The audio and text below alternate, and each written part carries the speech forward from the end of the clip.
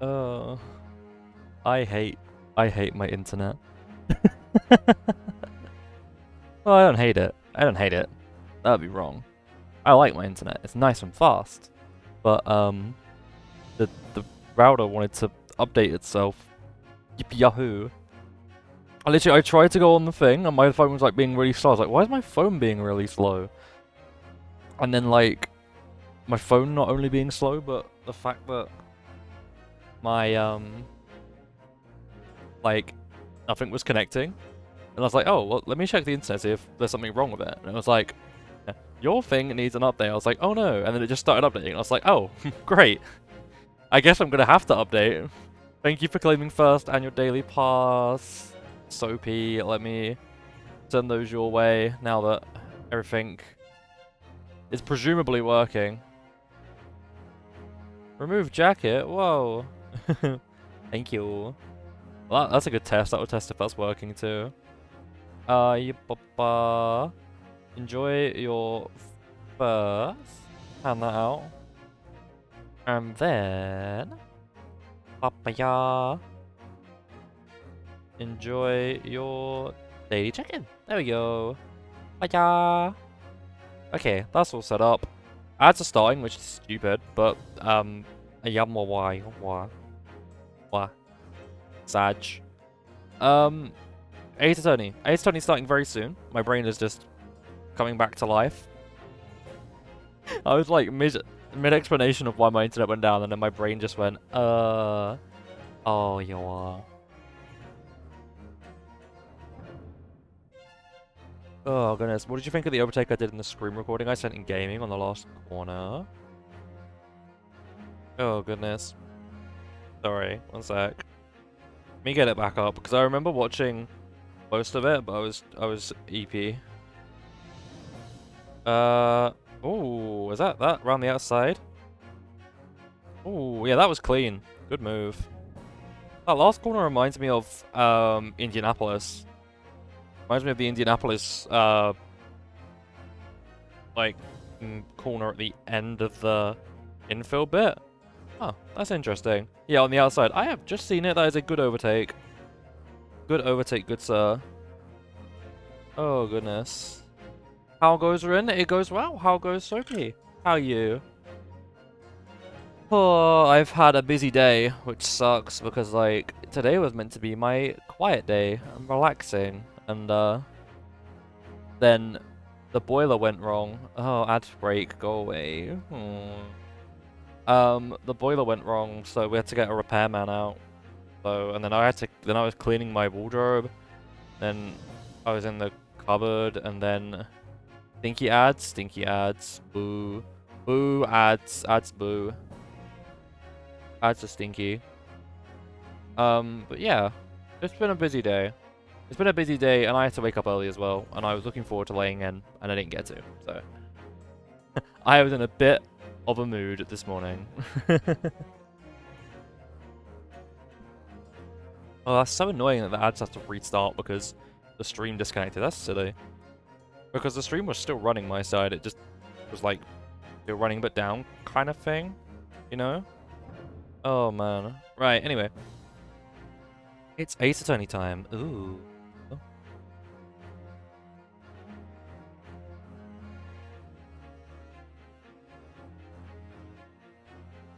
Bum bum bum bum.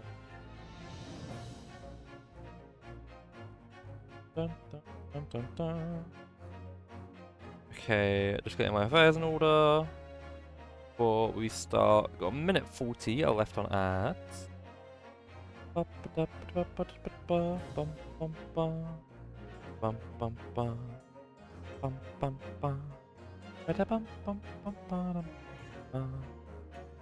been playing Uma Musume today. It's been fun. Ways. I needed to check. Oh, I wanted to check something. This. Where are we? Bum-ba-da. Over here somewhere? Let's have a see. What was I planning? Today is Friday the 14th. Okay. Ba, ba, ba. Wow, we're running out of streams, goodness. What do you mean I'm now live? I know I'm live, Steam Elements. Ugh. Why am I in such a bitter mood today? I get woken up early and my mood is... mood awful, honestly. Thank you for the hydrate, Soapy. I shall take a sip of my drink right now.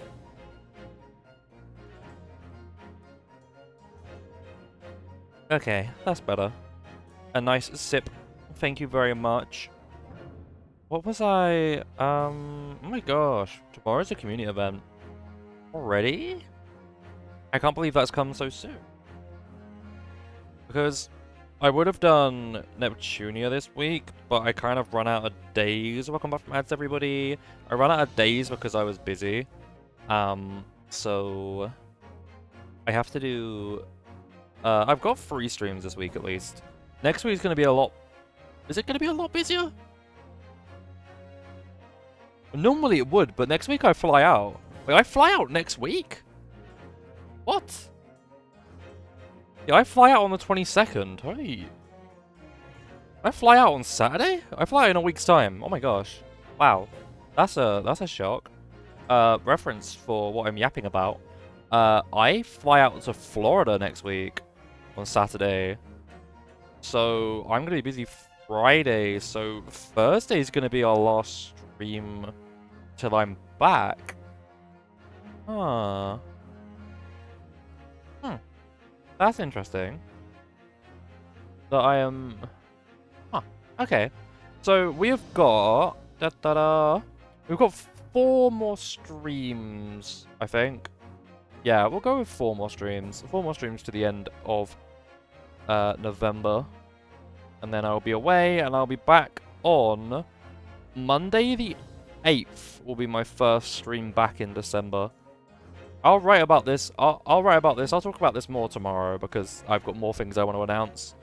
But I'll be doing announcements and the such tomorrow.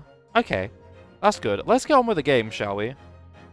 Should we start playing a video game instead of me just yapping? Okay. You have a knife? That's not good. Put down the knife.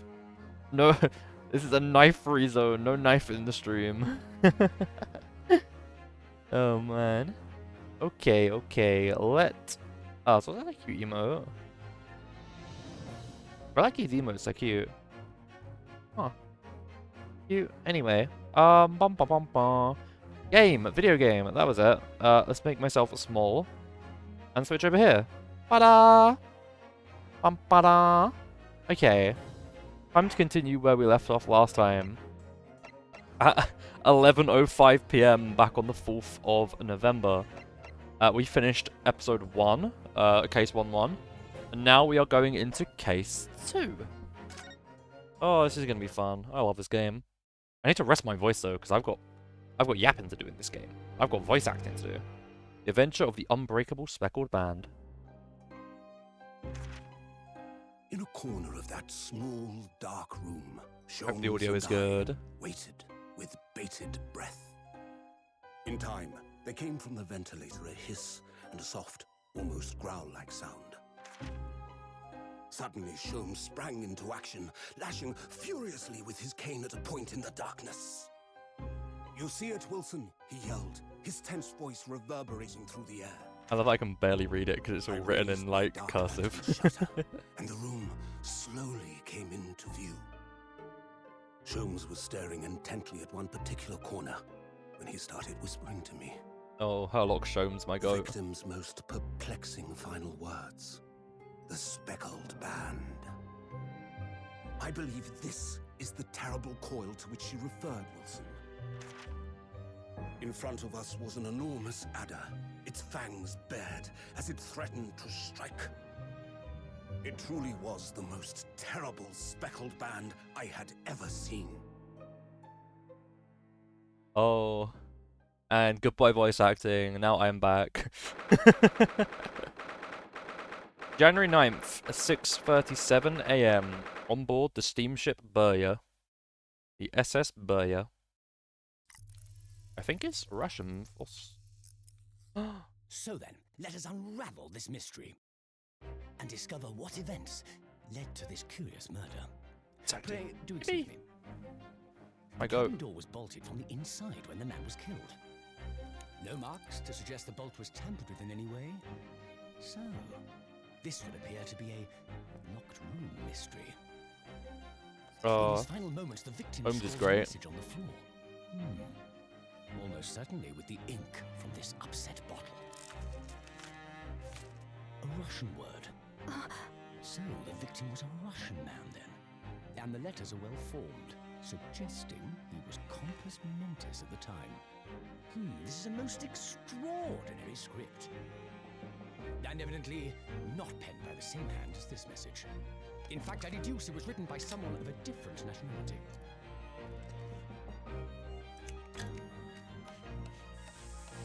Gun. This Gun paper moment. seal was placed There you go. just prior to the incident by the victim himself, I would venture. Oh, I love Sholmes. Well, what have we here? Good old Sherlock Sholmes. Who are you, and what do you think you're doing here? No one must touch before maritime police come. We must wait. Shh. That won't be necessary. You see, in less than 5 seconds from now, I will reveal the killer to you. What? Don't be absurd. This is murder. And in cabin locked from inside. Ah yes, the locked room. But that mystery is paper thin.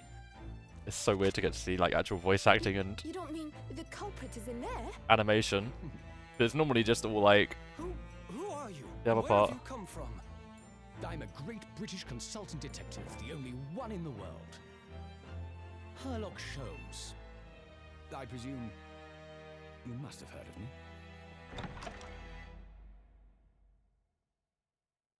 oh man, I love copyright. I love the fact they called Sherlock Holmes Sherlock Sholmes. It's such a great bit. oh. Oh, my head is throbbing. What's going on? Something's not right here. There's trouble in the air.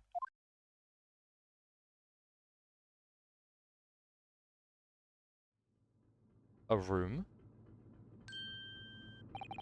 Wait, I can't move. Ah! What the? Why am I in handcuffs? So, you wake up now, Oh, wait. Wait, how am I gonna do an accent for this?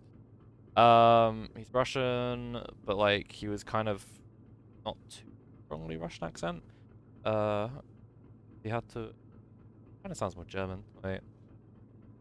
I'll drop the accents. I'll just play the British accents. I feel bad if I'm doing an accent that's not British. We had to drag you out of the wardrobe. I do not believe how you could not wake up. You are true, a cold-blooded man. You found me then. We found you, and now you pay. Criminal. How long are you hiding in that tiny wardrobe, sorry. Now you have been found. It is time to admit your crimes. Unless you want to find out how cold the ocean is, No, I'll tell you everything. There's only one... Okay, I don't know who this is. Isn't that... Pisato? Yeah. Okay. Why did you do it? Why did you take his life? Mr. Sato! Wait, what did you just say? Take his life?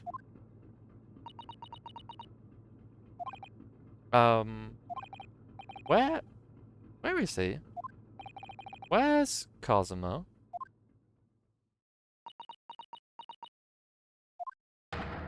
Ah, you pretend you do not know? You are a wolf in the sheep's pelt. You are the killer. Do not try to make excuses. What? Kazuma-sama's body was discovered not long ago. Here, in this very cabin, that was bolted shut from the inside. His body? Please, do not try to tell us you were doing this terrible thing in your sleep. Kazuma's Dead? But he can't be. And these handcuffs, surely you don't think I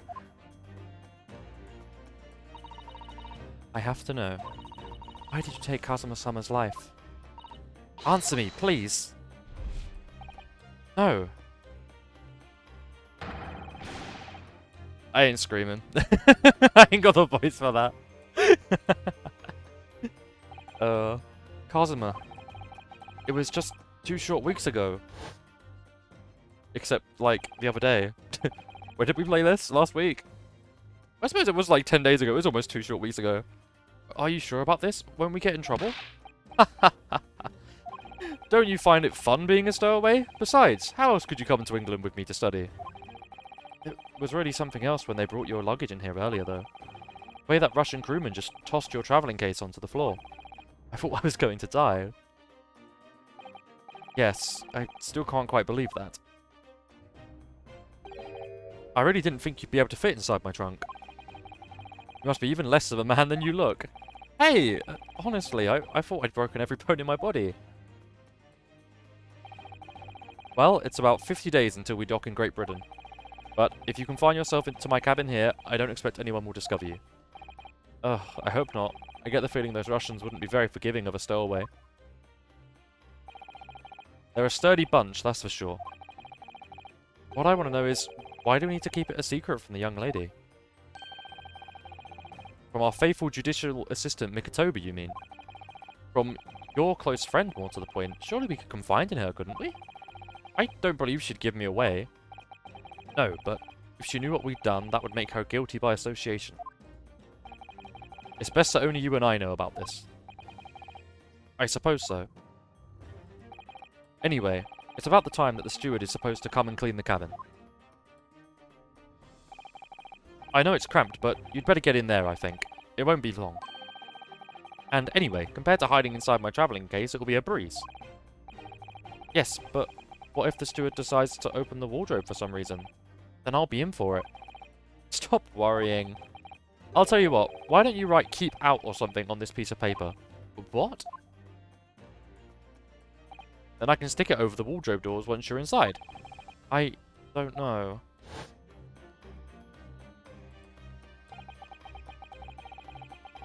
We've only been at sea for about 15 days. How can this have happened? We were supposed to be going on this adventure to England together.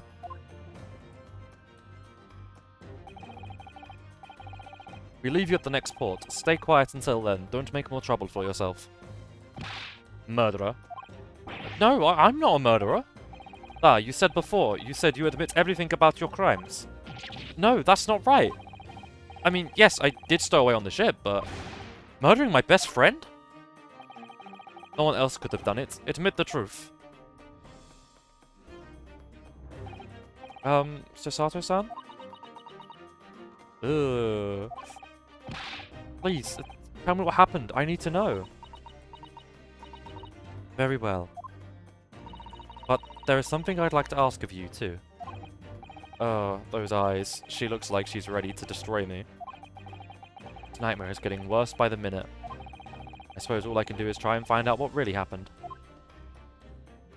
Let's ask about Kazuma's death. He really has been killed, hasn't he? This isn't just a bad dream. And these handcuffs, they think I did it? They think I'm Kazuma's killer? When they found him, the cabin was locked from the inside. What do you mean? There's no access to the cabin via a porthole window, and the bolt on the door can't be operated from outside.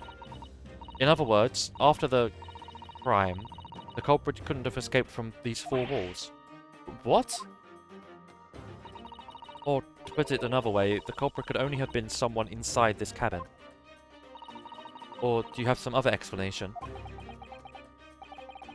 This is impossible. How did he die then? What happened next? What happened exactly? Are you going to deny the charge, even despite the circumstances? Please, Sasato-san, you have to tell me! The cause of death is still undetermined. They don't know how he died? The ship's doctor is examining the body, but of course he has no post-mortem analysis experience. I don't suppose we shall learn more until an expert has been consulted at our next port of call. So, presumably that means there were no obvious external signs of injury then? That's true, yes. Okay, then let's ask about the incident. Can't anyone tell me what actually happened here in this cabin? I don't understand it. Why would anyone want to kill Kazuma? Presumably that's something you know the answer to better than anyone. Please.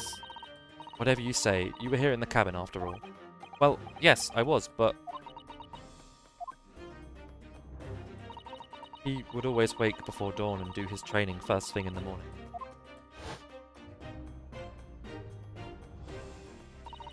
I was waiting outside his cabin as I have every day so far on this voyage. But this morning he did not come. I could sense that he wouldn't. Does that mean he was already dead when Sasata-san arrived at his cabin door, I wonder? I knocked, but there was no reply. Then I started to become worried, so I went to find a member of the crew.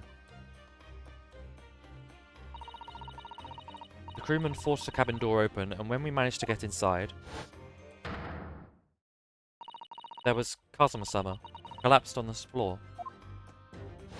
My lisp is playing me up. Uh-oh. And the white tape there now shows exactly where he was found, I suppose. I had no idea anything had happened. I must have been asleep in the wardrobe somehow. I wish it wasn't the case, but that's just very hard to believe. It is all very hard to believe for me too, trust me. Now I've told you everything that I know, so it's my turn to ask you a question. Yes? Alright. My head feels so heavy. I feel throbbing like anything. Stowaway! Why are you even on board this ship, Naruhodo-san? You said something before about being a stowaway, didn't you? Oh, yes, I'm afraid that's true. It's 2 weeks since we left Japan now, and I've been shut up in this cabin in the whole time. Entire time. I had no idea. But how could you have occupied Kazuma-sama's cabin for so long without him noticing? No, that would have been impossible, obviously. Yes, of course. Kazuma invited me. He wanted us to go to England together. He actually asked you? But why? I'm afraid I don't really know the reason myself. I don't understand. Kazuma, why do you want this? What's the real reason? Why go to such extreme lengths to smuggle me to England with you?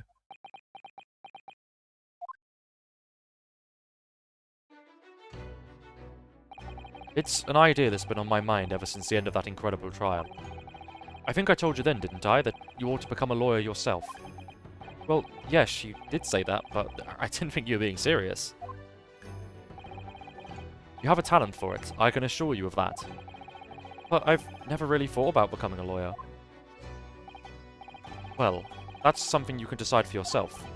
London is at the spearhead of cultural development, the centre of the world in many ways.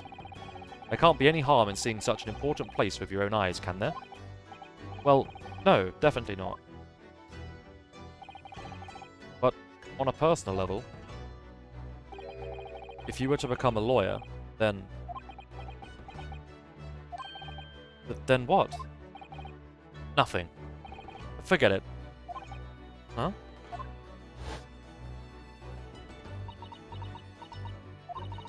Kazuma-sama is... He was always saying the same thing. That he wanted to change the Japanese legal system. Perhaps he had thought he could do that with you. Yes, maybe. But something's still bothering me a little. The look in his eyes, then. It was darker than I've ever seen it before. Sasato-san? I'm sorry that we kept it a secret from you. My stowing away on this ship, I mean. If I know Kazuma-sama, I expect he was trying to protect me, to avoid me becoming guilty by association. That's exactly right, yes. Word perfect, in fact. Wah. Bum, bum, bum. Okay, let's ask about last night. If you're not the culprit, then tell me. What happened last night here in this cabin? Well, the thing is, I don't really remember. Kazuma brought me something to eat, just like he always did. And then I got myself into that wardrobe over there, just like I always did. After that, I fell asleep. Well, yes. So deeply that you didn't even stir when Kazuma-sama was killed? Well, yes. I know it sounds unbelievable. Really, I do. But it's truth. If only I'd woken up, then perhaps I wouldn't be in this predicament. And for some reason, my head's still throbbing like anything. Really?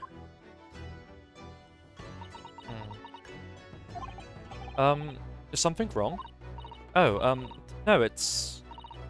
Please, forget it. Sasato-san, you have to believe me. I didn't do it! I really don't want to doubt you. But the trouble is, there's no one else who could have possibly done this. Ugh. Ugh. Kazuma, I don't understand. Why did this have to happen? Ugh, I can't take this. Don't try to go anywhere. You're the perpetrator of this crime. You can't leave. I can't allow that to happen. I'm sorry, but Kazuma was killed right under my nose here, and I didn't do anything to stop it. And now I'm supposed to just sit around, my hands tied, while whoever did this walks free? No, I can't allow that to happen. Well, what do you propose to do then? I'm going to investigate. I'm going to find out exactly what happened here. I'm going to work out who took Kazuma's life and how and why they did it. So, I'm sorry, but you're going to have to excuse me. Hey, yeah! Bang. What the? That was a Susato takedown. A Susato what? What martial art form is that? I'm going to need you to prove it. Sorry? Prove it? Yes, your innocence. I need evidence. But how am I supposed to... Have you forgotten already? What you achieved just a few weeks ago? Successfully defended yourself in a court of law. Ah, I see. He's expecting me to present some conclusive evidence. I have to get Sasato-san to believe me. I'll show her some evidence right now that proves I'm not guilty of this awful crime. So we have University collar pin. Proof that I'm a student at Imperial Yume University. I always wear it on the collar of my uniform jacket. And a paper seal. Kazuma would stick this over the doors of the wardrobe for me. It says, keep out in Japanese, so I'm not sure the Russian crew can actually read it. Yes! I'll present this. Tell me, when I was discovered in the wardrobe, before, was this piece of paper stuck over the doors? Oh, yes it was. I remember clearly. I thought so. Kazuma always put it in place whenever I went to sleep in there. Just in case the cabin steward or another crew member decided to look inside. So, naturally he did the same last night as well. Ah! Yes, of course. The gentleman who discovered you peeled that sign from the wardrobe doors before he opened them. But if I were truly the culprit, I couldn't have climbed back inside the wardrobe and stuck this on the outside of the doors on my own. Yes, that's quite true. In other words, it's impossible that I killed Kazuma.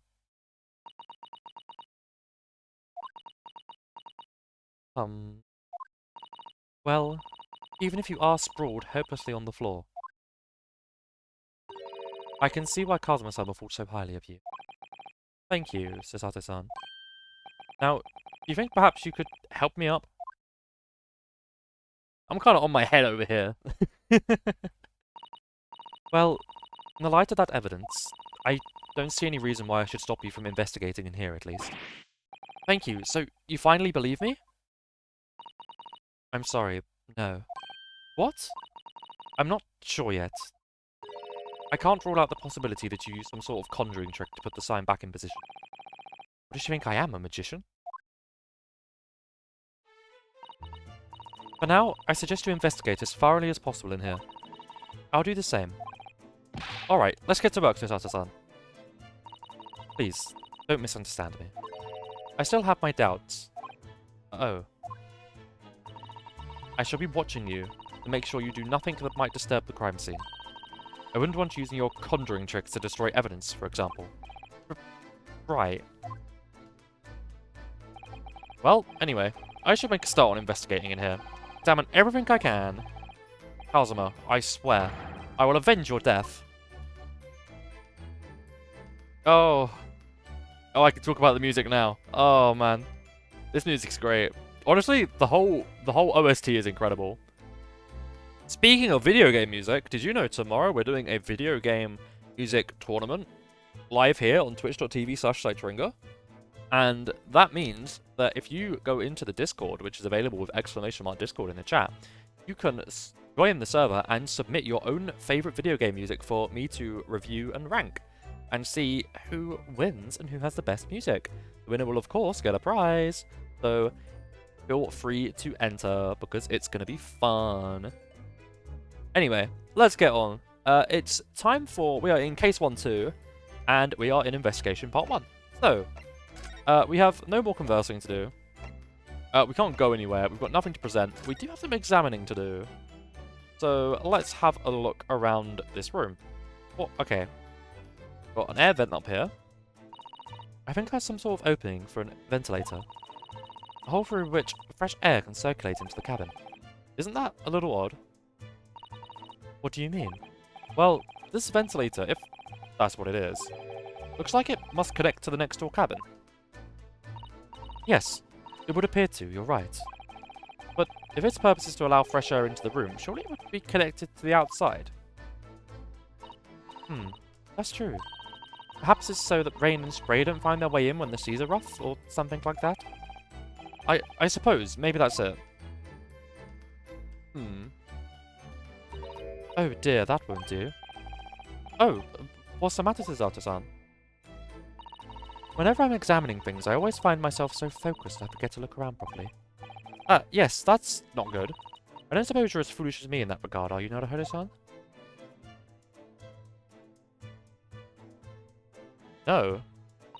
I'm sure you're careful to look around using the left D-pad and right D-pad, aren't you? Now, let's investigate all corners of this cabin. True, I did just use that. Yes, let's do that, like I just did. I suppose my field of vision has been rather small until now. Thank you, meta commentary here. Oh, man. I'm going to put my jacket back on. Oh, didn't mean to do that. Just that. There we go. Ta-da! Oh, man. Alright, let's... So as you can see, anything I can't investigate is dark blue, and it zooms in when I can investigate it. So let's check this thing. This is... Yes, it's a bell cord contraption, I think. What do you mean, contraption? I read about it in a book I was studying that talked about life in Great Britain. Large households often have bell cords like this, which you can pull to ring a bell to summon servants. Really? That sounds almost magical.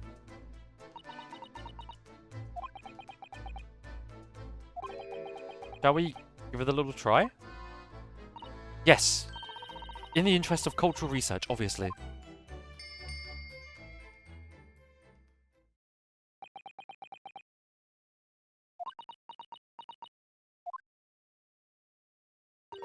I suppose no one comes for lowly Japanese people. No, I'm sure it's just that everyone's busy, that's all. Oh, poor Susato. Susato's a great character. You will get to know her a lot in this story. This is her first real, like, introduction, because she was in the first case, but, like, very, like, much... Probably had, like, less than 30 lines of dialogue. She is a lot more important going forward. So she is our main judicial assistant and investigative partner. So look forward to more Susato. It's some 2 weeks since we set sail from Japan. Have you really been living in that wardrobe the entire time, Naruhodo-san? I think living isn't quite the right description. Oh, no, I suppose not. Although it must have been rather exciting, making this voyage in your own secret hideout. The trouble was, I never knew when a member of the crew might come in, so yes, I did basically have to live in the wardrobe. And last night was no exception. But because of that, you had no idea what was happening out here in the cabin. No, sadly not. Oh dear. What else have we got? Desk. This looks like my old desk I had when I was a kid. I used to have a desk just like that. Oh, the amount of times I trapped my hands in that desk. My poor fingers. Like, oh, wow. I remember having my laptop in the desk. I remember playing video games. Fun times. Oh, man. This is where dear Kazuma-sama would have sat when he was writing. London Diary. Poor Kazuma. He didn't even make it to his destination. It looks as if the last entry is incomplete. Can I read any of that? No. I mean, I can, like, recognize symbols here and there. But it's, like, written in, like, cursive Japanese, which makes it really, really hard. Also, like, reading from right to left, up to down is so different to left to right, across way. Very strange. Which means, what? He was in the middle of writing it when the incident happened? Let's see what it says. It could be a valuable clue. It could be a valuable clue if I wasn't just thrown halfway across the room by Susato. That's out of the question. What? Kazuma-sama may have departed this world, but you must not read his private thoughts. But what if it's something important, something relevant to the case? Alright, I won't read it. Darn.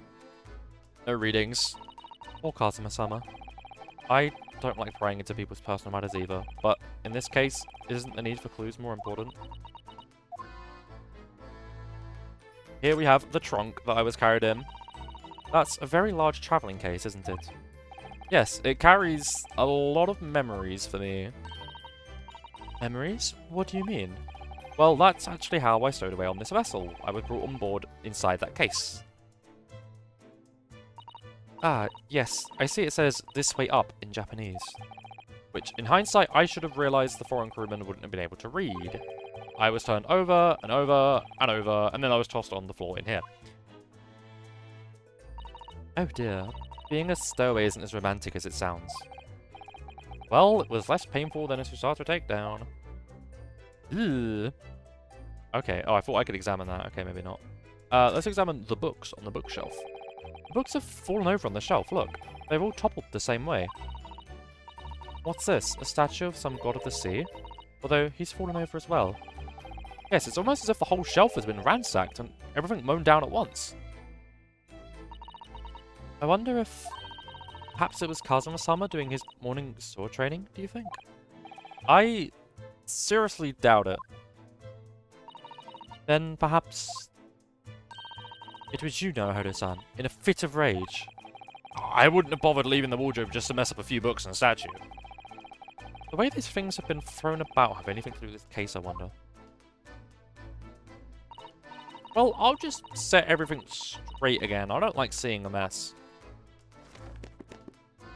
That's better. Nice and tidy. A piece of paper. These are rules of passage for travel aboard the SS Burya. It's essentially a list of requests from the captain to all passengers on board. Passengers must not keep weapons or other dangerous objects in their cabins. Pets are also strictly forbidden.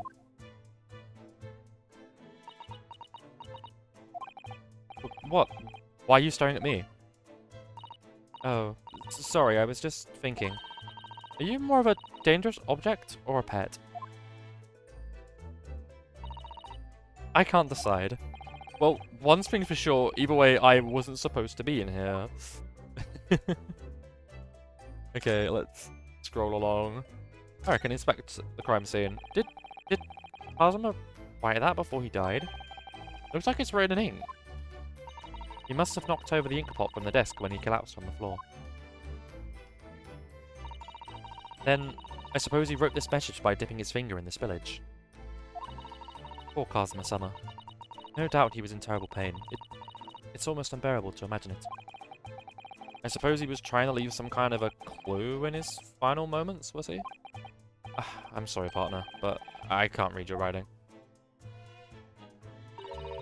I'm a pet. Same! Welcome in, Willow. Hi, hi, hi.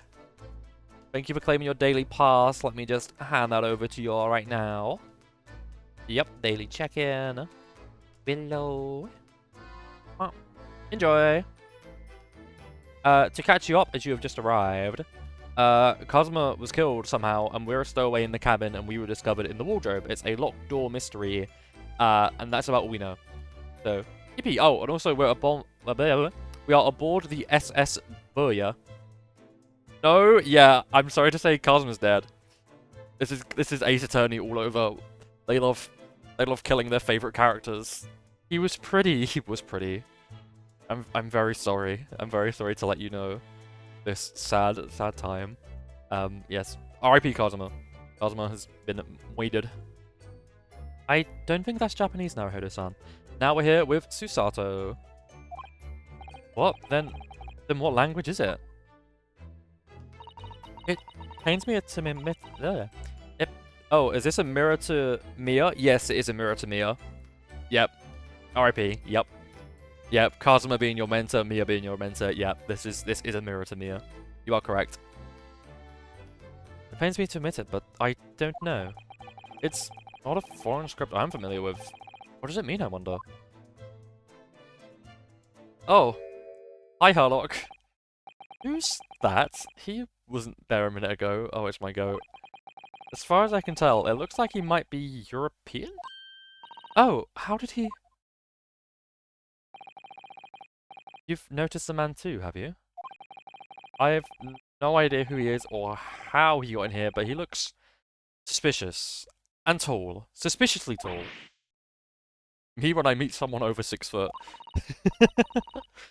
Naruhodo-san, don't tell me... Do you really not know who that is? Well, no. I don't have any foreign friends or acquaintances at all. He doesn't look like a member of the crew. Something very unusual about him. And is he investigating Kazuma's desk, or is he just playing on it? I can't tell. Well, in that case, we simply must talk with him. Am I just imagining it, or does Sato-san look almost uncontrollably excited?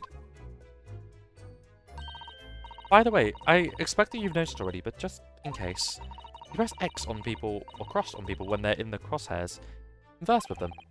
Alright then, I'll get that suspiciously tall gentleman in my sights and see what he has to say for himself. Oh, but please do. In good time, I don't think I was finished looking around. I was investigating. I want to investigate more. You'll just have to wait. What is this?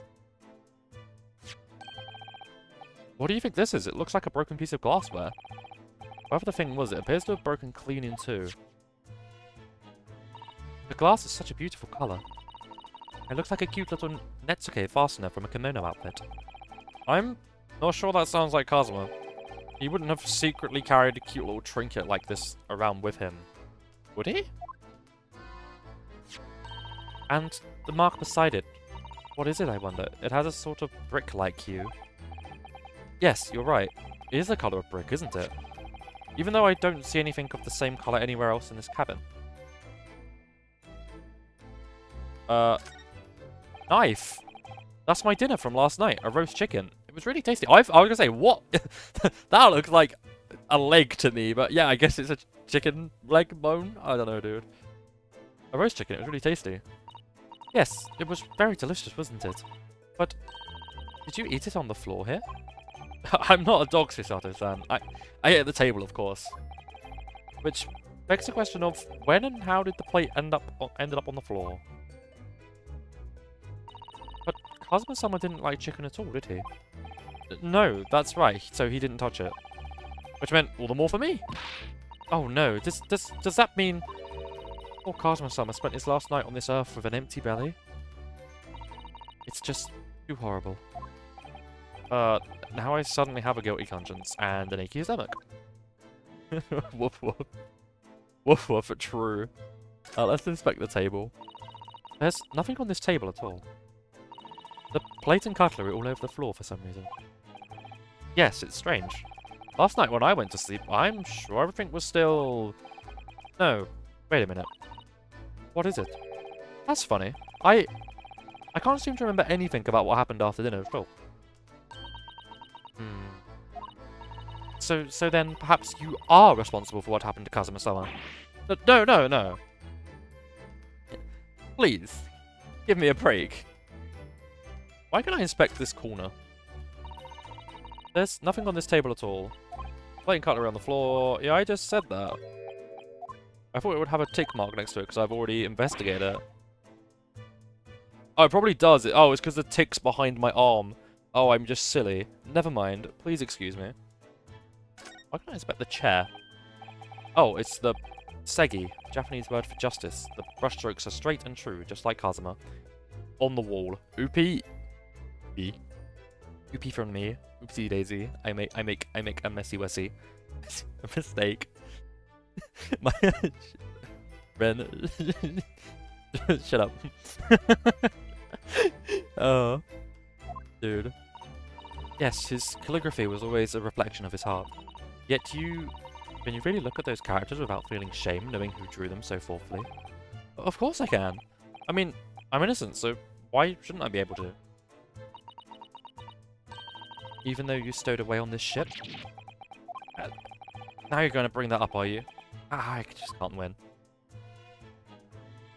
What about the sword on the floor? That's Kazuma-sama's precious sword. He never went anywhere without it. Yes, he was always saying that a Japanese man's katana is his soul. I believe he had to work very hard to convince the government to allow him to bring it on this trip. I suppose that just shows how important it was to him. And now he's gone, but not really ready to let his spirit go just yet. Badge. Russian crewman. Perhaps I should see what this Russian crewman makes of the scene of the crime. Excuse me. What? I was wondering how it's going. The investigation, I mean? Grandmother told me Japanese people do not make jokes, but it's not true, I see. Sorry? A criminal asking investigator for information about his crime. Very funny. Oh, it wasn't supposed to be a joke. He doesn't appear to be laughing either. He's convinced you're guilty. I have useful information though.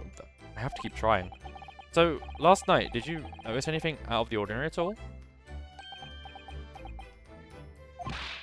Yet, of course not. Now back to the corner of the room and make silent. I say no more to you. Did I hit a nerve? Just for a minute there, he seemed a little flustered. Well, I suppose we should talk about the elephant in the room, or therefore, the showman's in the room. Hello, Herlock. How are you, my good sir? Excuse me. Excuse me, do you have a moment? Shh, this is a critical point in my investigation. I will get Sholmes' voice better as it goes on, don't worry. Maybe I should leave him alone, he seems a little unfriendly. Yes, perhaps that would be for the best. Greetings! I hope I haven't kept you long. Ah! What exactly are you doing on Kazuma's desk just now?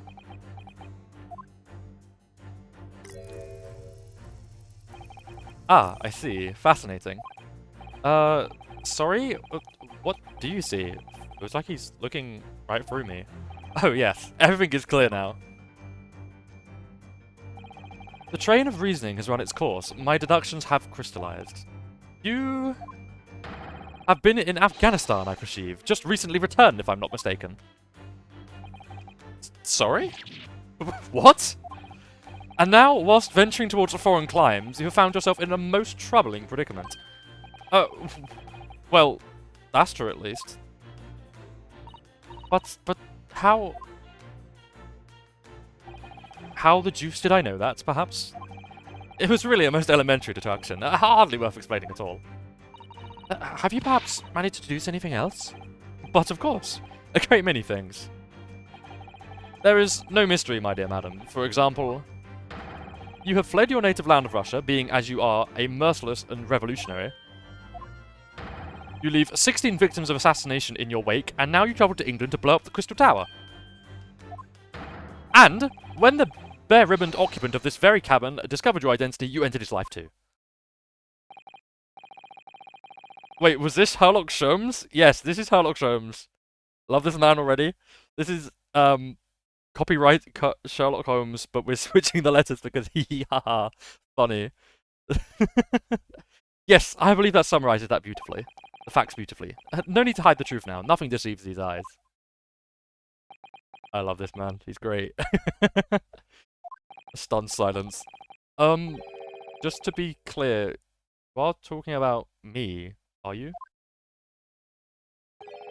Certainly I am. Do you see another in this cabin who fits the bill? A Russian assassin with 16 victims to his name? I don't even see one person who fits the bill. So, it's true. It was you who did this to Kazuma-sama. What? And you're plotting a revolution, too. It's shameful behavior, Naruhodo-san. Absolutely wicked. No, listen, there's no way I... Yoop! And on my face, I am again. Now explain yourself. Tell me everything. This is ridiculous. Oh, man. How could you do it? Oh, for pity's sake, open your eyes! I'm not a Russian revolutionary, obviously. Oh, forgive me. And as for you, what kind of deduction was that? You were just saying the first thing that came into your head. Ah, but was I not right? Whilst venturing towards foreign climes, you do find yourself in a most troubling predicament, do you not? Well, yes, maybe. Ha! There you have it, you see. What do you make of that, hmm? Well, to be honest, this ship is en route to England, and I am in handcuffs at the scene of a murder. So, I'm not really sure you could call it a deduction. It's plain observation. Indeed, and observation, my dear boy, is the basis of all deduction. My method is founded upon the observation of trifles, you see. I announce my foundings with a brassy certitude, and more often than not, I'm right. Ah. I don't think you introduced yourself. Ah, my apologies. How remiss of me. I am none other than the greatest detective of the century, known to men and women the world over. The fuck's sake. Inimitable Sherlock Sholmes. So, it's really you, the actual Sherlock Sholmes? The very same, the inimitable, actual Sherlock Sholmes. Do you know this man, Sasato-san? The most famous detective in the world, Naruhodo-san? Of course I do. There's nobody who hasn't heard of him. What planet have I been living on then? We must ask him what he's deduced. He will have worked out the entire case already, I'm sure. Really? Why do I feel uneasy about this? Oh, Sherlock Sholmes. My beloved. He is here. Oh, dude. First impression on Sherlock Sholmes? Oh, dude. Right, let's talk to him about being such a great detective. So, you're a great detective, are you? Sorry, what was your name again? Indeed, I am none other than the one and only Sherlock Sholmes. Oh, I see. You're German? Sherlock, was it?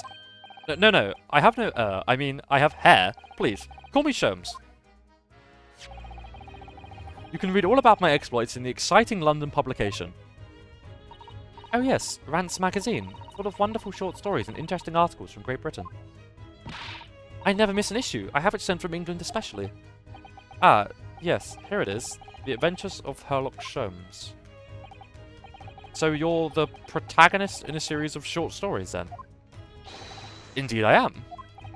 And you've read so many of your own stories you've started to think you really are a detective. Make no mistake, I am not the poor deluded fellow you take me for. Your inference is backwards. Backward? My trusty biographer records my greatest detecting achievements and chronicles them in the magazine. You have a biographer, do you? Doesn't everyone? Mine goes by the name of Dr. Wilson, presently keeping shop in London. Dr. Wilson. I must say, thanks to that publication, I've been fantastically busy of late. Why, at this very moment, I'm returning from Asia, having solved the mystery of a cursed royal crown. Really? I can't work out whether I should take this man seriously or not.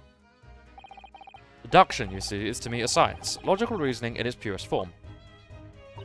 A science? Really? The astute observer noticed even the most subtle of reactions in his subject. A furtive glance, a twitch of a muscle, a slight inclination of the posture. Fingernails, arm sleeves, furrows in the skin, all these things are data. And yes, I'm saying data, not data, because data sounds stupid. Fight me. Right. And the trained logician makes deductions from this data in the blink of an eye. The ultimate conclusion is, without fail, the truth. As I demonstrated only a few short moments ago. How can he look me in the eye and claim that? So, you see, I have a turn both for observation and for deduction, and fame. That is what makes me the one and only Herlock Sholmes. Cosmo's deaf, let's ask about that. Agree about data? Data. Data just sounds better. Data, not data. Data. It just doesn't sound right, I don't know. To me it's like root and route. In my head it's root, because that's how I say it. But to me, router sounds weird, but router sounds fine. So, I'm just English. I'm just weird. The English language is but a strange, strange thing, and it's so fun. Have you managed to deduce anything about this particular case yet? Have I managed to deduce anything, my dear fellow? Who do you suppose discovered the culprit in his most cunning hiding place? That's right. Oh, that's starting in 5 minutes, everybody. It was none other than the great detective before you now, Mr. Herlock Sholmes. Make sure to get a drink, a snack, take a stretch, use the restroom if you may need, and let me know what ads you get when the ads come up in 4 minutes and 40 seconds time. And that is me out of drink, so I might get a drink top up in a second during ads. Ah, I see. In other words, I'm in these now because of him. When I became anxious about Kazuma-sama this morning, I summoned all of the crew members to force the cabin door open. And I concealed myself among their number, gaining entry to the scene of the crime. Yes, luckily for everyone, the great detective, Herlock Sholmes, was on board. And the handcuffs seemed to be an excellent fit to Mr. Naruhodo. Ha! The very moment I laid eyes on the scene, 2 facts were immediately apparent to me. Oh, really? 2 facts, you say? 2 facts. Let's talk about them. Mr. Sholmes, tell us please, what 2 facts were apparent to you when you came into this cabin this morning? Ah, yes, but first let us be precise. The 2 facts in question were immediately apparent to me. Yes, I understand, but what were they? Allow me to elucidate. The 2 facts that I deduced from a mere momentary glance at this scene of the crime were as follows. Number 1, the cabin was locked from within, rendering escape of the culprit out of the question. Number 2, the victim was Russian and killed following a dispute with an acquaintance. Hold on, Mr. Sholmes, what makes you think the victim was Russian? Observe the dying message left by the victim on the floor. That is the Russian word for wardrobe. I'm not even going to pretend I can pronounce that. Up the... Well, I don't know what that last letter is, and I don't know what the first letter is. If it's tap debos, I guess, maybe? I don't know. I have no idea how you pronounce that last letter, and I have no idea how you pronounce the first one. I know the one in the middle is a D, right? Because that's what you see when they write da, which is yes. I don't know. My knowledge of the Russian language is very, very minimal. Dude, do you really think Kazuma-sama could have left a dying message in Russian? In their final moments, many find their native tongue filling their head. For this young man, Russian. Kazuma was Russian, was he? Initially, I considered... Oh, it's a G. Garderobe might be the name of a killer, a certain Robert Gard, perhaps? But in the interest of thoroughness, I decided it would be wrong not to look inside the wardrobe there at least. where you found Mr. Naruhodo sleeping soundly. Quite so. I found you, the renowned Russian revolutionary killer. Why is it that I'm Russian too? I observed that you were wearing the same attire as the victim. In other words, you were acquainted. And if my memory serves, that outfit is the traditional dress of the Russian people. Our school uniforms are the traditional dress of the Russian people? I had no idea. And I had no idea a detective could get something so wrong. I took a photograph of the victim and the message that I might analyze it for possible hidden details. Photograph, he's got a camera. Ooh. This was taken immediately after the young man was discovered, before the body was removed. Yes, Cosmo had already been taken away when I woke up. The first time I've actually seen him like this.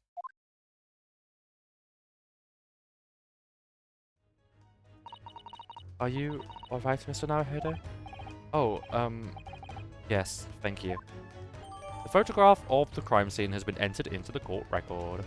The Russian word for what? The Russian word for wardrobe in purple ink. It would appear to have been written in the victim's final moments. Can I ask you something, Mr. Sholmes? He rolled a nat 20 on persuasion for her. True. What, pray? You mentioned Russia before as well, didn't you? You know, when you said I was a fearsome revolutionary fleeing from Russia and all that? Ah, yes, the train of reasoning that led me to the truth. Would you mind explaining that train of reasoning to me, do you think? Is that Kohiro? Kohiro? Might be. Certainly, if it interests you. How many times? I'm not Russian, and I don't speak Russian. Please, Mr. Holmes, don't. Let me ask about your deduction just now. Can we talk about your deduction before? The things you concluded about me, I mean. Ha! The now famously accurate troubling predicament you find yourself in? Actually, it was the other details that I was more hoping to discuss. You know, the merciless Russian revolutionary and assassin of 16 part? Ah, yes, the more sordid details. It was a fairly commonplace deduction. I'm thinking about, the real Sherlock Holmes right now. Because I've read some of the Sherlock Holmes books. Can someone correct me? Is Sherlock Holmes written by Robert Louis Stevenson? I don't think it is, but I think it is. Why do I think that? Scottish, right? I don't know, but it was definitely written in Rand magazine. Or Strand magazine, sorry. Yeah, because Rants is Strand, which is a place in London. The Strand. Hence the Monopoly board bit. Anyway, add to here, everybody. I will see you all in 3 minutes time. I'm actually going to quickly grab a drink and use the restroom myself during ads. So I'll be back in just a second. Wahahaha. Very, very good timing. Arthur Conan. Yeah, of course it's Arthur Conan Doyle. Why would I think it was Robert Louis Stevenson?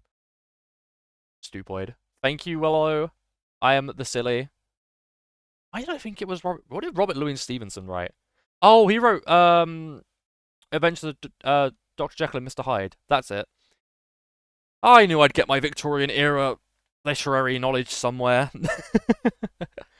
Back in a second.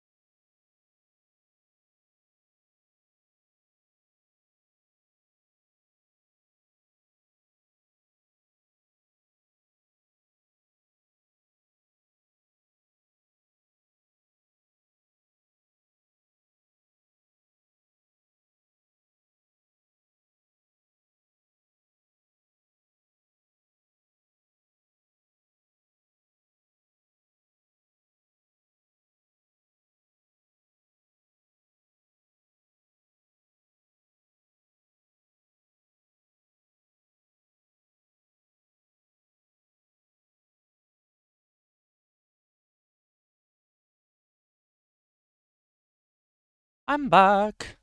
Ah! There we go. Oh, of course I left it on a bit that had no audio. Oh dear. I have a Sherlock Holmes book as a pass-me-down that I haven't read. Ooh, let me guess what it is.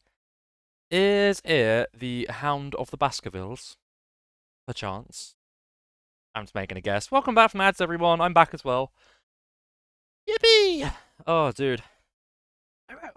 I read that in, like, year 6? How old was I in year 6? It's the end of primary school. Hiya, bubba yabba. 'Cause, like, back then, like, you do reading in class, and they took, like, a special group, like, the top group out, and I was lucky to be in that top group, so I was in top 6 of 60, so yippee yahoo, top 10%.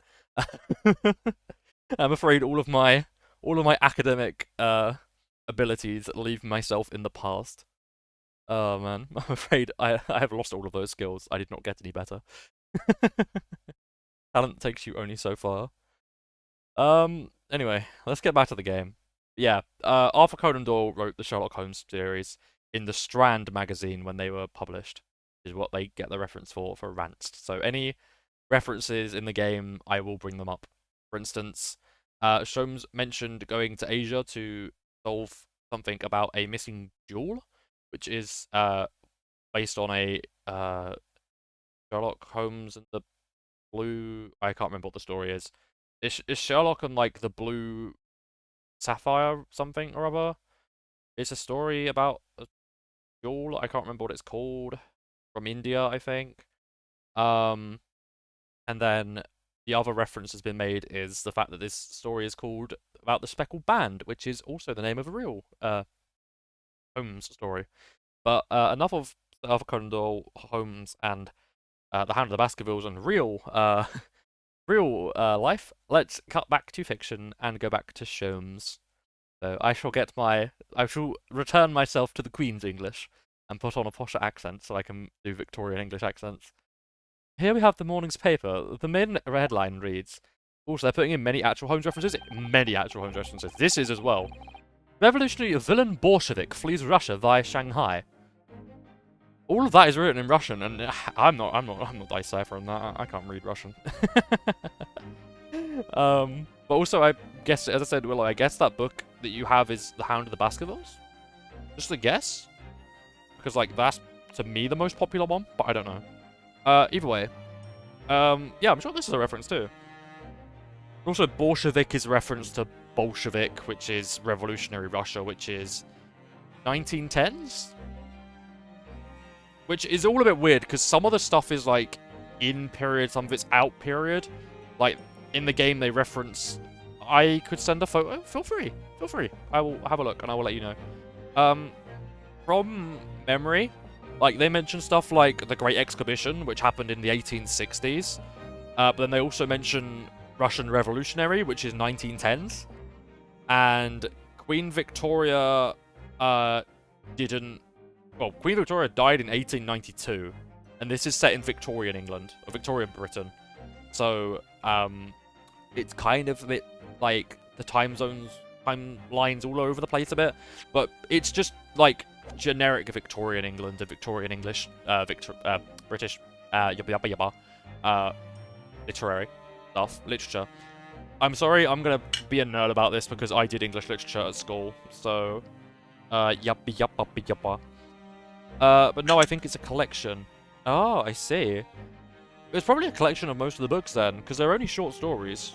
You could definitely read them all in probably a month.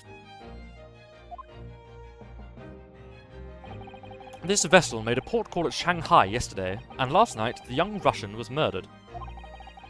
Since when was Kazuma a Russian?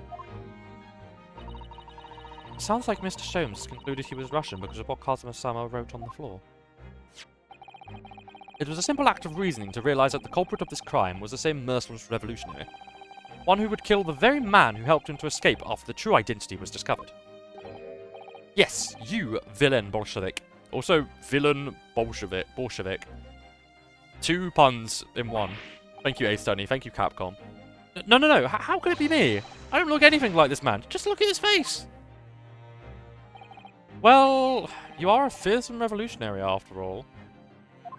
Sent. Thank you. I will have a look now. Therefore, you have no doubt learned to revolutionize your appearance as well. 'Tis oldish. That do be Mr. Holmes. The Great Cases of Sherlock Holmes by Sir Arthur Conan Doyle. Oh wow. Yes, that is a collection. Very cool, very cool. Oh wow. Holmes was always... yeah, Holmes was always depicted like... That's quite cool. It does have a air of old to it as well. I think I've got a similar collection. That has a similar look, but not quite the same. Very cool. Thank you, Willow. Yeah, that probably has all the stories in it, if I were to guess. Probably all of them, apart from like some of the small ones from the Strand magazine. Oh, please.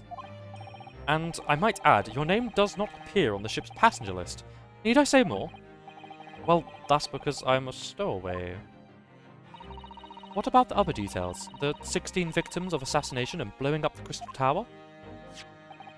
Ah, yes. The journalist clearly interviewed the man and printed all these particulars in the article. The deeds the man has perpetrated thus far, and thus he's plotting. Those he's plotting.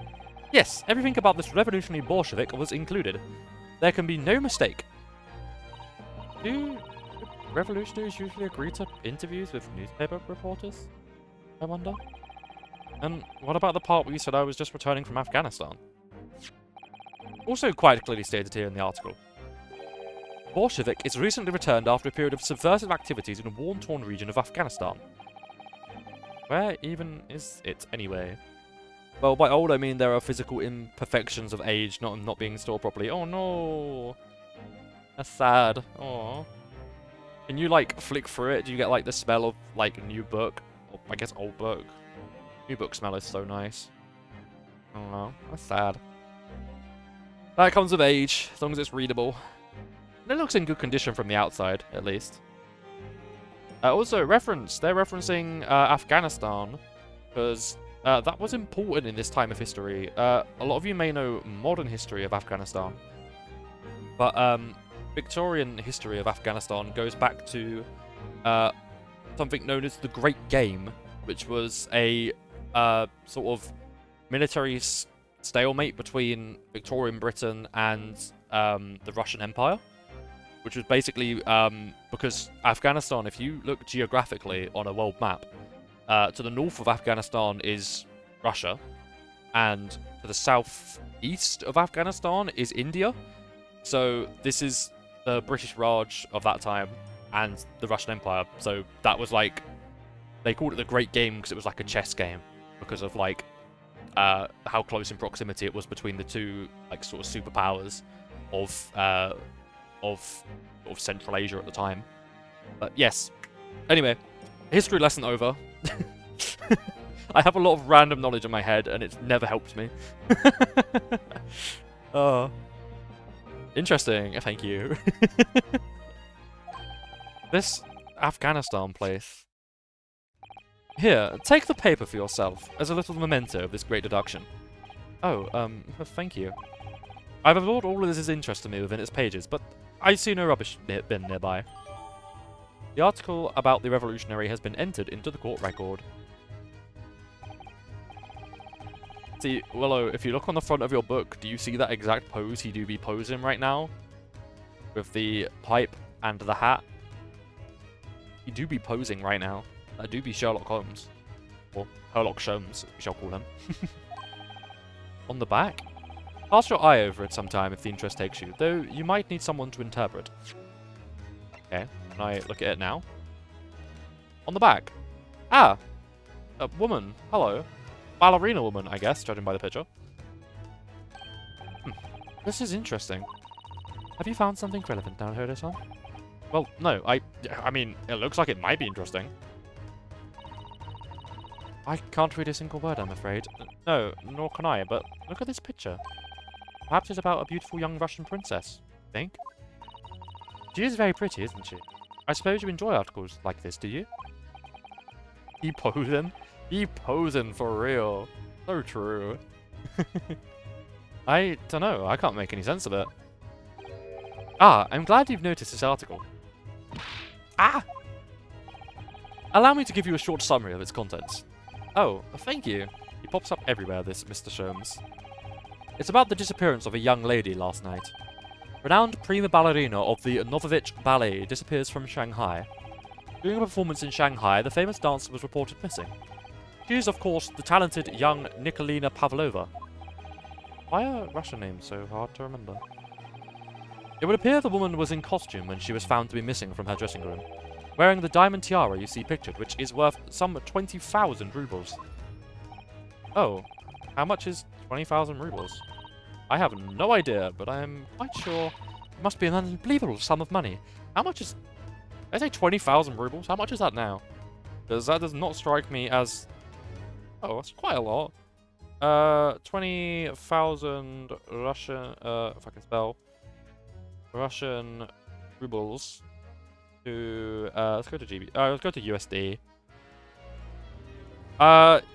20,000 Russian rubles is about 250 bucks, which, to be fair, 250 bucks in the late 1800s was quite a lot. So, fair enough. That would be worth a lot more than 250 bucks now. Balthasar's eyes are shining like diamonds themselves.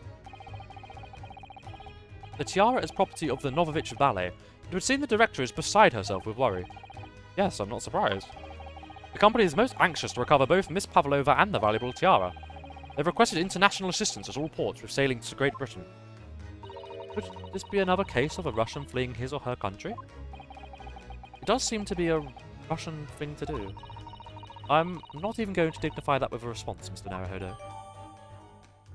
The article about the ballerina has been entered into the court record. Now we have both of those. It's all written in Russian. I couldn't hope to read it, but I suppose it wouldn't hurt just to glance at the article. Maybe there might be a picture or two. Whenabouts year-wise does this take place? Fantastic question. It's kind of just Victorian Britain in general. As I said, they mention Bilan Bolshevik, which is based on the Russian Revolution, which is the 1910s. They've mentioned so far about the Anglo-Japanese Treaty of Friendship, which I think that's about the 1900s / the 1910s. So again, same sort of time-wise, because that's what brings Japan onto the war in the side of the Triple Entente during World War One, which is France, Britain, and Russia. I think it's France, Britain, and Russia. Yeah, I think so. Oh my gosh, my World War One knowledge is poor. They mentioned the Great Exhibition and the Crystal Tower, which is the 1860s when that was built. IRL. The earliest the inflation calculator goes is to 1913, so pog. Yeah, 1913 will be fine. That's because that's 1 year before World War One starts, so I'm sure there was probably economic situations. I think of that time period, and I just think of Edwardian England, and I think of An Inspector Calls, which is a book by... Oh my gosh, who wrote An Inspector Calls? I don't remember, but I learned it at school. Either way, Mr. Burling saying about the Titanic being an unsinkable ship, showing he's an unreliable narrator. Oh gosh, there's so much useless English knowledge in my English literary knowledge in my head. About 8,200 USD. Yeah, that sounds about right. Whew. That sounds like a lot of money. Well, that is a lot of money. Oh goodness. There's so much history in my head. So much history in English and politics and all the stuff I've actually learned in my life that currently serves me no help, but yippee! Yippee, I am funny streamer boy online, so yippee yahoo. Feel free to talk to me about history and English. Before we started talking, you were examining Kazuma's desk, weren't you? Kazuma? Ah, yes, the victim. Did you notice anything useful? Anything at all? Observe for a moment the desktop of the victim. We see that the victim was engaged in penning some text. London Diary. Oh, that's wrong voice. London Diary. Kazuma was keeping notes of the trip. Ah, but I don't think you should read his private writings. It could upset people. tragic, and something you ought to perhaps elucidate before the act of reading. You mean you've read it already? It is my business to know what other people do not. Yes, believe it or not, I do know a smattering of Japanese. Oh, I see. Well, you're about to know what a Susato takedown is. Well, that explains how we're conversing. Because we're conversing in Japanese. Because Holmes wouldn't be speaking English. Oh, I don't know, because we said that we could understand English as well. I don't know. Mix of both. Susato-san, aren't you going to throw the detective with one of your trademark takedowns? I'm sorry, Naruhodo-san. What on earth do you mean? Life is so unfair. Anyway, to return to the matter at hand, namely this diary belonging to the victim. It would appear the final sentence is incomplete, as if the author were cut short. Tell me, what is the nature of the writing? Maybe... Burya. Sorry, excuse me. Pray be precise as to details. Oh, but I thought you knew Japanese. A smattering, dear boy, a smattering. Sayonara, bonsai, Mikado, Nado Nado. I trust you're suitably impressed. Well, he's got one up on me. I don't know what Nado Nado means. I do know what Mikado is. That's like... Actually, I don't know what that translates to, but that's a chocolate over here. You get like... It's like basically Japanese Pocky. We call it Mikado. I don't know why, but that's what it says on the store shelves. But this diary is littered with complicated-looking characters, of which I can precisely read none. So, what was all that showing off about before then? If you would be so kind as to show me, I would be happy to read it to you, Mr. Sholmes. I am much obliged, my dear madam. I love Sholmes, man. He's so great. Final entry here in Kazuma's diary consists of just 2 short sentences. The first reads, 1:23 AM. I can hear a faint whistling sound. A whistling sound? These are very deep waters. Pray, go on. The second sentence reads, 1:35 AM. What looks like some sort of speckled band is dangling from the ventilator grill. A speckled band? What on earth does that mean? I have no idea. I've never heard that expression before. The ventilator grill, you say? The man was presumably referencing the lattice there on the wall, which connects to the adjoining cabin. Yes, the adjoining cabin. Kazuma's diary has been entered into the court record. It'd be that music back again. Oh no, it's gone. I spoke too soon. So, I believe I've given you enough to consider for the time being, at least. Do you have somewhere to go? As it happens, the victim's writings in his diary have piqued my interest. The matter warrants further investigation, I believe, and I am still too long. And if I am still too long, the seasickness takes hold. Oh, I suppose you're thinking of investigating the cabin next door, which the ventilator connects to? Great detectives are a curious breed. Our mind rebels at stagnation. We crave mental exhaustion. So yes, I intend to investigate. Hence, the truth will become clear soon enough. Do you think perhaps that we could go with you? No, that would be somewhat complicated. What? But why? A simple glance at your wrist should reveal the answer. Oh, these... After all, you're the prime suspect in this matter. No? There's no point trying to turn it into a question. You're the one who decided I was a culprit in the first place. Whatever do you mean? I have no recollection of naming you as the culprit at any point.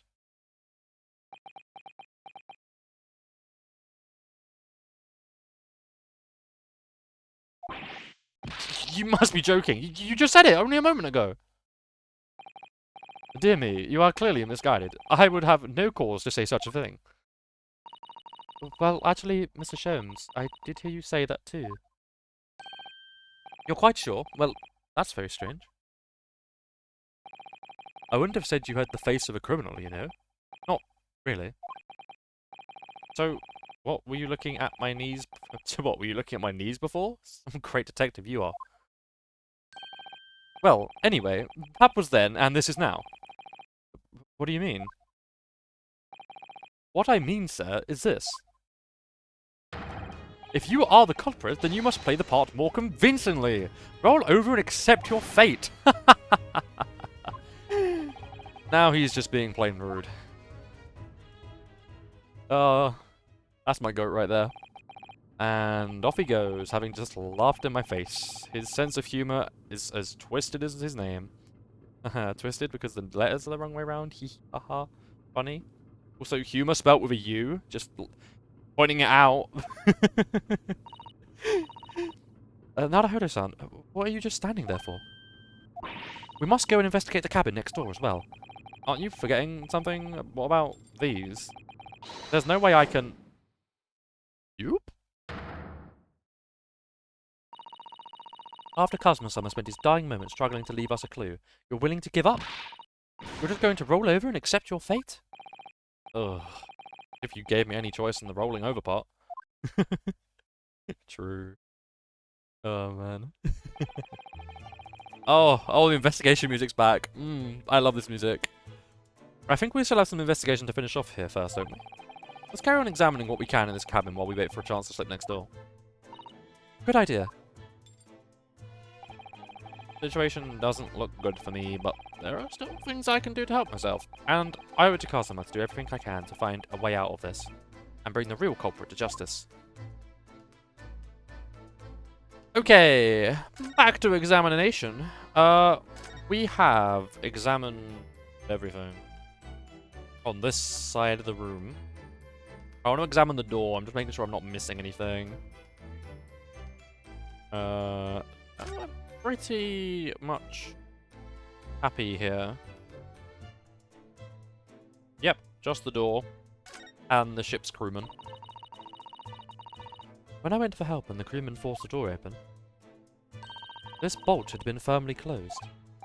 It's quite a small boat and particularly sturdy. It just slides across to secure the door shut. But still, with the door bolted, there would be no way to get in or get out of the cabin, that's for sure. It's no wonder everyone suspects me.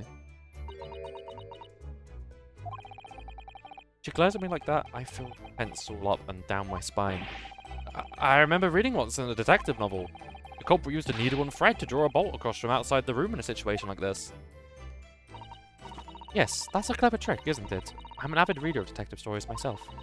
But the door of this cabin and its frame are made of metal, and they sew together perfectly. There would be no possibility of using that needle and thread trick here, I'm afraid. The glare. Oh, when she glares at me like that, I feel pins and needles all up and down my spine. Oh, look over there. The crewman, do you mean? He wasn't there before, was he? That's what I thought. Why don't we try talking to him? Probably because I'm likely to get yelled at again, but I suppose I could try. Hello, crewman. Is that... Is something wrong now, Hodo-san? Oh, no, it's just that crewman standing by the door. I'm feeling like I've seen him somewhere before. Oh, yes, you're right. It does look familiar. Excuse me, sir. Yes, what can I do for you?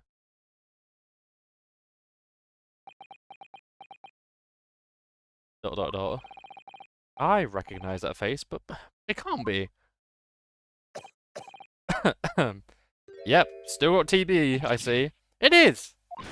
I didn't know you were here, Inspector Hosonaga.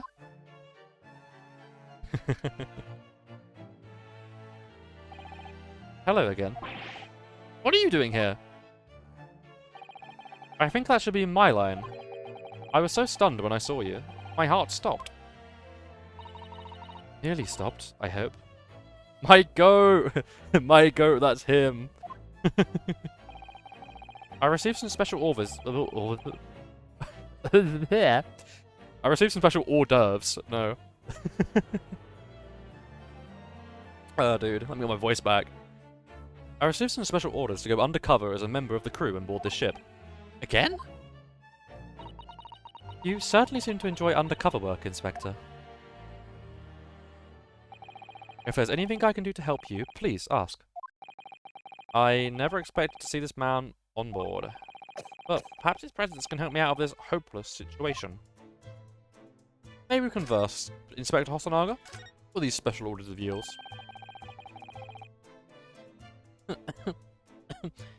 Oh, why do I keep coughing? It's really annoying. Wow, I hope I'm not coming down with something. That would be very, very misfortunate. Unfortunate. So, what are your special orders this time, Inspector? Yes, and why are you dressed as a member of the crew?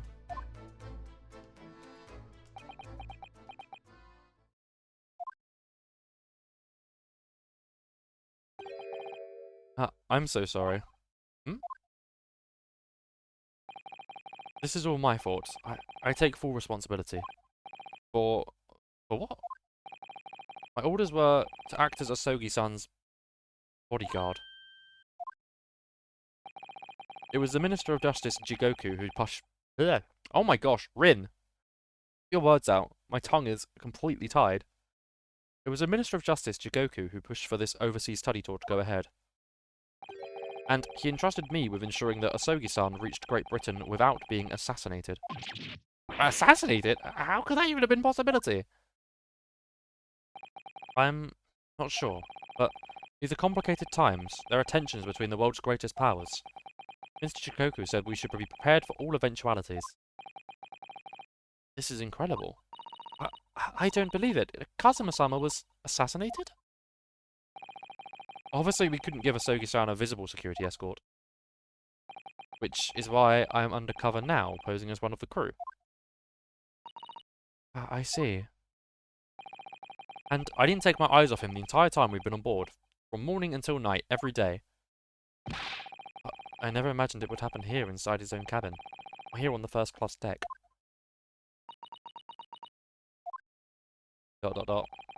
I failed miserably at my assignment, and Asogi-san is dead as a result.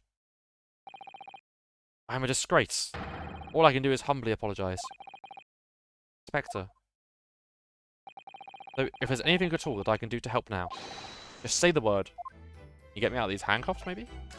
Mission to investigate. True, that's a good one. We're doing what we can to investigate Kazuma's death ourselves. I thought you might be. You didn't do it, though, did you? You're not the killer. Of course not. We'd really like to investigate the cabin next door. Yes. So we need to be allowed out of this cabin. I'm sorry. What? You've been deemed a risk to the ship's safety. If you move to even touch the handle of the cabin door, that stormy-looking seaman would surely snap your neck in two. I suppose I'm not just a stowaway now. They think I'm a murderer as well. Would it be possible to give me something to work with, do you think? I'm going to need something persuasive. What do you mean? If I had a solid reason why the next door cabin should be investigated, for example, I'd do everything I could to persuade the captain to allow it. Really, I'd lay my life on the line if I had to. But I don't see how. There might be a way. What? Really? Think of how you tried to persuade me of your innocence, Naruhodo-san, by presenting me with a piece of evidence that you already had in your possession. Evidence? It's just the same as when you were in court. You must have done it many times during your trial. You know, in the tutorial case that you already did. Simply press the present panel and choose some evidence that Inspector Hosonaga could use. So, evidence that would give us a viable reason to investigate the next door cabin, is it? Alright. Yeah, I think I might know what we can use. Let's see if I can present the detective with the evidence he needs to persuade the captain. Let us see. I presume it's about the diary? What's that? It's Kazuma's diary. Just before he died, Kazuma-sama wrote something rather strange in his diary. Strange? In what way? He wrote, what looks like some kind of speckled band is dangling from the ventilator grill. A speckled band? That is strange. Yes, we're still trying to work out what he meant by that, but I'd like to know is... Don't tell me, the ventilator, is it? You're very astute, Inspector. That ventilator clearly joins the next door cabin.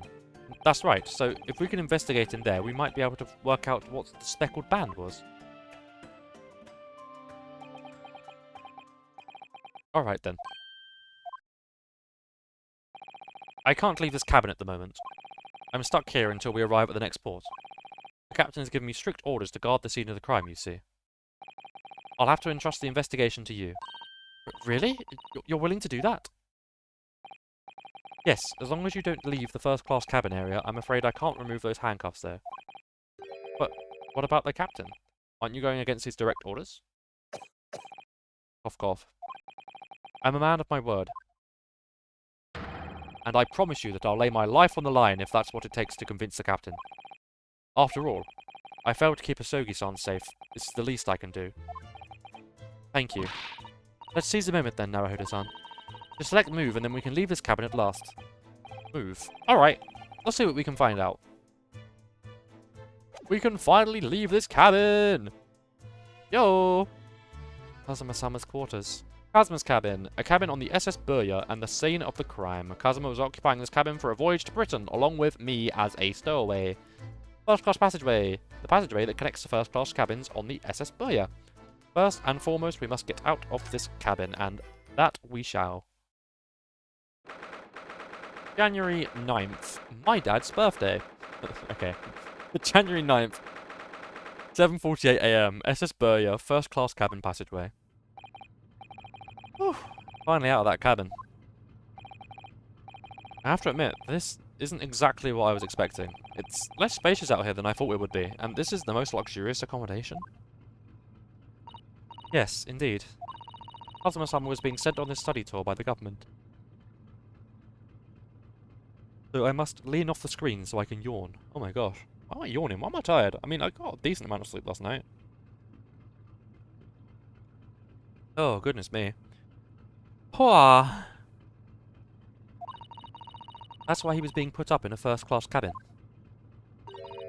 Even still, this is about twice as large as my accommodation in steerage. Really? That must be awful. Oh, look over there. That's another crewman keeping watch, and he looks enormous, even if he's sitting down. The door next to him leads to the second-class accommodation. I suppose he's making sure that no one comes in here who shouldn't. I suppose. Like, people in handcuffs? Naruhodo-san, you look like a little boy visiting a toy shop for the first time. I would have thought you'd be used to the ship by now. We've been at sea for 2 weeks already. Well, yes, I know, but the thing is, I was inside Kazuma's trunk when I first came aboard. And ever since then, I've been shut up inside that little wardrobe. It must have been a very trying time for you. Please, don't give me that pitying look. And here we are in the SS Burya's cabinway. First class cabin number 1. Yes, that's our cabin. Not our cabin, it's Kazuma-sama's. Sorry? Your accommodation is confined to the wardrobe inside the cabin. You know how to make a stowaway feel small, don't you? As small as the wardrobe I've been calling home. These cabins are the finest on the ship. My own cabin in steerage is number 539, by the way. 500 and... how many cabins are there? A lot. This is a very big ship. This is it. This is the cabin next to ours. The one the ventilator connects to. Yes, the ventilator from which Kazuma-sama wrote that he saw a speckled band emerging. Maybe whoever's in this cabin can help solve that particular mystery? Let's ask. Uh-oh. Big-ass sailor. Oh, excuse me. We, need to get inside this cabin here?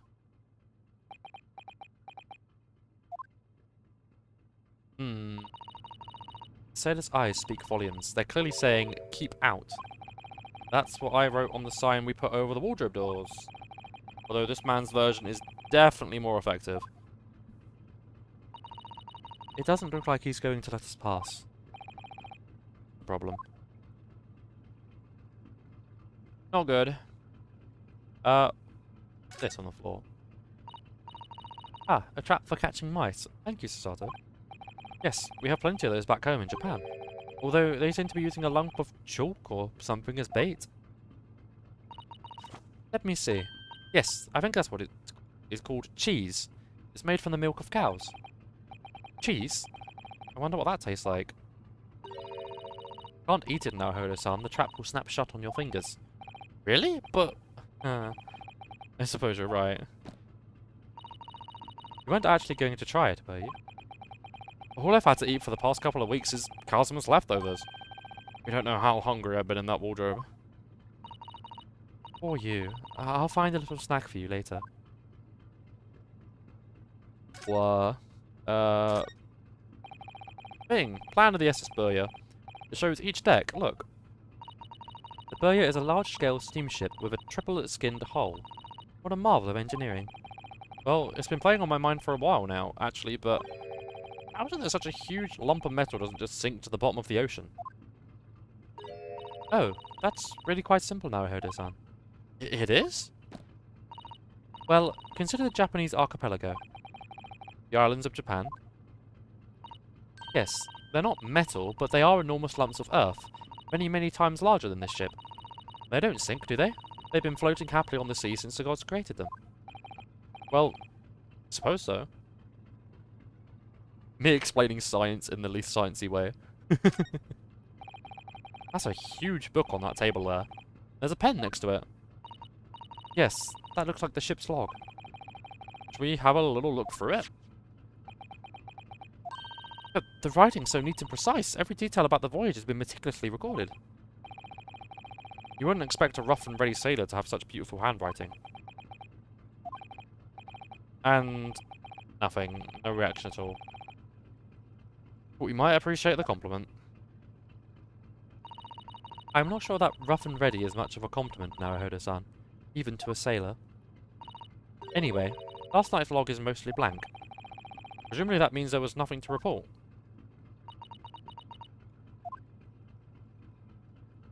Well, there's the door. That's the way to the second-class area of the ship. Something wrong? I was thinking about making a run for it, just for a moment. Things aren't exactly going well for me. I might be wrong, but I imagine the moment you reach for the handle of the door, that burly seaman would surely shoot you dead.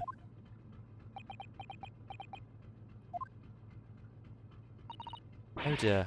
I'm sorry. Perhaps I went a little too far there. No, I started it with my talk of running away. And there's no way I could run away while Kazuma's death remains a mystery anyway. Shall we talk about the elephant in the room, or should I say the burly sailor in the room? I'm going to adjust my laptop just a little bit so it tracks myself a little better. That should be better now. My eyes might stop playing up on the screen.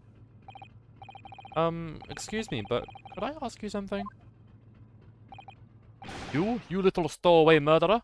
No, I can't do an accent. That wasn't a good start, was it? The second he says "da," I'll be good, and I can kind of put the accent on. But like, I feel bad doing accents that aren't British, like I said earlier. All right, let me try instead. Good day, Mr. Sailor. I'm so sorry to trouble you, but could I perhaps ask something of you? You little third-class lady's maid. Oh. That was rude. We seem to have caught this sailor on a bad day, Sasato-san. I'm not a sailor. My mother gave me a name.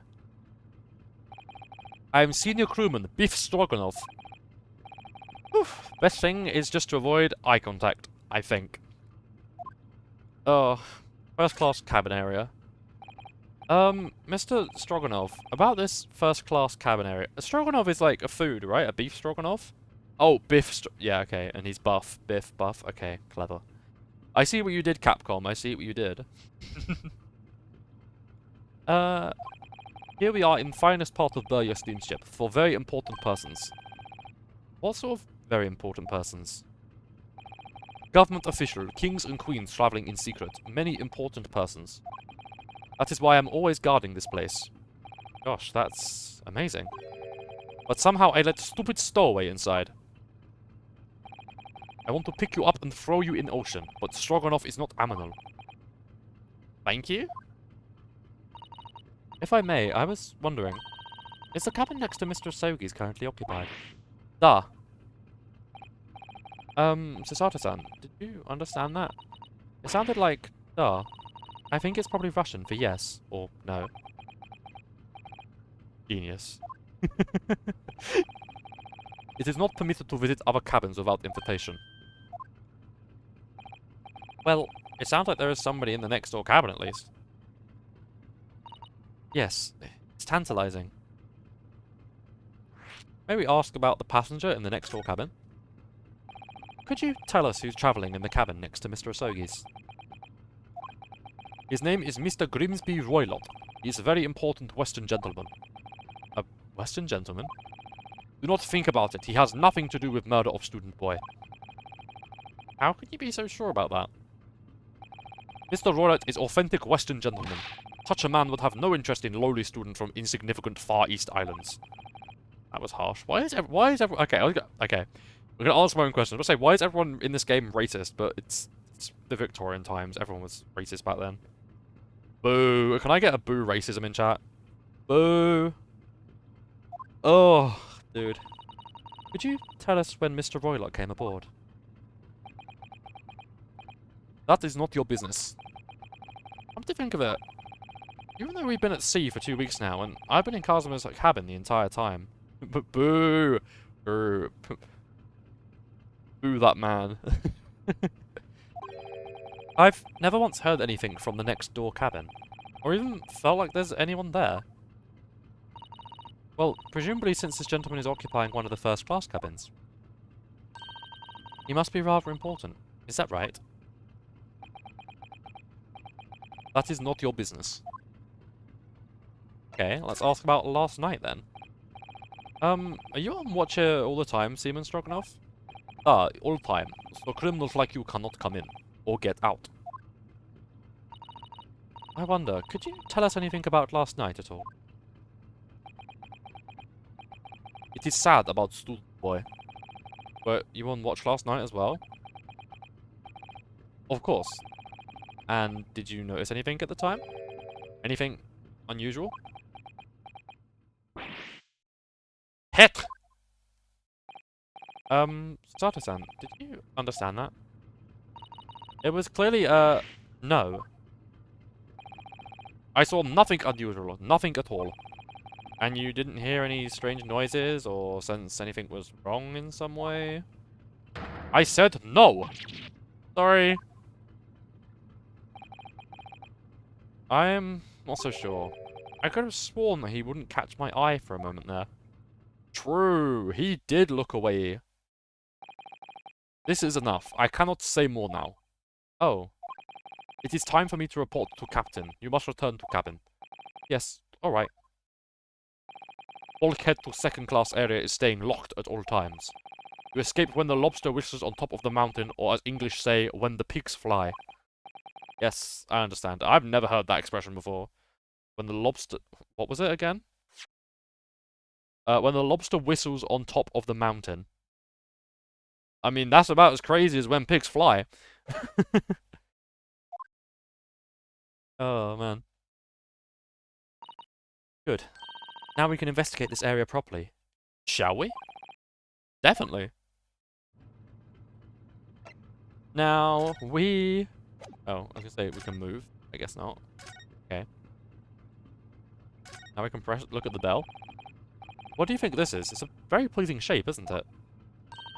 That's the emergency alarm. It's probably best not to touch it. Oh, an alarm. It says press only in times of emergency. It looks as though it sets alarm bells ringing all over the ship and brings the vessel to a complete stop. Oh, this I have to see. What are you doing now, Hoda-san? You mustn't touch it. This is an emergency situation. Look at these handcuffs. You know full well that's not what the alarm is for. If you were to bring this vessel to a standstill for no good reason, you'd be in an even worse situation. I wish everything would just stop, that ship included. You have to do something foolish, at least make it something that doesn't affect anyone else. True. Now can we go in this door? This is it. This is the cabin next to ours, the one the ventilator connects to. Yes, the ventilator... Yep, we read this dialogue. Let's ask. Knock knock. Silence. Valencia. No answer. Out of luck, it seems. There's no one in there to help with our inquiries. How annoying. Scream? What was that? It came from inside the cabin. Such a high-pitched scream. It must have been a woman. Stand aside. I'm about to break the door down. Let me just have a sip of my drink because my throat's sore. I'm about to break the door down. Mr. Sholmes. I shan't be stopped. When the fit is on me, I revel in kicking doors off their hinges. Please, wait, Mr. Sholmes. The door doesn't appear to be bolted. It doesn't? Then how the deuce can I dispatch the muscular urge? What prey can I kick? I think we should go in. There's not much time to think about stress relief. Cough. January 9th, SS Burya, first class cabin number 2. Who are you? A Western gentleman? This man looks Russian to me. We heard a woman scream. A woman? Don't be absurd. As you can see, there's nobody but me in this cabin. True. This old man does appear to be the only person in here. But in that case, who just screamed? Get out, all of you, now! Please excuse the intrusion, but you're Mr. Grimsby Roylott, I believe. Yes, that's me. And you are... I am the one and only, the actual Herlock Sholmes. You've heard of me, no doubt. No. I am a great detective among great detectives. One who adorns the covers of popular magazines, no less. So I assure you, you may trust me completely. The man uses that magazine like a business card. A detective? I do not trust detectives. We distinctively heard a scream emanating from within these walls. But there wouldn't appear to be a lady concealing herself within this wardrobe this time. So, might I be as bold as to ask you to open that small travelling case? What? Don't be stupid. How could anyone fit in a small trunk like that? Well, it's quite fashionable these days, is it not, travelling inside one's trunk? Don't look at me. Oh my, did you see that, Mr. Naruhodo? Yes, the case just shook. Leave, now, otherwise I'll call the steward. So this is Kazuma's neighbour, with a U. Can you spell neighbour without a U in the US? I don't know, I see a U next to an O and an R, and my brain goes, that's probably not there in American English. Huh. I don't think it is it? Like, the Australian TV show Neighbours, that was spelled with a U, I think. Maybe. There's no doubt about it. This strange Russian man is hiding something. I couldn't agree more. Let's see if we can find some clues before that burly sailor returns. Bum, bum. Oh. Hi, Sholmes. I love how... I don't believe we use the U. That makes sense. Fair enough. I just love, in this game, Sholmes just appears everywhere. It's fantastic. Let's investigate the kettle. What do you think you're doing? Ah! This is my cabin. Get out. Could we just have a quick look inside your traveling case, perhaps? No. Ah, what a pity. I think we're out of luck. I think you're right.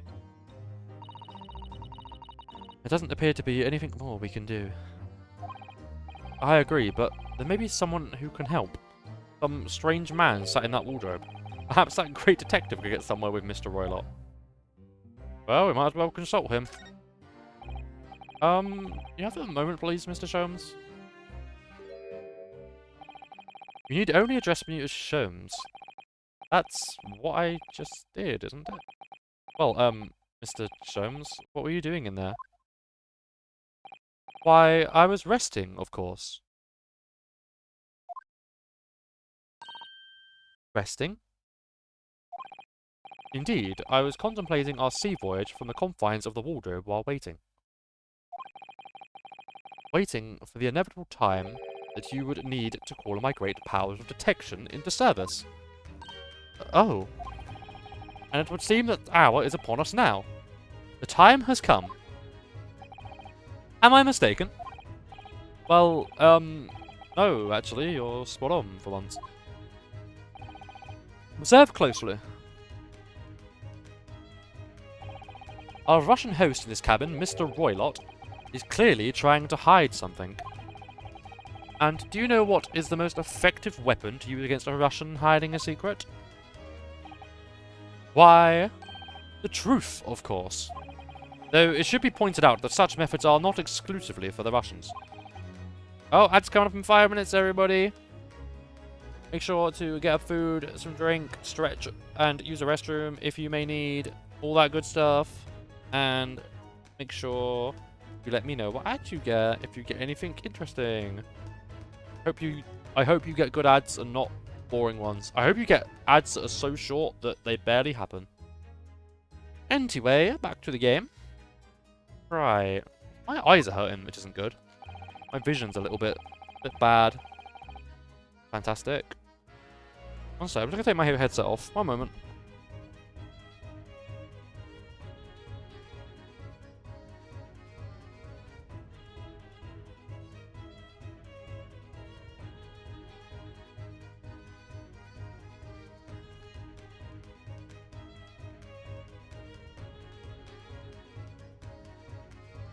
Okay, I was just sorting my hair out and I just remembered that despite the fact I am virtual, my movements are still tracked, so I don't know what I don't know what me shaking my head to move my hair looked like there. Oh my gosh. Can you imagine how the Russian would react when the secret he guards so closely is exposed? Would you like to witness it? Oh yes, please. Well then. What you are about to see may well astound you. Well, I am about to apply my great detectives greatly admire great deduction to this case.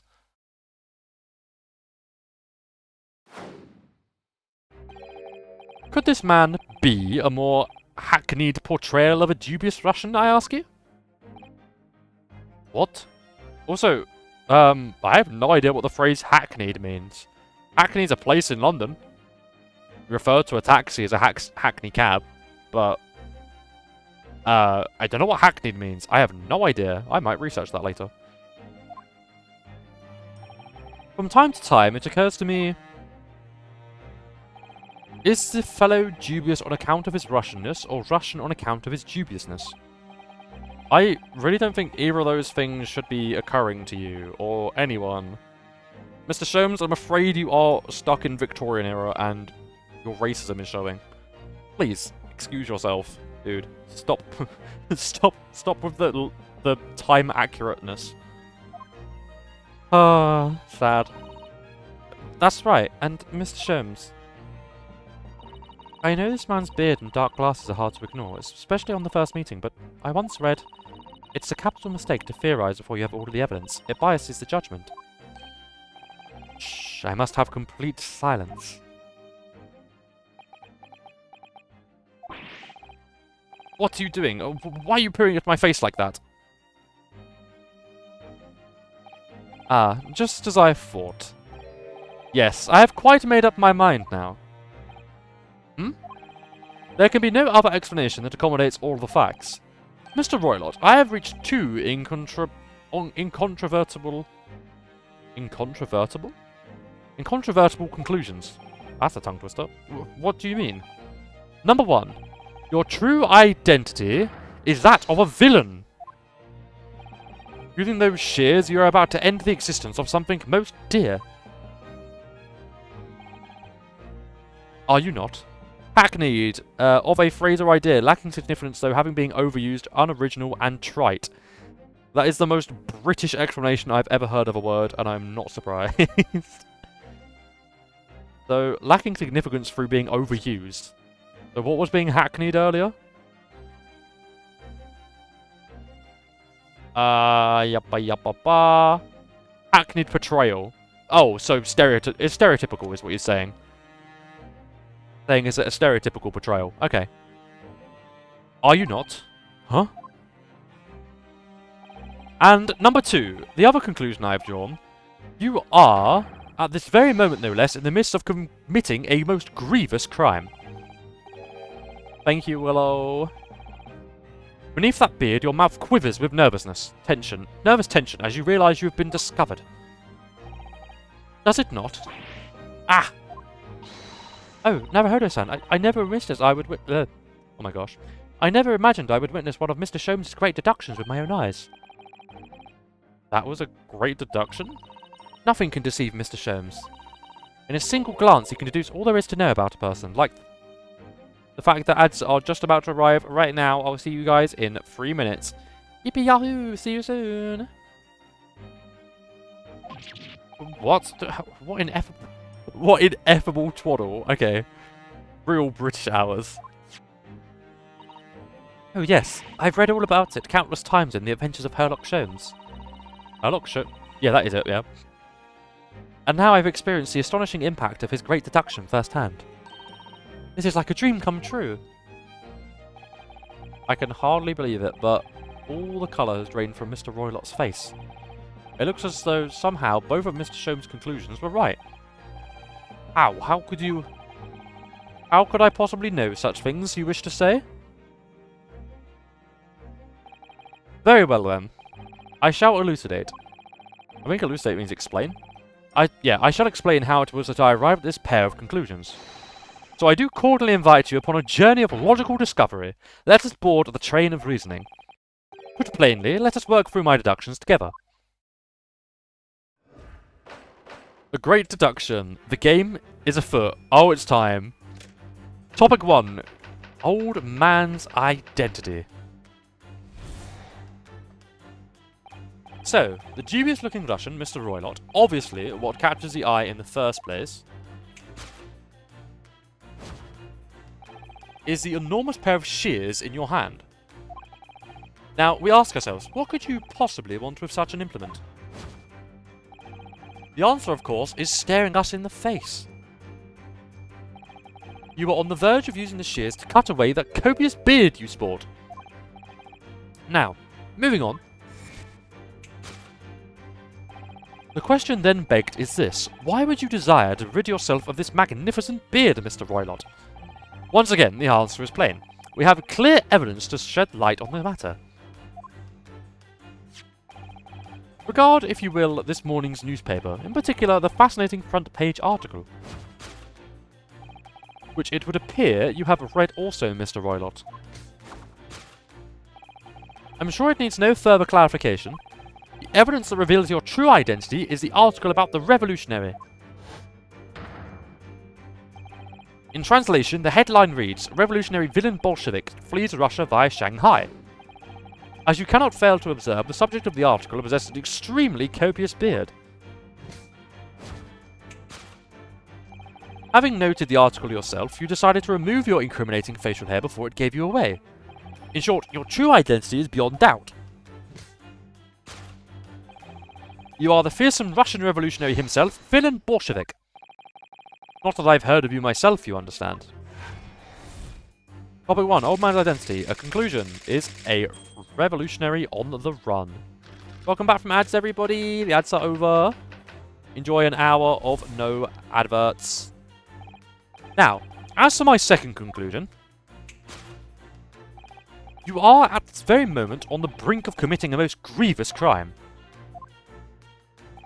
And the proof of this crime? Over there. Oh yes, Mr. Roylott. Taken unawares, people have a propensity to let their eyes stray, you see. And I assure you, the eyes speak so much more eloquently and honestly than the mouth. The answer we seek lies where the furtive glance falls. The proof of your crime sits before our very eyes. Yes, that travelling case. It is time, I think, that the case be opened and its contents laid bare. No, I refuse. What could you possibly be concealing inside, we ask? By my estimation, A young lady, perhaps. One slight enough to fit therein. Don't be absurd. And what, pray, would be the identity of this young lady in the travelling case? Dear me. We are not well suited to a life of crime, are we? Your careless coup de what? Coup de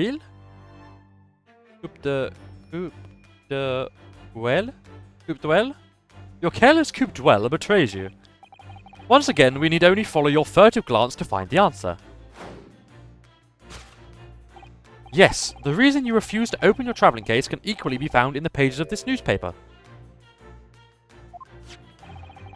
Well, there is another most stimulating article. If we turn from the fleeing revolutionary to the back page, renowned prima ballerina of Novicic Ballet disappears from Shanghai. Such a headline can lead us to but one conclusion. Your crime is that of abduction. And according to this article, the young lady's name is Nikolina Pavlova. Topic 2. Wrongdoing. Conclusion. Kidnapping of a young ballerina. Thus concludes Sherlock Holmes' great deduction of this Russian enigma. Elemensky.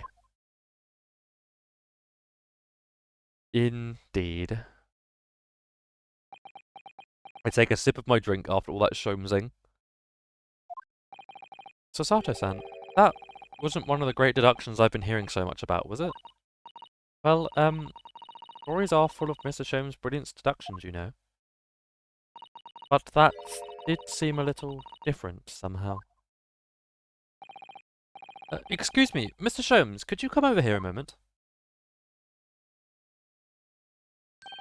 Pray, what can I do for you? It's about your deductions. Would you mind? Not at all. Go on. Well, to start with, there's the newspaper article. I think we had the same discussion before, but these two men look nothing alike each other.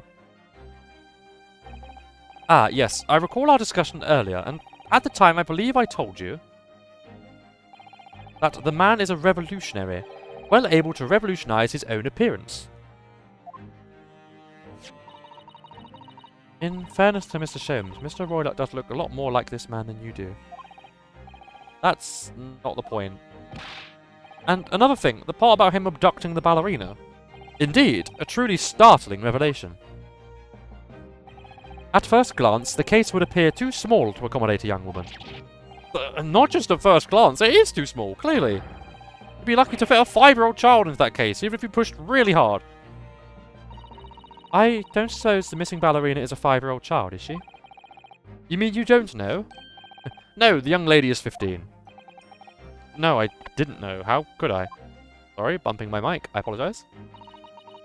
Well, if she's 15, then 10 years worth of her would be poking out from the case. Some years ago, I read something pertinent, I believe. A troop of men consuming vinegar daily in order to promote a certain lifeness in their bodies. Vinegar? For such a sour bunch, it would surely be simplicity itself to contort oneself into the confines of that small case.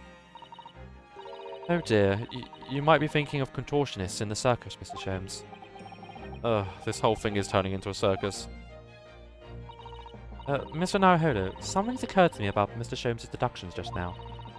I think his powers of observation are, well, magical. His eyes cut to the heart of the matter almost instantly. It's just where he directs his attention and his logic that seem a little off. Your idea of a little may be a little off itself, Mr. Sato. It's just one or two key words in his deductions that seem to let him down. So, I was wondering if we might perhaps tactfully switch them for alternatives. What do you think? Switch some keywords in his deductions? Yes, but very tactfully. I feel sure if we could do that, we'd unlock the true genius of Mr. Sholmes' great deduction. Precisely the thought I was going through my own mind. This man is a lot of work. At times, I wonder how anyone puts up with... Oh, sorry, wrong word. At times, I wonder how anyone puts up with me. It's not that funny. Ah, and you, my good fellow. Sorry? Take a moment to look at your wrists. My wrists? Ah! Where are the handcuffs? Huh? How did... I felt they may hinder your ability to follow me in our dance of deduction. I don't believe it. Mr. Sholmes, you're a marvel. And don't worry, I shall restore the shackles to your wrists when we are finished. I'm not worried. In fact, I'd rather stay like this. So, let us begin. Sherlock Sholmes is proud to present his Logic and Reasoning Spectacular. Course correction. Hold it, Mr. Sholmes. Topic 1. Old man's identity. Conclusion. A revolutionary on the run. So, the dubious-looking Russian, Mr. Roylott, obviously, what catches the eye in the first place is the enormous pair of shears in your hand. Now, we ask ourselves, what could you possibly want with such an implement? The answer, of course, is staring us in the face. You are on the verge of using the shears to cut away that copious beard you sport. I'm not sure. Would you really use shears like that to cut off a beard? I doubt that's something I'll ever have to worry about. It doesn't quite sit right with me, though. It doesn't seem to be quite the hair. It doesn't seem to be sitting right with Mr. Roylott, either. Which means, I suppose, that the deduction is wrong? Let's try and switch a keyword here, Naruhodo-san, and see if it helps. Alright, but how? I think we should start by taking a long, hard look at Mr. Roylott. I wonder if it's really his beard he intended to use those shears on. Exactly. If we do manage to find something that seems to fit the sense of Mr. Sholmes' deduction better, then what? Then I'll leave the rest in your capable hands, Naruhodo-san. Why am I the one to do something about this? Well, anyway, let's see if there's anything we can even use to switch around in that last sentence. What exactly was Mr. Roylott really going to use those enormous shears for? Oh, we have 3D model. Beard. Hat. Golden locks. Now, I don't know about you, but I think the golden locks are a bit of a standout here. So, I'm going to present these. Yes! Bong.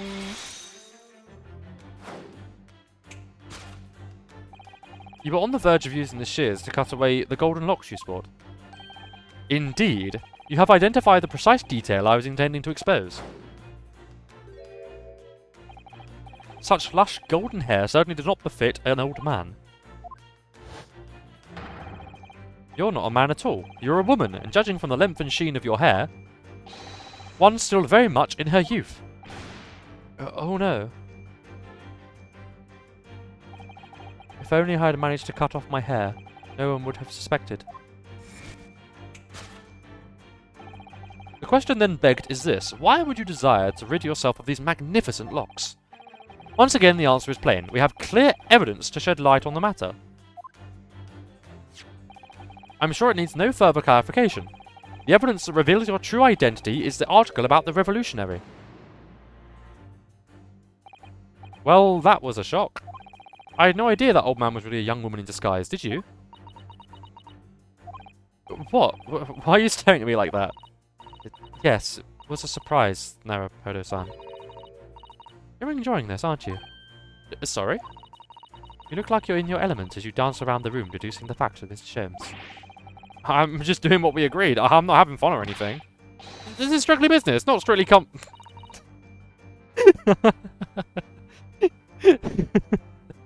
I don't remember that joke.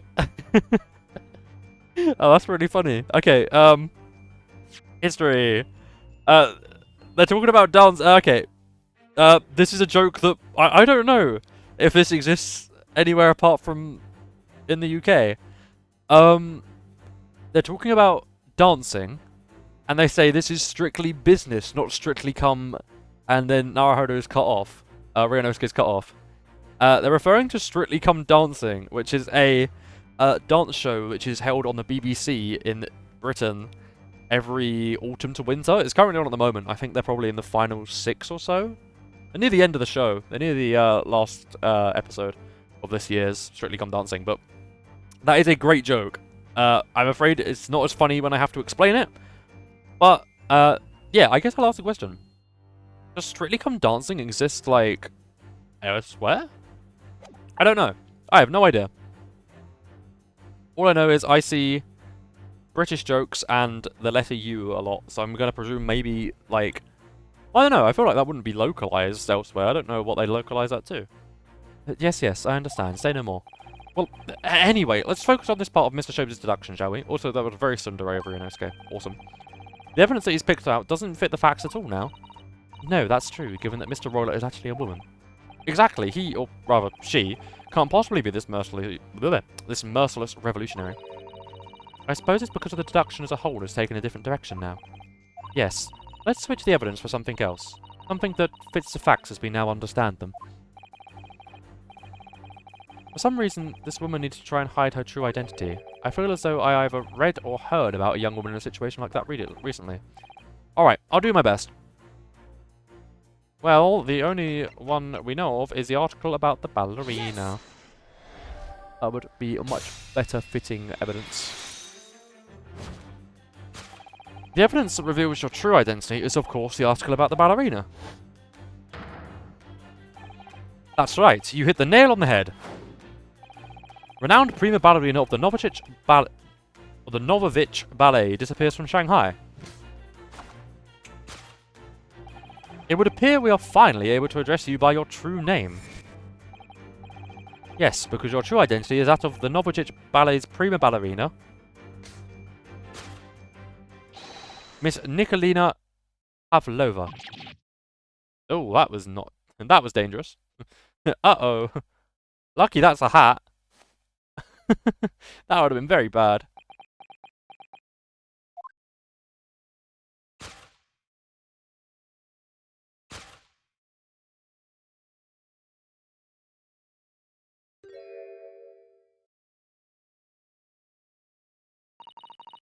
You're right. My real name is Nina. I mean, Nikolina Pavlova. But please, I beg you, don't tell anyone. Conclusion. A ballerina on the run. Solved. Wrongdoing! Kidnapping of a young ballerina, which, not possible, she is the young ballerina. Now, as to my second conclusion, you are at the very moment on the brink of committing a most grievous crime. And the proof of this crime? Over there. Oh yes, Miss Pavlova. Taken unawares, people have a propensity to let their eyes stray, you see. Ah. And I assure you, the eyes speak so much more eloquently and honestly than the mouth. The answer we seek lies where the furtive glance falls.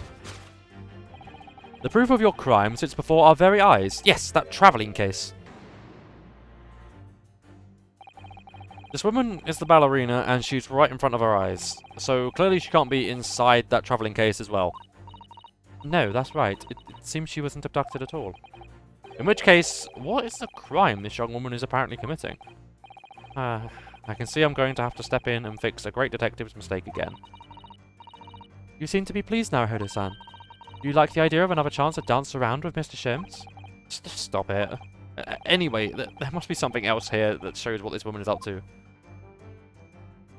If it's not the travelling case, then maybe it's the waste paper basket. Or, oh, maybe it's the diamond tiara on the desk that we somehow didn't notice. Yes!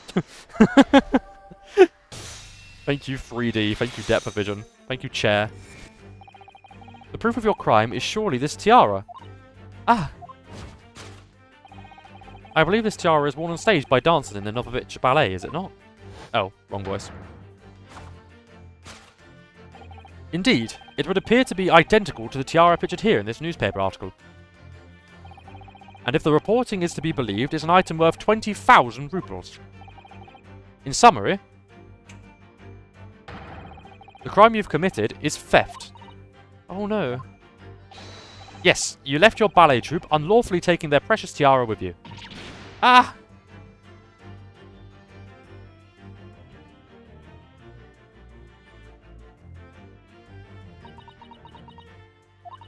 I have no one. No family, no friends. I'm all alone and I need money. But I did not steal the tiara. It was a present from, how do you say, an Earl of Prussia. It belongs to me. This girl is only 15 years old, and she's run away all by herself. She must have been extremely lonely.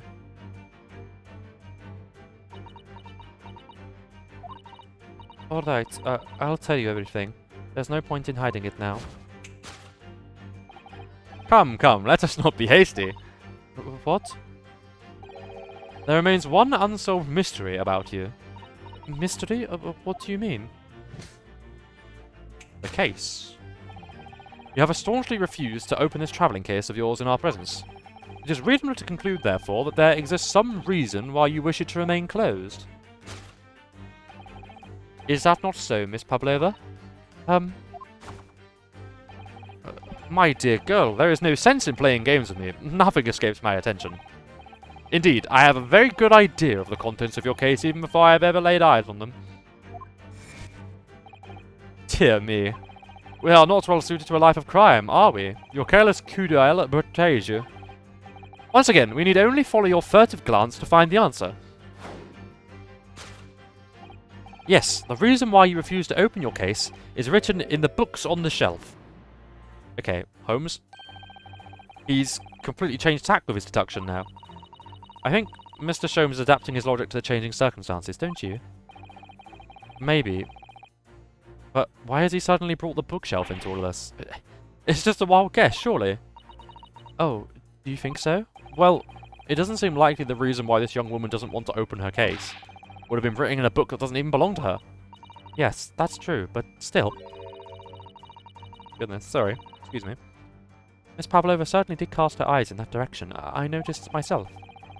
And there has to be another reason why she wouldn't open the case. And it must be somewhere in the same area if that's where her gaze was involuntarily drawn. I'm running out of breath.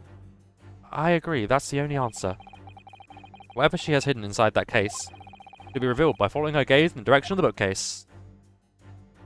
So not the books on the shelf, not the small picture. I think it's the book. The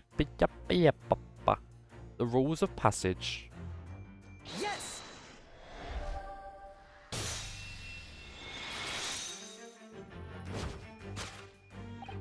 Yes, the reason why you refuse to open your case is written in the rules of passage.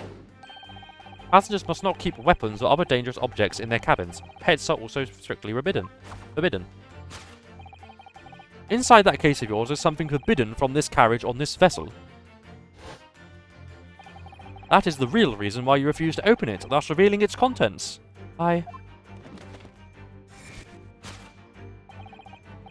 As we've seen, the trunk wobbles from time to time, but no weapon or other dangerous item would ever move on its own accord. Which leaves but one possibility, Miss Pavlova. Inside your travelling case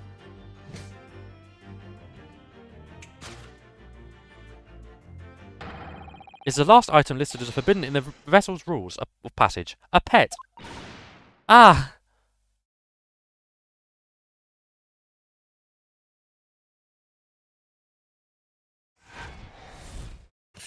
Wrongdoing. Possession of a prohibited animal. Solved. Deduction complete. Elementary. I like the Sholmes segments and deductions. It's fun. So clearly you aren't who you said you were. No, I'm not Grimsby Royal. My real name is Nikolina Pavlova. Everything you said else was correct. You absconded during one of your ballet company's performances in order to escape your homeland. Later that same night, you stole aboard... Stole? Oh yeah, stole aboard this vessel. Which couldn't have been easy. The Burya is a huge steamship with a vast crew. Could she really have snuck on board without being noticed? In order to obscure your true identity, you somewhat recklessly took the guise of an old gentleman. And you intended to sever all links with your past by severing your long hair. Yet, to a woman, hair is no trifling matter. My personal recommendation is to leave her well alone. So, if it was just you, about to cut off your own hair, Who was it that let out the scream we heard from outside the cabin? That veritable tinkling of a bell? Why, none other than this young lady, naturally. More like a full set of pipes, if you ask me. I was so scared when I ran away in Shanghai. I was sure they would come looking for me. That's why I decided to, how do you say, disguise myself? But no one would recognize me. As a result, you transformed yourself into that questionable old man. I see. I put on the fur hat and a fake beard. Then, just before you came in here, I saw in the newspaper, right on the page, there was a picture of me. I was so frightened, I couldn't stop from screaming. I knew that if I didn't change my appearances completely, they would find me. So I decided to cut all of my hair as fastly as possible. I picked up the scissors in my hand, and at that precise moment, we walked in through the annoyingly unlocked cabin door. Things happen like that sometimes, don't they? Things do indeed happen like that from time to time. Are those two even talking about the same thing? There's just one more thing I'd like to know. What exactly do you have inside your travelling case? You were right, it is my dear friend inside, my only friend in the whole world. Please, don't tell anybody. If the captain finds out, if you say to any of the crew. Your secret is safe with us, I assure you, but in return, you must tell us in as much detail as you can muster about the events of last night. Yes, alright, I'll tell you. Well, Mr. Naruhodo? Wasn't it something Mr. Sholmes' great deduction? It was certainly something, yes. I'm just not entirely sure what. But at least Miss Pavlova has agreed to tell us what she knows. That's incredible. Indeed, it is incredible. Ah, and one more thing. Oh, yes? What? Observe your wrists. My... Ah! Your hands are cuffed again. What? But how? True to my word, I have restored your shackles. When and why? Please, Mr. Holmes, let the shackles be unleashed. Hee hee haha, funny reference. I'm so funny. Oh man. Oh dude. Oh man. Grr, when and why? Oh, Xenoblade reference, my beloved, from one game that's being British to another. There is still a shadow of guilt cast over you, Mr. Naruhodo. I'm sorry to say, it can't be helped at the moment. Can't it? Really? Anyway, let's listen to what Miss Pavlova has to say. I can't go on not knowing. I have to find out what the speckled band that Kazuma-sama wrote about in his diary really was. Willed the truth, it bends to your will. Oh man. Oh, that's my goat right there. What happened last night? Did you know that someone was killed in the cabin next door to this one last night? Oh, one of the crewmen told me this morning when I was eating breakfast. The man who died, he was a friend of mine. Oh. That's why we're trying to find out what happened. Did you notice anything unusual last night? Perhaps you heard a strange noise, for example? Perhaps people talking? Perhaps the ship was absorbed in a wild tempest. Perhaps its steam engine exploded? Perhaps everyone on board would have noticed if that had happened? Miss Pavlova, is there anything you can tell us? I don't know. I'm sorry, but all I could think about last night was what I had done and whether they would find me. I didn't notice anything that was happening around me. Oh, I see. Running away. You've run away from your ballet company, have you? The Novovich Ballet? Yes. I'm traveling to Great Britain, and from there, I want to go to America. I will never dance again. I want to forget everything about the ballet. I will start a new life. Oh yeah, I guess if they're just stowing away, yeah, I guess Britain to America is a way you can go. The Titanic went to America from where did it dock from? My brain's saying Southampton, but I don't think that's right. Somewhere on the south coast. Either way. You wish to forget a challenging proposition when you have that striking tiara as a reminder. But the tiara is mine. I need it to live. I have no money of my own. The Novovich Ballet gives us only a little food and water, and we must dance all over the world. I had to run away. I had no choice. If I stayed, it would have killed me. So you ran away to protect yourself? Yes, and the crew of this ship, they have all been so kind to me. They let me come on board, and they said I could hide in this cabin. If that is indeed the truth, Miss Pavlova, it creates a most intriguing conundrum. Yes, it does. What do you think about it, Mr. Naruhodo? Me? Oh, well, yes, of course. I think we should hear Miss Pavlova's explanation to what conundrum, I am not sure, but we can at least hear her out about this conundrum. Miss Pavlova, allow me to pose you a riddle.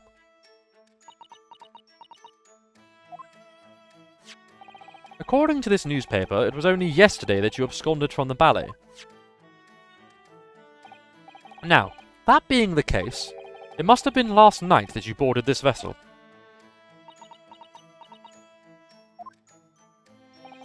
However, the SS Burya stopped by no port last night.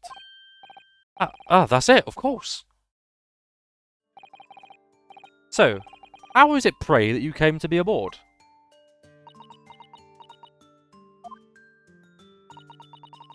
Now that I think about it, the crewman outside the cabin acted very strangely when we mentioned that.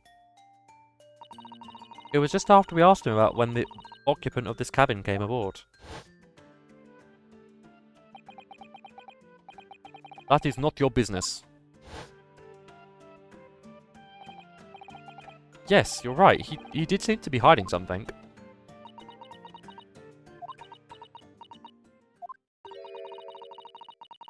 An angel descended from the heavens, bringing grace and beauty to the stage. Sorry? What was that? It is how the Russian newspaper described one of my performances. And that is how I came here too. I descended from the heavens because I am an angel. Considering English isn't your mother tongue, your description is very vivid. Mr. Sholmes once said, I never can resist a touch of the dramatic. It seems Miss Pavlova is the same. A genius descended from the heavens, bringing grace and beauty to detection. Words once said about myself. A quote from a wonderfully extravagant advertisement for the adventure of Herlock Sholmes, in fact. Yes, Mr. Shoei. Anyway, it doesn't seem to look like Miss Pavlova is going to tell us what really happened. Okay, what about this friend of yours? So, the friend you mentioned is inside your travelling case, is that right? I don't think animals are allowed on board according to the rules of passage. Oh, please, don't tell. Don't tell any of the crew. If they found my precious... Then the burly Russians would bestir themselves in unison to throw you and your case overboard, no doubt. Ah! So reassuring, Mr. Sholmes. But what sort of pet is your friend? A little puppy? It is, isn't it? Maybe an adorable little rabbit? Ha! You credit Russia as a land with small rabbits, do you? Oh, don't they have small rabbits there then? You may well ask. I have no idea! You two are miserable bunglers when it comes to understanding the nature of young ballerina's friends. Isn't it obvious it must be a chicken? Really? Consider the benefits. A rousing wake-up call, Rousing wake-up call. Daily fresh eggs. And when adversity strikes, it could satisfy the needs of sustenance. So, you'd eat your friends. I'll remember that. Not a chicken. Well, it would appear this friend's identity is a closely guarded secret not to be revealed. She obviously doesn't quite trust us yet. There's something I should like to show her, I think. Maybe she might be able to shed some light on it. And I present to you... the diary? Asking about the speckled band? Perhaps. This is the diary of my friend who passed away. His diary? Yes, and he wrote in it last night before he died, something a little unusual.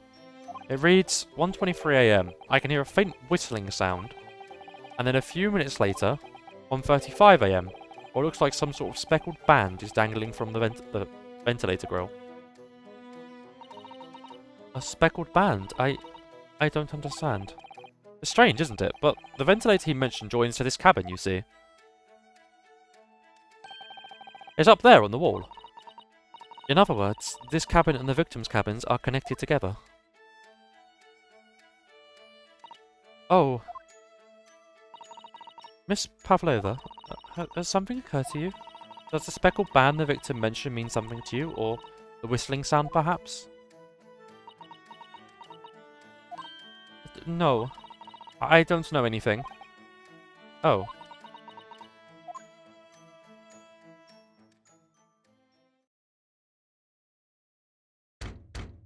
Knock knock. Excuse me, Mr. Roylott. Yes, what? Wow, she's fast. Captain would like to speak with you. You must come to Captain's quarters at once, please. Alright, I'll come now.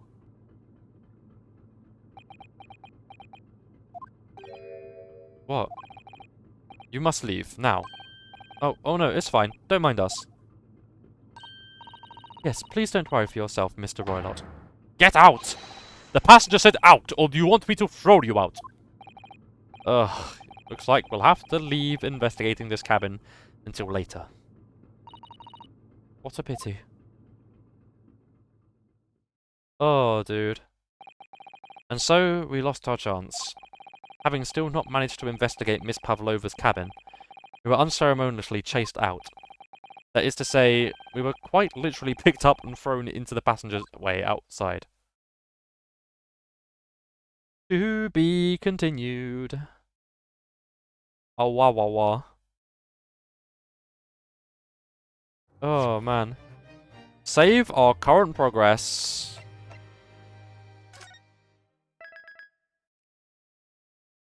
Investigation Part 2. It's 8:57 PM. I'm going to leave this on this page, because I need to quickly use the restroom, so I'll be back in just a second. Willow, if you're here at the moment, my good man, is there any way you could quickly run an ad while I'm away? I think you can do that as a mod. I don't know where it is, but I think it's somewhere in the mod menu. If you're able to run a minute ad, that would be awesome. I'll be back in just a second. Ayawa.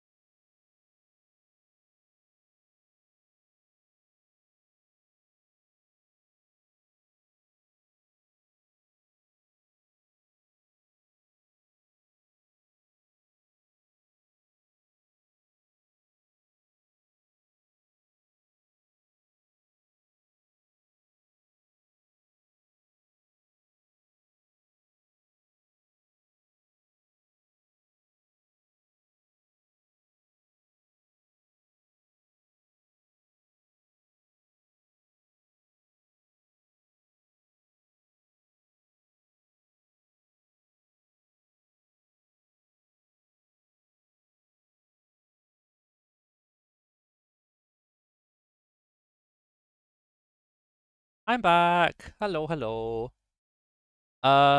You cannot. No, that's okay. No worries. At least now I know. That is good knowledge. Pump.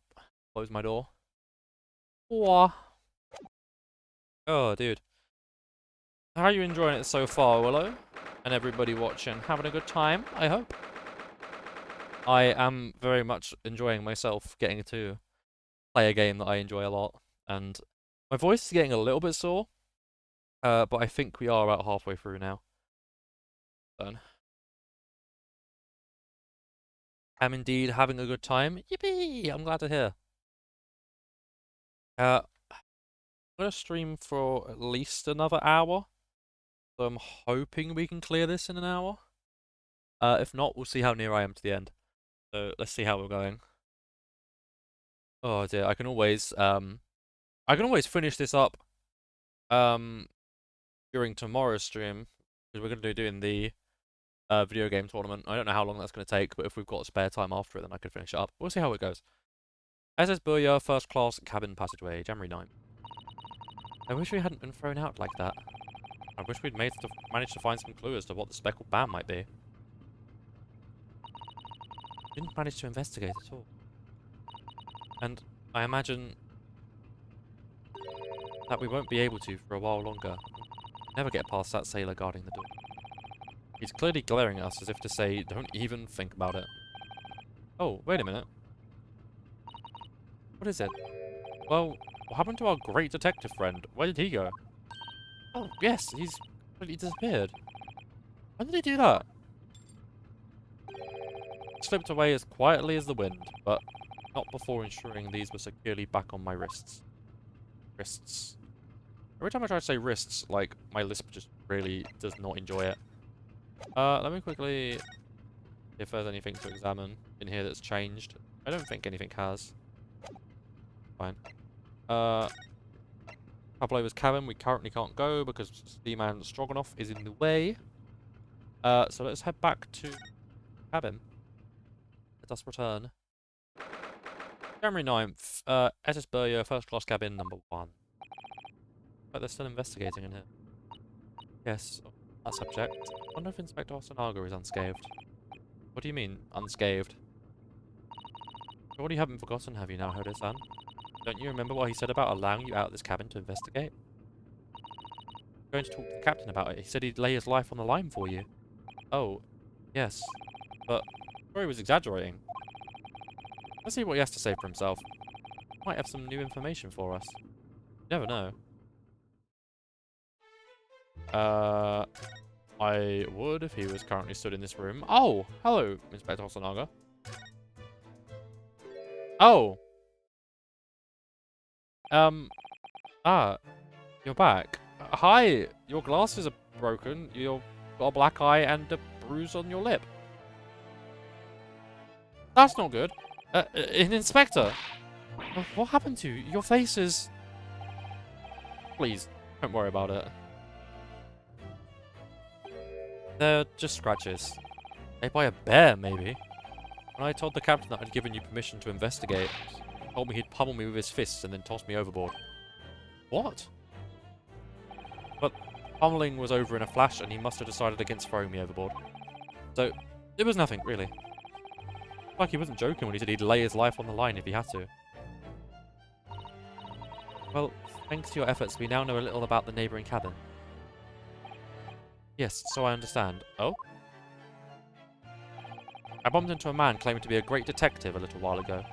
I think his name was something like Herlock Sholmes? I don't think he was German, though. Okay, I know I could translate Herlock, but I'm sure it just means, his hair? I think. Or locks of hair or something, I don't know. I thought her was like Mr. Huh, anyway. Ah, that explains it. Shall we compare notes then? We can tell you what we found out. Yes, let's do it. Cabin next door. What? Nikolina Pavlova? She's in the cabin next door? Oh, do you know who she is? Please, what self-respecting ballet fan wouldn't know that graceful angel? Indeed. Oops, I think I upset him there. Well, that tells us the neighbouring cabin is unrelated to the case at least. Oh, how? Because angels don't go around committing crimes, do they? Oops, now I've definitely upset him. Whoops, oopie. Inspector, has your investigation in here proved fruitful? If I'm honest, there's very little more I can do. Our duty is to make sure the scene isn't disturbed, ready to hand over to the Hong Kong police. So, I'm just keeping watch here. Try not to take my eyes off the job. That's interesting. Hong Kong. Was Hong Kong part of the British Empire as of the point of this game taking place? Hong Kong was turned to China in 1997 on what I think was a 100-year treaty. That'll be 1897. I need to Google that now. That's gonna be stuck in my head if I don't know. When was Hong Kong founded? I guess, yeah. 1841. When the Union Jack was raised over possession point following the First Opium War. It was officially ceded to Britain in the Treaty of Nanking in 1842. Between the Chinese Emperor and Queen Victoria, establishing Hong Kong as a crown colony. There you go. There's your answer. October 18th, 1860. January 26th, 1841. August 29th, 1842. There you go. There was too many dates on the screen. Okay. That's a nice history check. That's news to me to know in context for the game. But I have a lot of history knowledge for the game context. Oh, man. That makes sense, because they talked about Shanghai earlier, and they said there was a British consular cult there, which is interesting. So I guess the Hong Kong police would make sense, because it's I don't know. The SS Burya is a Russian ship, so I don't really know how it said jurisdiction, but... Oh well. Try not to keep my eyes off the job. I get sidetracked way too easily, everyone, I'm sorry. Oh, I see. Ah, there is one thing. I do have a small piece of new information for you. Oh. Yes, do tell us, Inspector, please. New information. What is this new information you have, Inspector? It's this. The Burya's medical officer has finished the examination of the body. I managed to obtain the report. Oh. Kazuma's post-mortem report? Kazuma-sama. Please do not bring up any post-mortem reports. I have had enough. I have been traumatized enough by the mortuary assistant. So, what was the cause of death? Damage to the cervical vertebrae is what's written in the report. Cervical vertebrae, gee. That's back, right? His neck. Oh yeah. Yeah, that makes a lot more sense. Part of his spine. Neck was broken? Yes, it would seem so. There were no obvious wounds or other signs of injury. So at first, I think they were considering poison. But it turns out they found no traces of poison in his system at all. Well, what weapon was used then? Nothing's been found as yet, but the fact there are no signs of a wound, just it may have been a blunt object, something that wouldn't leave a mark. Oh, I see. My eyes immediately went to that statue on the shelf. I was like, blunt object. All the body's nerves run through the spine to the brain. Strong enough impact to the neck could induce death. True. There's a possibility, and no obvious wound to be found would be left. Kazuma. I mean, I didn't realize, like, stuff like fingerprinting only came around in, like, I was going to say the 60s, but I think it was like the 80s. I think it's even later than I think. So, like, stuff that we take for granted now as being, like, quite basic techniques. Like, they're really, like, in the history of everything, not very old at all. Really interesting. Like, I mean, like, photography to me, I'm like, oh yeah, that's technology. Like, that's pretty new anyway. It's like last 100 years. It's like late 1800s. Sorry. Yeah, late 1800s. But like, fingerprinting? Seriously? Investigative techniques like that? Really not that old at all. I have a second copy of the report. It might be useful. Welcome to have it. Really? Are you sure? Yes, it's fine. I trust you. Oh, thanks, Hoffenhager. After all, if I didn't trust you, I'd never have agreed to leave letting you there. I'd never agreed to you leaving this cabin in the first place, would I? Ah. Post-mortem report has been entered in record. A great detective. Oh, Mr. Sholmes was here, was he? Yes. He seemed to be enjoying himself a little too much as he crept about on the floor investigating. But then he suddenly left. I suppose he must have become bored. Did he say anything at all? Actually, now you mention it, yes, just one thing, but he practically shouted it. It's shoe polish, was all he said. Shoe polish? I wonder what he meant. Everybody was over there by the piece of broken glass, do you see? Oh. So perhaps talking about the brick-coloured mark, do you think? Oh, that was Ricardo. Ah, yes, that must be it. It must be shoe polish. That's interesting. But how could Mr. Sholmes know that it's shoe polish? That leaves me cold, I'm afraid. I have no idea. What is it, Susato-san? Well, Cosmo Summer was wearing leather shoes with a very dark tan hue. Dark tan? What's dark tan hue? Yes, a little like the colour of red wine, but darker. I often repaired them for him. Oh, does this mean this mark was made by polish on Cosmo's shoes they scuffed on the floor? Mark on the floor has been entered into the court record. Ooh, new information. That's really all I can tell you at this stage. I should return to my post. My fellow crew eyes are boring into the back of my head. Yes, that might be for the best, thank you. Cough cough. Or Inspector. Good. Oh, no, well. I feel terrible that I failed to protect Asogi-san. My responsibility. Solemn. Of course, my pain is nothing compared to yours. We're his friends. Truth is, I seem to have a heavy head ever since I woke this morning. A heavy head? My head's still throbbing too.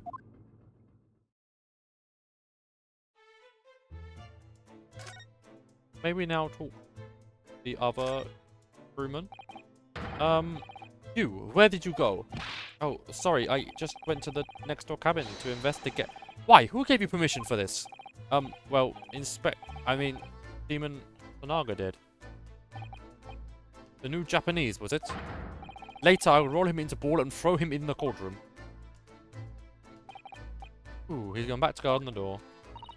I hope Inspector Hosonaga doesn't find himself too much trouble on our account. Really gone out of his way to help us, hasn't he? When we get back to Japan, we'll have to take him for a steak at La Carnival. That could be a very long time from now, Naruhodo-san. Right, what is there to investigate? This, apparently. Books. All the books provided for passengers occupying the keep. Yeah. Can't get my words out. All the books provided for passengers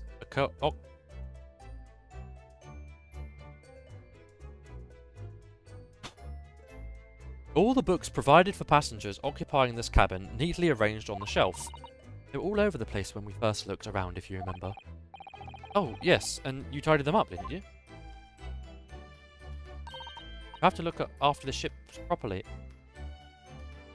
Ah! You have to look after the ship's You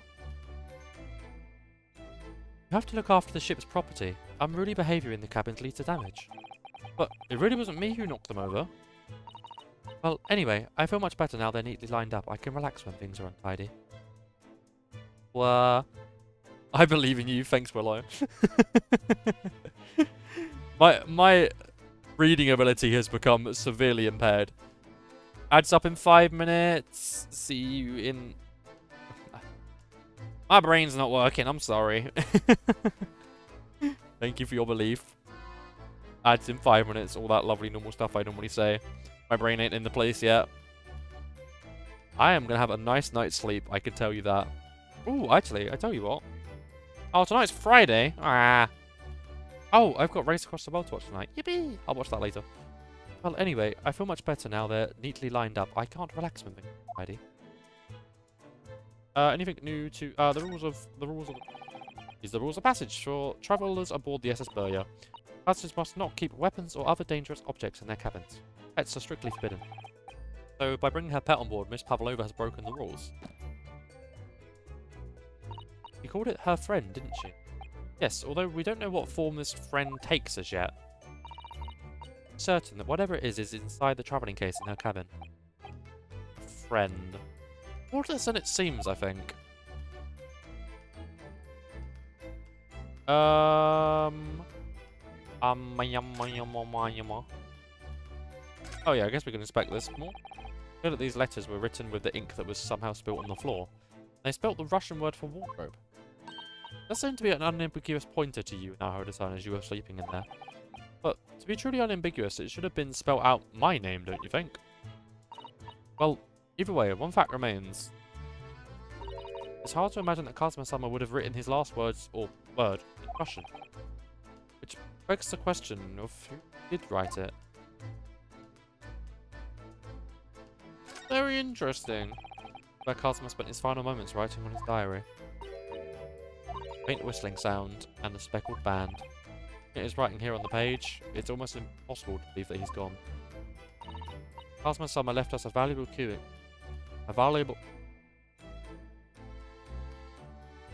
Kazuma-sama left us a valuable clue.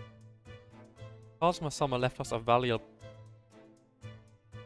Kazuma-sama left us a clue in these words, I'm sure of it. We have to solve this mystery, Naruhodo-san. We will. Stupid lisp. Oh, dude.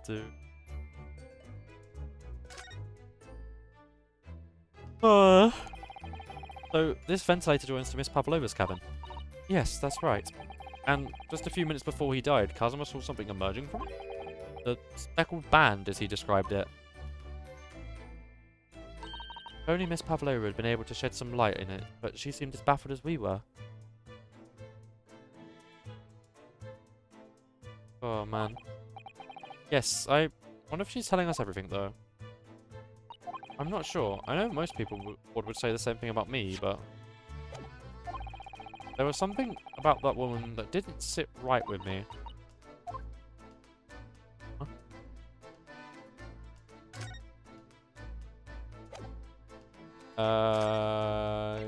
Guess there's not much more to do in here. Hey, I remembered what to go. January 9th. First class cabinway of the SS Burya. Ah! Look, Naruhodo-san. Demon Stroganoff has gone. Strong enough? The burly Russian sailor who was always crossing his arms and glaring at us. All the Russian names are impossible to remember. I don't think they are, to be fair, Naruhodo. I'll be real. Tra-la-la. Did you hear that? It sounded like someone singing. Tra-la-la-li-li-li-li-li. I did it the great detective way. This caroling, I know that lark-like voice. Well, never mind that now. This is a golden opportunity for us. Yes, you're right. We must seize it. Let's get inside Miss Pavlova's cabin while we can and investigate. Definitely, before that stringy knot crewman comes back. Stroganoff, not stringy knot. Oh dear. May I find the singing? Yes, here he is. Oh, it's Mr. Sholmes, look. Wow, you never know where he's going to turn up next, do you? Ads are about to arrive, everybody. He seems to be stealing a look at something as he sings to himself.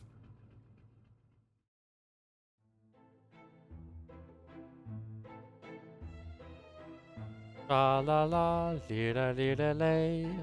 I did it the great detective way. He's still singing. You think he hasn't noticed us? Or he's simply in high spirits, extremely high spirits.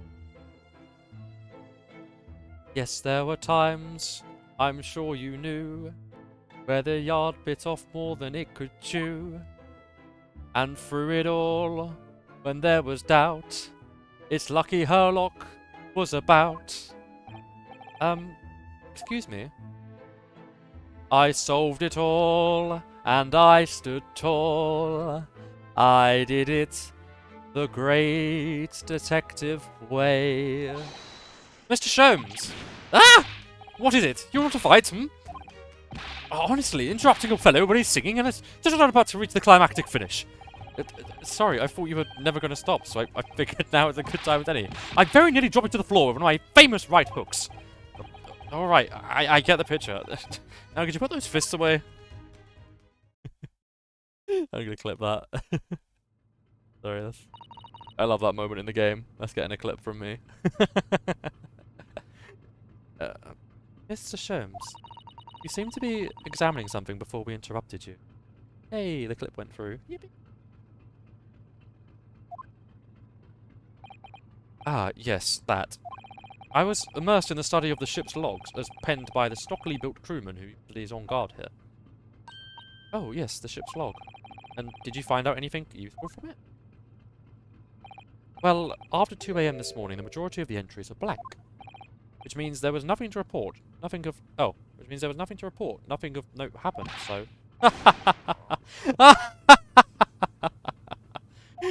You truly are a student from the land of the rising sun. You've been utterly blinded by it. Sorry? Your logic, my boy, is inverted. Whatever do you mean, Mr. Sholmes? Observe the other pages, and all shall become clear. It would seem the same crewman oft stands sentry in this first-class passageway, and he has an almost religious practice of recording nothing to report every half hour. Oh, he writes it that in every 30 minutes. Nothing to report. Precisely. Put simply, the seaman writes nothing to report when there is just that. And yet, the ship's log from last night is largely blank. He didn't even write nothing to report. Do you mean... Yes, there were circumstances afoot last night, which led to the seaman being absent from his post. What kind of circumstances? What happened? That remains a mystery for now, but we can be sure something significant took place. Welcome back from at... funny, haha, Herlock Sholmes moment. So I clipped it. Enjoy. Enjoy My Way by Frank Sinatra reference. Oh dear. So significant that it caused the seaman to forget his regular habit of scribing nothing to report in the log. These are important details. I would stake my life on it. You must log the ship's log in your mental file. Ship's log has been entered into the court record. Now that deduction was worthy of a great detective. Ah, you're starting to understand what my way is, I see. What makes Sholmes brilliant. Oh, ouch. What is it? Are you hurt? Oh, don't worry yourself. I seem to be inflicted with a throbbing head this morning for some reason. Nothing more. Well, my friends, until our next encounter. Oh, Chekhov's gun. Oh, Chekhov's gun. He's still singing to himself. I can hear it as he wanders off down the passageway. That great literary well, not literary technique, dramatic technique, I suppose. But I didn't do drama. I did it for like a year, so a bit hard to remember everything that we were taught then. Is something wrong, Susato-san? You seem lost in thought.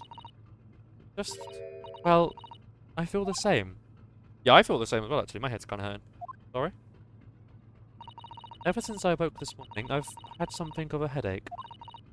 Of continuous throbbing. Oh. You? How very strange. Alright, let us move into Miss Pavlova's cabin.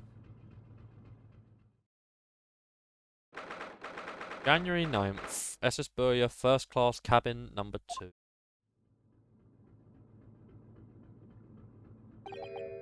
Pavlova isn't back yet. Sato-san, oh, where's she gone?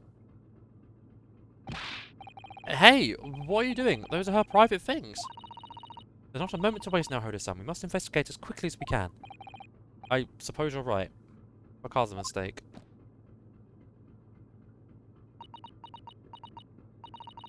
Not just for Kazuma-sama. What do you mean? It can't be long now until we arrive at port in Hong Kong. I don't want you to be in those handcuffs when we get there. Really? Must solve this case now, Hoda-san. By ourselves if we have to.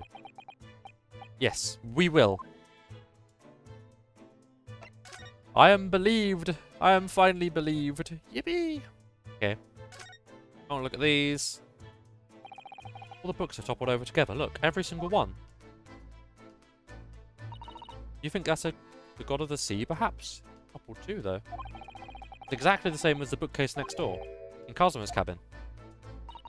Perhaps Miss Pavlova was practicing a difficult ballet pose and fell against the bookcase? I don't know. Would she really be practicing ballet on the same night she ran away from her ballet company? Alright then. It must have been you. You lost your temper and knocked them all over in a fit of rage? No, everything bad that happens on this ship is because of me, you know. Well, anyway, I'll set them all straight again in here too. I don't like seeing things in disarray.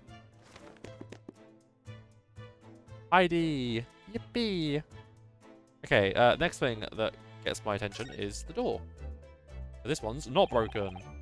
Cabin door has the same simple sort of bolted latch that our cabin door has. The bolt's drawn across, there's no way anyone could enter the cabin from outside. Yes, it's not a particularly heavy-duty bolt, is it? But still, it wouldn't slide across on its own accord, would it?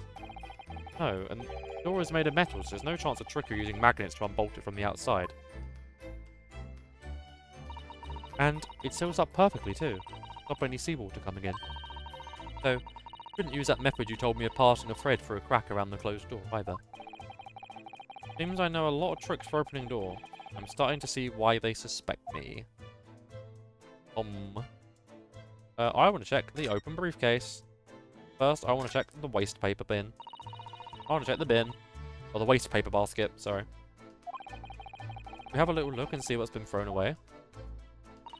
Naruhodo-san. What etiquette to go sifting through someone's rubbish, you know. Ugh, those eyes. Looking at me like I'm a piece of rubbish now.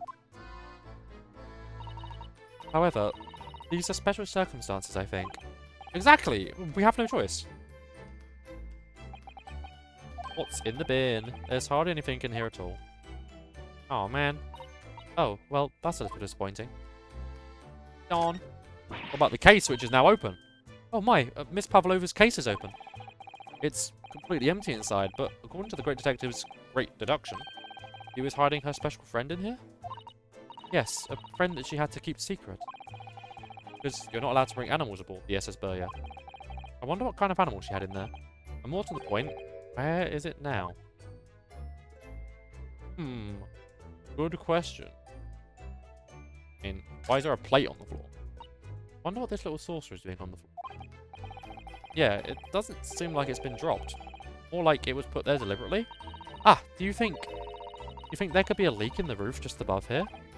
What? A leak? Is this ship quite safe?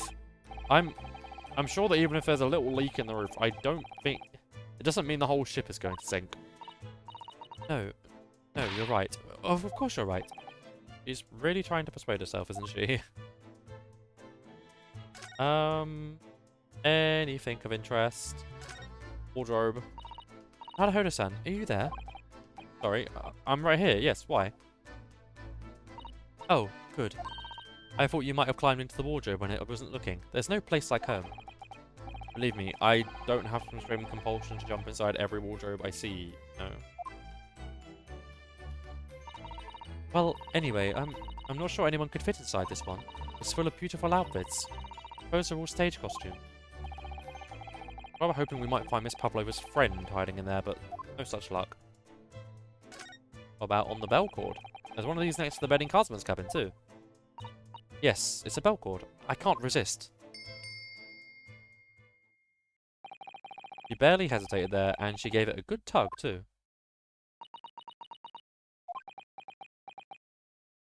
Dot dot dot dot dot dot dot dot. No, I didn't actually expect anyone to come. We don't want them to. We're trying to investigate in secret. So this ventilator connects to Kazuma's cabin next door. Yes, although, what a fool a shipbuilder must be to open a ventilator into another room. Ah, maybe it's so that if there's a gas leak next door, the occupant of this cabin would notice and raise the alarm? Or the occupants of both cabins would die of gas poisoning. That is a possibility. Anyway, last night, Kazuma wrote that he saw a speckled band coming out of this ventilator.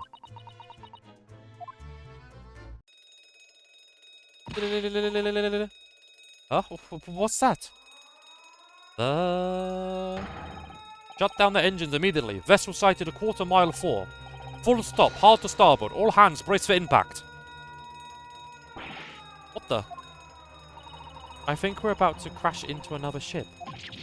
What? I can't stand. Misato-san, hold on to me. Wah! Wah! Misato-san, are you alright? Are you injured at all? I think I'm fine. Thank you now, Hodo-san.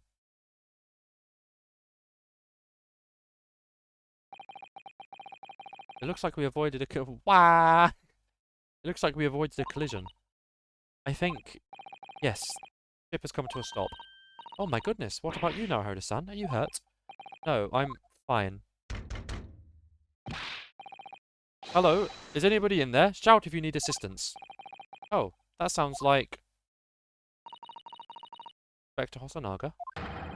Is that you in there, Hodo-san? Unbolt this door, quickly. What? The bolt? Look at that. The door's bolted. Did you do that, Sasato-san? No, I didn't touch it. Well, that's strange. How did... And look at all the books. They're just like they were before again. Just like they were before again. Reading like I can't read English. Narahoda-san, aren't you going to open the door and let the inspector in? No. I better tidy this place up first. Our violent emergency stop has solved one mystery at least in a very vivid way, but I knew that what awaited us on the other side of the cabin door would not be pleasant. I hurried around tidying up the cabin with a new sense of foreboding in my heart. To be continued. Oh. Oh, part 2 was very short. Goodness. Right, it was like, what was the time when we last saved? 8:57.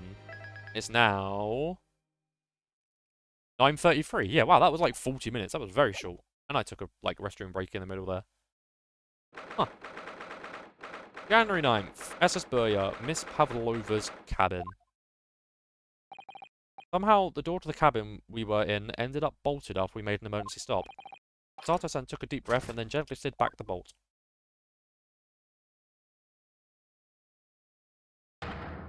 You! What are you doing in Miss Pavlova's quarters?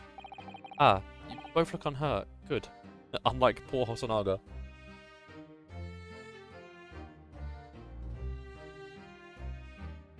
Oh, goodness. Yes, we're fine, thank you. But what on earth happened? We heard something about how we were going to collide with another ship? Yes, it appears to have been a false report, though. Oh, how did that happen? There's a dense fog outside, so it's extremely difficult to see. Someone must have thought he saw a ship ahead. This person obviously triggered the alarm, and that's why we made an emergency stop. Everything is chaos. Passengers are screaming. Crew are running everywhere.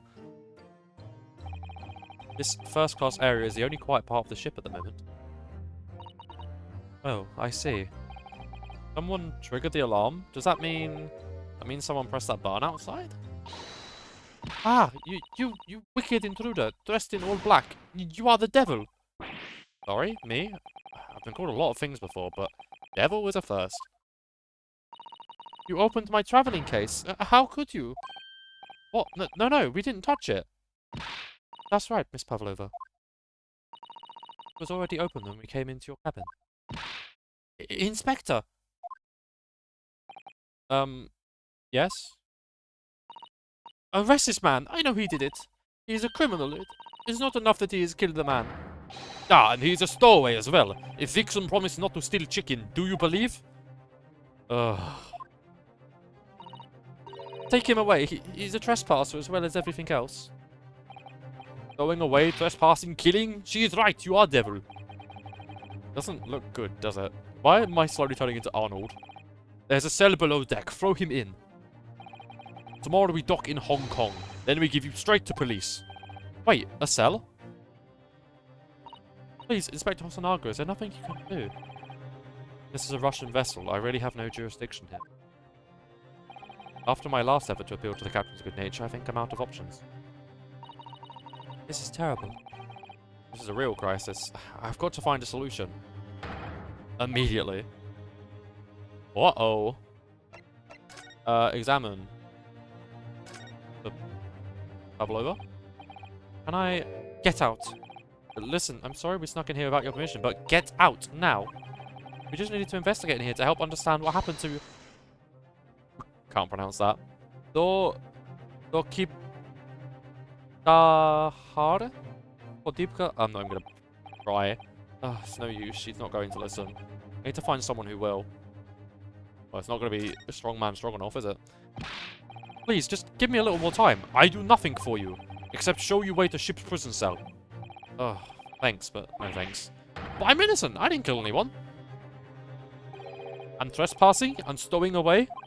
Well, you know, sometimes life can lead you down some unusual avenues, and, well... Enough! You are guilty! Ship cell is the only place fit for you. Oh, and there has to be someone, some savior to rescue me in this crisis.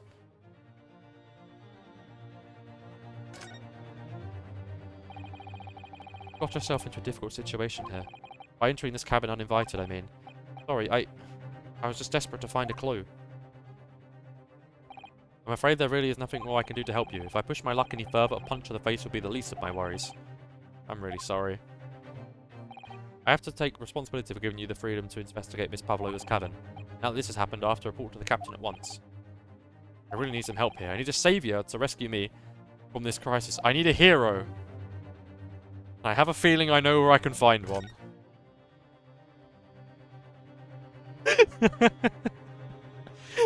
I thought he was at the table. I forgot he was on the coat hook.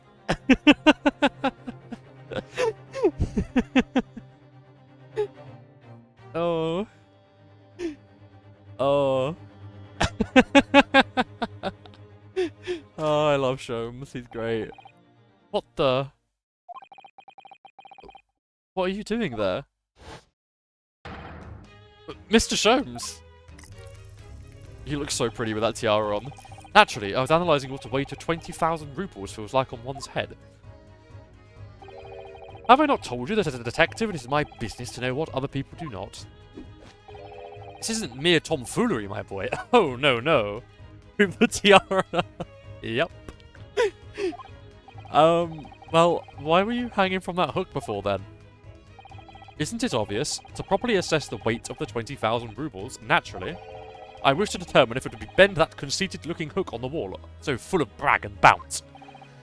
I never know whether to take this man seriously or not. Ah, you again, the great detective. Ah, Inspector. I confess I've been looking for you. I have something to report to you most urgently. Well, you might try looking for me somewhere other than a hook on the wall next time. What is the report? Speak! An urgent report from a great detective can mean but one thing. Yes. The case of the curious murder that took place last night, here on this vessel. Oh, you were. Here on this vessel, the steamship Burya, excuse me, has been solved by me, naturally. What? Really? Yes, I have eliminated all other possibilities. No other explanations can exist. So, allow me to illuminate all your minds. For I am about to reveal my great detective's greatly admired great deduction to the case. Oh, it be time. It be time. Ha! You have solved it? Even Hedgehog understands this case. We all know who was responsible for killing student boy this morning when we found criminal in wardrobe. It is this stowaway, and he has handcuffs to prove it. I didn't do it. The trouble is, there doesn't appear to be anyone else who could have killed the victim, because, as everyone knows, the cabin door was bolted shut from the inside. That means the culprit must be someone who was inside the cabin. Yes, it is what the locked room mystery is detected. It is called a locked room mystery in detective stories. Ah, locked room, that is point. room. The room was locked. Well, I can't deny that. There's no way the bolt could have been drawn across from outside the cabin. You're all quite mistaken. The cabin next door is not a so-called locked room at all. What? Oh, yes, there is another entrance. An entrance used last night by the culprit in order to gain access to the cabin despite the bolted door. What other entrance? We never discovered one. Why? It gapes open-mouthed at you even as we speak. The ventilator man. The ventilator? Ha ha ha! You think this is funny? I can't even put my arm through that hole. That's because your arms are as thick as... You're suggesting that the culprit entered and left the victim's cabin through that tiny opening? It's not possible. Ah, but it is. And last night, the victim even witnessed the intruder in the act of passing through the ventilator. Mr. Sholmes, do you mean... Are you referring to the words Kazuma Satma wrote in his diary? I ain't saying them again. Precisely, my dear madam. But what does it mean? What is this speckled band? The answer to that particular conundrum is in this very cabin.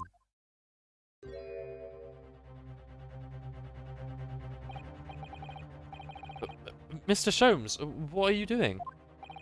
There is a distinct element of danger, but fear not, I am ready. What I am about to expose for you all to see will shock you to your cause. Behold! What the...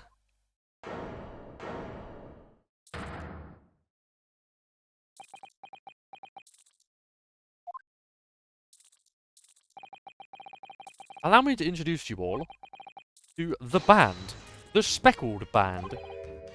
A snake? Indubitably. I have solved this mystery. Starts breaking it down. Sholmes is great. I would just like to say, oh man, I love Sholmes in this game. So good. He's just funny, man. Oh, dude.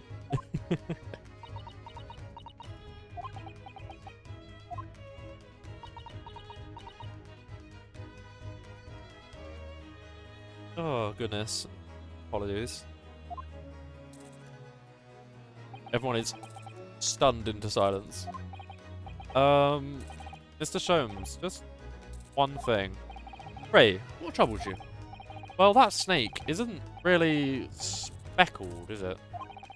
It looks more stripy. Say?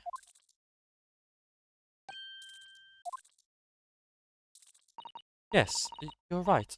I think in this case you'd have to call it the striped band, wouldn't you?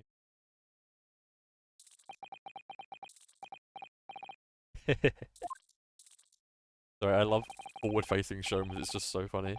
You both see and observe with distinction, however. Do you not think that is precisely the trap into which the culprit wishes you to fall? Oh my goodness, really? It's a trap. It's a trap. How exactly... I think perhaps it is time I explain the intricacies of my train of thought. Are you ready, Miss Pavlova? I'm sorry for the young man who died, but that is all. His death is nothing to do with me. This whole thing is nothing to do with me. There are two conclusions I have drawn from the facts. Number one, last night your friend infiltrated the victim's cabin. Ah. And number two, that same friend was responsible for the victim losing his life. No. He's turned as white as a bowl of rice again. Sholmes must be right. He's hit the nail on the head. This young woman's friend killed Mr. Asogi? True, he be spitting. He be spitting for real. Looks like he can't speak with that snake coil around his head. I would advise as little movement as possible, Seaman. You see, you wouldn't want the fangs of that long friend in your neck. So, everyone, let us begin. Sherlock Sholmes is proud to present is Logic and Reasoning Spectacular. A great deduction. The game is afoot. Topic 1. Intruders in... identity. Let's say intentions.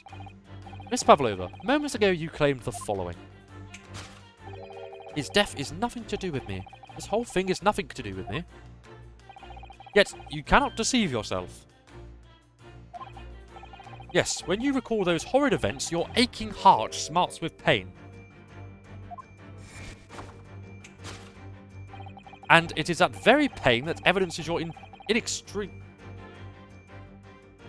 inextricable link to the victim's death. So, we ask, what was the nature of this intruder that stole into the victim's cabin on that pretentious night? Why, naturally, it was the friend with which you boarded the vessel, was it not? As I expected. Another telltale glance. Without doubt, your friend is the writhing serpent we see before us. And yet, the fact leaves us in a quandary. The victim's written observations on the night in question tell of a speckled band. Whereas, regrettably, this species' markings do not fit this description in any way. What explanation can we give, pray? What was this sight that we fell upon the victim's eyes last night? No, don't look at me. This has nothing to do with any of this. Oh, but it does. You have the answer to this quandary even now, hidden behind your back. Yes, that which you are trying, but failing to conceal, can only be the snake's sloughed skin. I don't know why my eyes keep closing on the tracking. Like, that's very strange. Like, my eyes are open, dude. My eyes aren't that small. Yes. Evidently, after the subtle and horrible crime, this most deadly friend of yours shed its original skin, no? I don't know what you're talking about. Last night, through the ventilator visible in this cabin, your then speckled friend slithered next door. Using the bell cord on the other side as a bridge, the serpent silently descended into the victim's quarters. In the dim light, it appeared to the young gentleman who was about to lose his life as a speckled band. In summary, the nature of this friend of yours, which last night infiltrated the scene of the crime, is a rare breed of snake, whose markings change every time it slows its skin. A snake so dreadful we can only imagine it would be found in the deepest depths of India. A beloved speckled snake.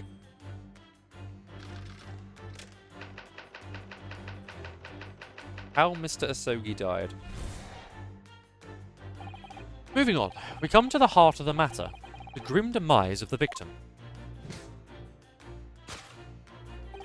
How did this young man lose his life, and why? According to the data which I have apprised, it would appear that there were no visible signs of injury.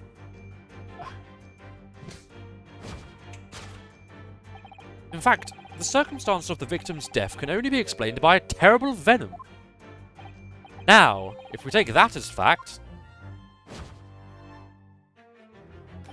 we can reasonably imagine that there remains evidence to affirm it at the scene of the crime. Oh no, could there be? Yes, an examination of the deceased's body will prove the cause of death conclusively. The almost but not quite imperceptible puncture wounds left by the venomous fangs will seal the truth. Yes, the vestiges of a snake bite delivered by your terrifying friend. This makes no sense. There is no point feigning ignorance, Miss Pavlova. After the incident, you endeavoured to hide everything, didn't you? But now your involuntary glance betrays the hiding place you chose. That's right, you hid the evidence that links you to the victim's death in that travelling case. When we first met in this cabin, it came to my attention that your case moved periodically. Your serpent assassin was restless inside, no doubt. You don't... It is telling that the victim made note of the low whistling sound that he heard minutes before his end. That was your signal, was it not? The sound you had used to train your serpent friend. Train? Indeed. You put the serpent through this ventilator and wait.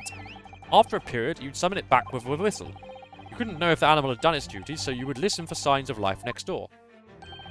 If the victim appeared not to have been dispatched, you'd release the snake once more. You deny the snake has undergone such training? It's not true. Having slithered through the ventilator and down the bell cord, the creature needed only to sink its fangs in once. And its venom would course through the victim's veins, ending his existence forever. That is the true nature of the speckled band that took this poor young man's life. There can be no doubt. My logic is infallible. Conclusion: death by a venomous snake's bite. Now, Mr. Sholmes, I do believe it's our turn. Thus concludes Sherlock Sholmes' great deduction of the speckled band. But my brain sees a word and tries to read it, and sometimes it just doesn't read. Stunned silence. Miss Pavlova has trained her pet snake as a killing machine. There on the floor you will observe a saucer of milk. The promise of food is the key to training any creature. Incredible. You've solved the mystery. Amazing. Your great deduction really lives up to its name. I now see why Sherlock Sholmes has become such a household name. My dear man, it was nothing remarkable. As the Russians say, I could have done it with one left hand.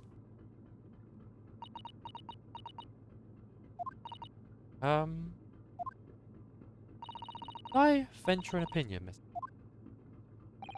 But of course, on your mind. It's just about your deductions before. Some things don't quite make sense to me. I welcome questions as to my method. I will answer both loudly and proudly. Oh, well, good. First of all,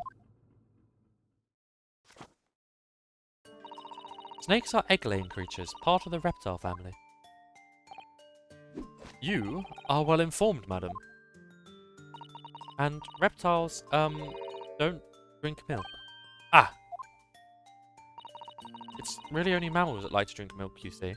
I like how of all of the things that they had to contest there, the snake drinking milk was the biggest, that couldn't have happened, sort of thing. It was like, huh?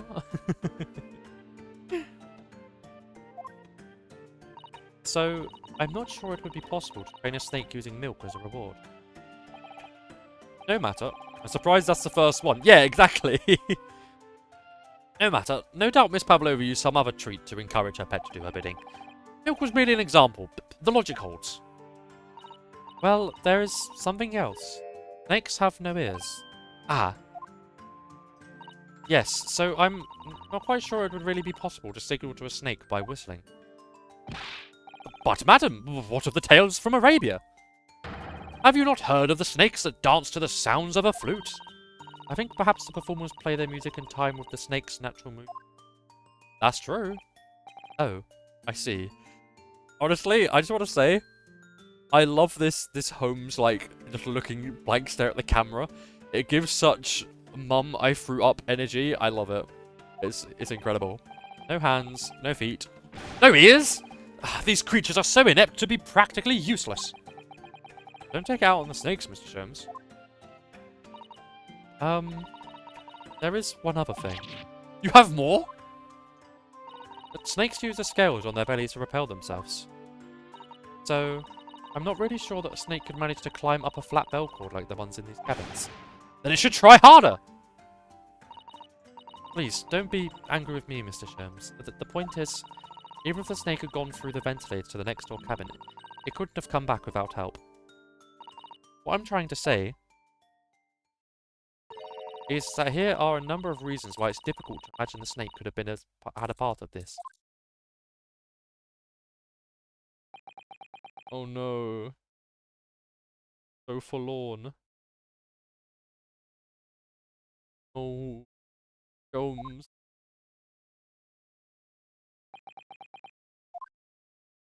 Oh, my eyes aren't as sore as they were last time. The flashbangs aren't hurting my eyes, but warning flashbang. I think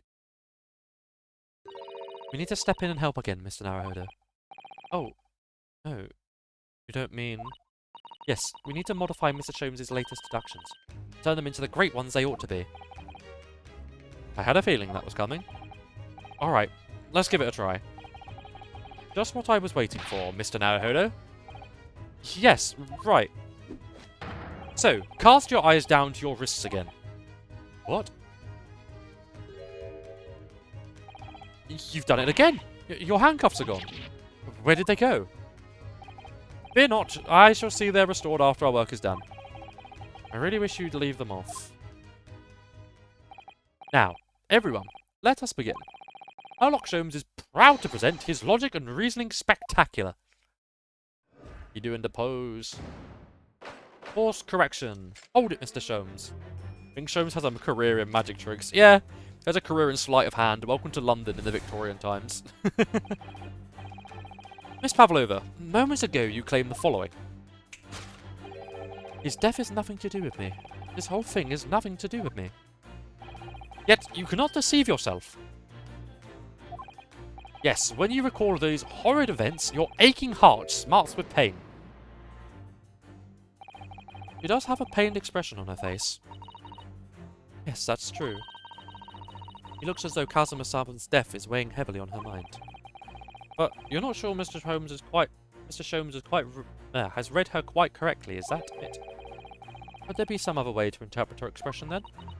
Let's take a moment and really look very closely at Miss Pavlova. That's Miss Pavlova, alright. The left ear? I don't... Oh, claw scratch. I see. Oh, Naruhodo-san, look. That looks like a very painful wound. It looks like a scratch made by some sort of small animal. And fairly recently, too. Well, whoever scratched her doesn't appear to be around here. But I do believe that that claw scratch is what makes... Yeah. Is what smarts with pain. Goodness, I cannot speak. Yes, when you recall these horrid events, that claw scratch smarts with pain. Indeed! And simple observation reveals that the wound is fresh. Miss Pavlova, did you in fact receive that scratch sometime last night? Ah! When I think about the young man who died next door, I feel so sad, and when I'm sad, the pain from this worse. And it is that very pain that evidences your inextricable link to the victim's death. So, we ask, what was the nature of this intruder that stole into the victim's cabin on the contentious night? Why, naturally, it was the friend with which you boarded the vessel, was it not? Ah, as I suspected, another telltale glance. Without doubt, your friend is the writhing serpent we see before us. It seems likely that the scratch mark on the back of Miss Pavlova's hand is made by this friend of hers, doesn't it? Except, snakes don't have claws, do they? No, they don't. They don't even have hands or feet or which claws might grow. Well then, if that snake isn't her pet, what is? What's the true identity of this friend of hers? We follow her gaze now, Naruhodo-san. That is where we will find the answer. Where could this friend be? I wonder. Human Stroganoff? Could he have claws? Or perhaps it could be this photograph frame. Ah, look at the photo in this frame. This must be something Miss Pavlova brought with her when she ran away. She's exceptionally beautiful, isn't she? Yes, that's true, but personally, it's a little black creature she's holding that's caught my eye. Maybe we'd better take a closer look at this. Look at this cat Miss Pavlova is cuddling here. Oh, what a cute little kitten. It could vie with you, couldn't it, Naruhodo-san? For the blackest outfit. A black kitten. And from the looks of this picture, at least, Pavlova seems very attached to it. Yes!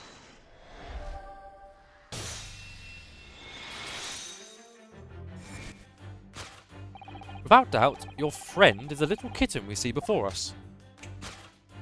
Yes, the scratch on the back of your hand makes that abundantly clear.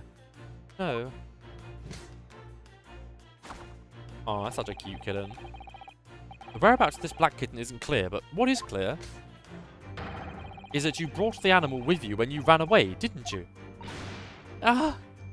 Oh wow, my voice has really gone for any such exclamations of grief. Darka is my best friend. I couldn't leave her behind. Darka would appear to be a Russian blue. And yet, that fact leaves us in a quandary. The victim's written observation of the night in question to have a speckled band, whereas, regrettably, this specimen's markings do not fit that description in any way. What explanation can we then give, pray? What was the sight which fell upon the victim's eyes last night? No, don't look at me. This has nothing. This has nothing to do with any of this. Oh, but it does. You have the answer to this quandary even now, hidden behind your back.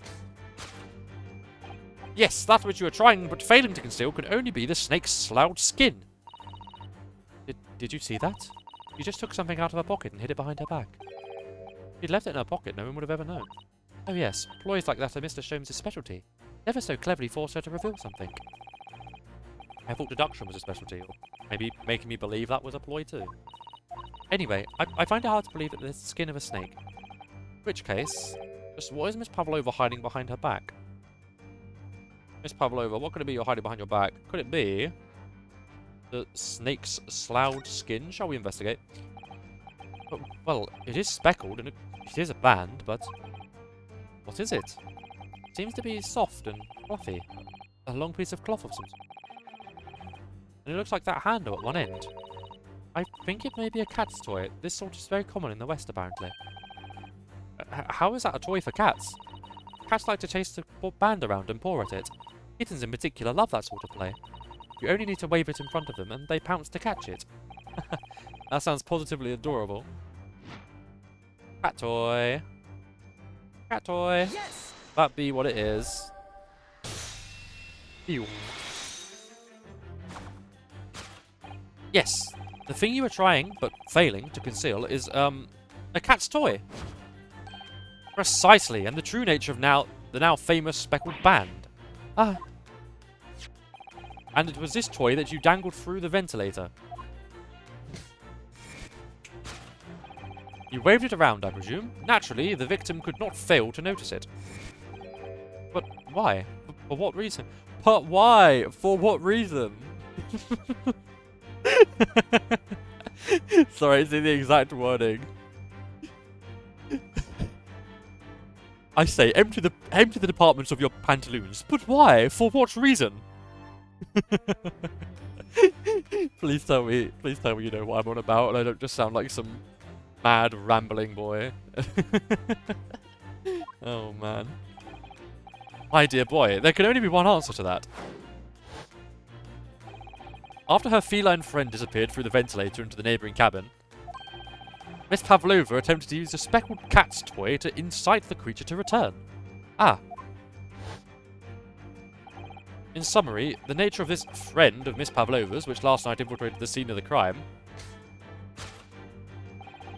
is a blithesome Russian blue breed of cat by the name of Darka. Empty the compartment of your pantaloons. For what reason? I'm glad you knew what I meant, Willow. A truly troublesome feline young Dark was proving to be. She must be caged once found. You'll forgive us for borrowing the photograph of your pet, Miss Pavlova. Photograph of Miss Pavlova and Dark has been entered into the...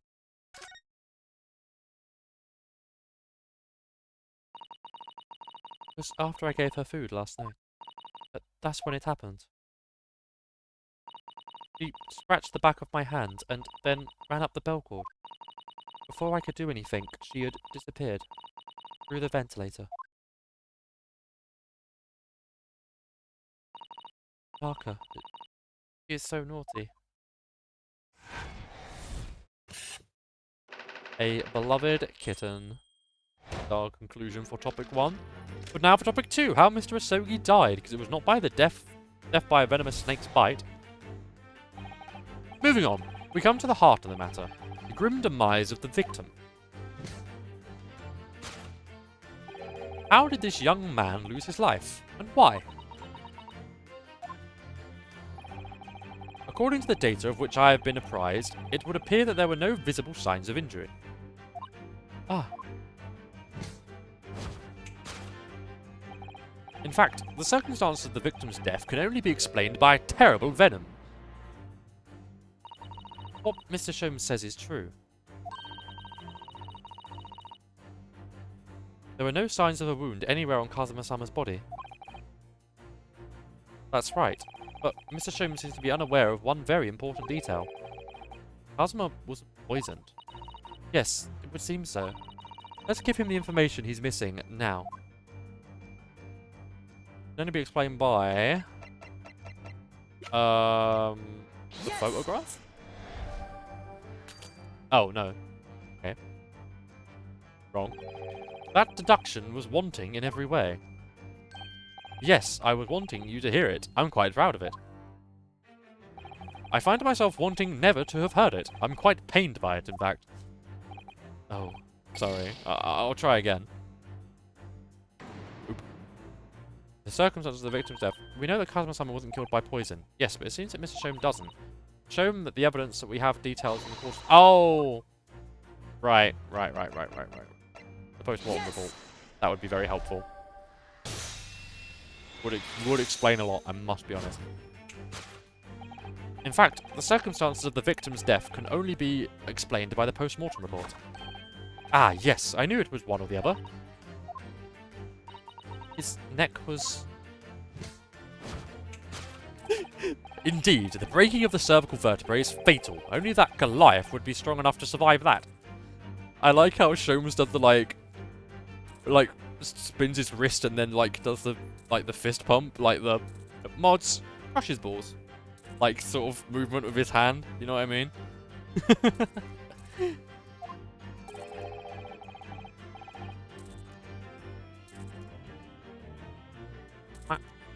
Close my door as it's opened in the wind. Seaman Stroganoff isn't some sort of immortal freak, you know. The jury is out. Anyway, we have on good authority that the victim's neck was broken. Now, if we take that as fact...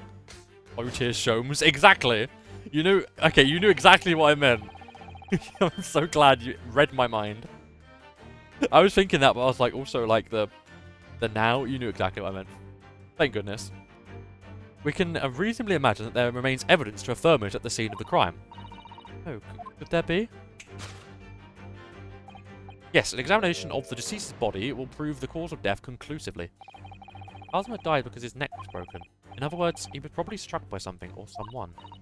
Yes, that's a distinct possibility. As of yet, no weapon has been found there. Presumably Darko didn't silently creep up behind Kazuma and deal him a fatal blow.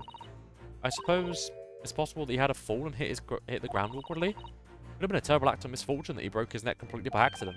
Oh, yes, a bad fall could explain it. It's rather hard to believe of Kazuma, though. He wasn't a clumsy man. Well, we need to fix the deduction somehow. Is there anything from the scene that could explain what happened? There is! The boot mark on the floor. Oh, tears Sholmes.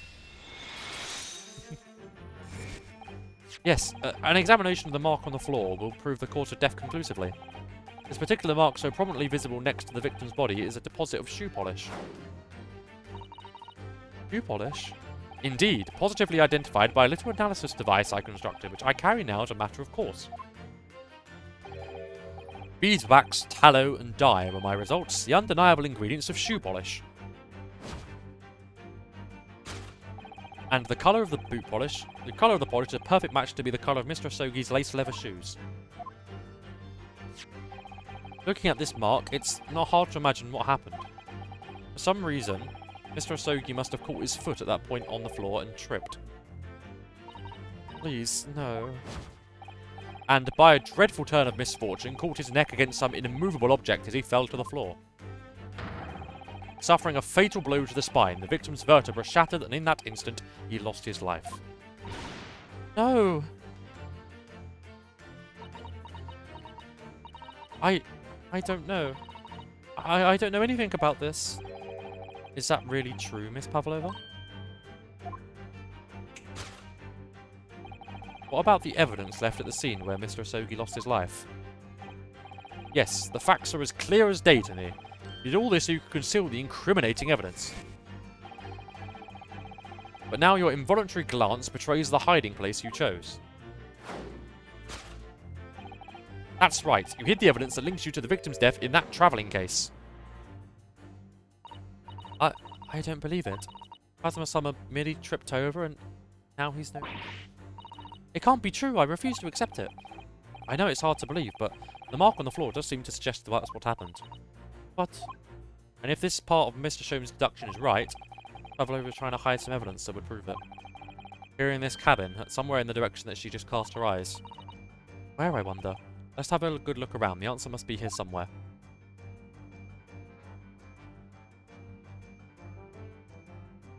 Now, I do believe... Have a look at this wastepaper basket. This is a wastepaper basket. Perhaps all the first-class cabin have them. But Miss Pavlova only started occupying this cabin last night. Normally there's not much rubbish in there yet. Oh, but there is. Oh, what's that? It's a broken piece of glass, isn't it? Yes, it is, and I feel like I've seen it somewhere before. If it looks familiar, perhaps it's more than your mind simply playing tricks on you?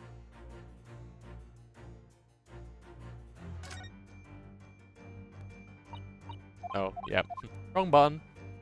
Oops! I meant to press triangle, not X. Yes! It's the wastepaper basket, or the bin. That's right, you hid the evidence that links you to the victim's death in that wastepaper basket. Here we have a fragment of some intricate glass object, it would seem, one that has a familiar air, in fact. Precisely, we found another piece of broken glass on the floor in Mr. Asogi's cabin. And as you can see, the two pieces fit together perfectly. No. So, Miss Pavlova, can we consider what this tells us? Why would it be that part of this glass object, which was evidently broken at the scene of the victim's death, should be found in the wastepaper basket in your cabin? Yeah. You're well acquainted with this glass bell, are you not? I don't know. In that hushed Russian accent of yours won't save you this time, dear girl. Why? Because we have conclusive evidence linking you to the bell in question. What? Take it away, Mr. Naruhodo. Yes. The evidence linking Miss Pavlova and the little glass bell, that would be... the photo. Yes! If you look closely at this photograph, you can clearly see, hanging from Darker's collar, the very glass bell in question. The truth has caught up with you, Miss Pavlova. The young man who lost his life last night did so after a truly inauspicious fall. And the cause of that fateful stumble?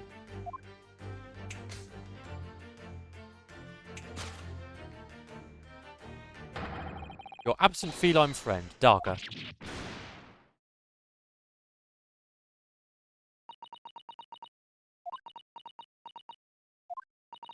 I couldn't tell anyone. I'm sorry. Death by tripping over a cat. Death by breaking his neck in a fall. Deduction complete. Elementary. Ads starting in 5 minutes, everybody, but I'm going to snooze them if I can. I don't think we've got that much longer left, so I'm not going to let the ads run. Why don't you tell us now, Miss Pavlova? Tell us exactly what happened last night. It was a little after 1 in the morning. So late, but I hadn't had time to feed Darker, so I gave her some. And then, sudden scratched me and jumped out of my hands. People do say that cats become very anxious and nervous in new environments. was so fast she disappeared through the ventilator before I could stop her. And that is how you acquired that rather nasty wound on the back of your hand, I take it? Yes. And I had read the, I knew that I was not allowed dark with... Yes, modern science suggests that animals can carry infectious diseases. It's a precautionary. So, I listened, trying to hear if there was some noise in the next cabin.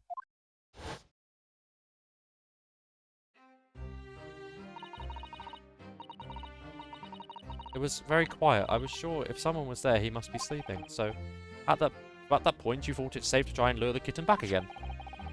By dangling the end of the toy through the ventilator and into the adjoining cabin.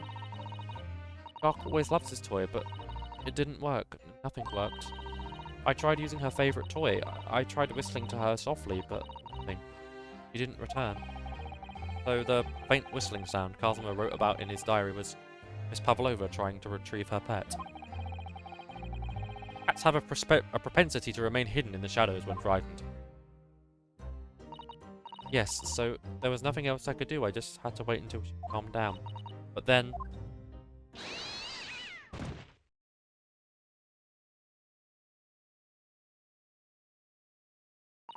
I nearly passed out with shock. I heard her cry out and then... Such a dreadful bang. Then afterwards, nothing. Totally silent. Kazuma was...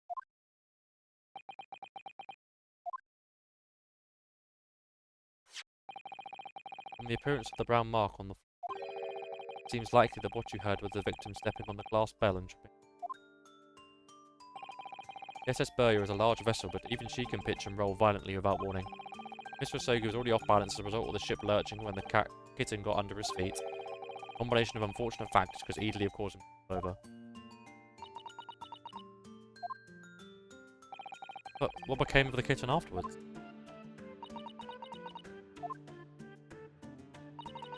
In the end, I managed to get her to come back through the ventilator.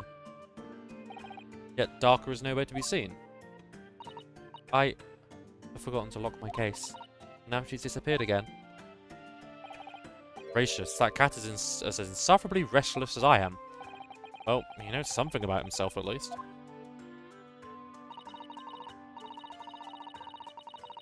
When I woke this morning, I heard that a young man in the cabin next to mine had died, but I couldn't bring myself to tell anyone what had happened. I was too scared. Scared that they would send me back. Oh, hold on a minute. What about the snake? You're right, where is it? The snake isn't your friend, Miss Pavlova, then whose is it and where did it come from? What on earth is such a dangerous creature doing on board this ship? Oh, I didn't say. Snake is my friend. His name is Porisko. What? What? That snake belongs to you? He escaped from cage when emergency alarm sounded. I was looking for him. I did not expect to find him in here. Yes, how did that snake get into this cabin? But animals not permitted on board. Ha! We are at sea for 1 year. You want to be so long without close friend? Without someone who understands? Couldn't you find someone a little more human who understands you better? But, my dear burly fellow, a gargantuan venomous snake? Surely you can appreciate the danger you're putting everyone in. No venom. Kurosk does not have venom. He is harmless, very long but very gentle. He's adorable, like Granny. It's venomless?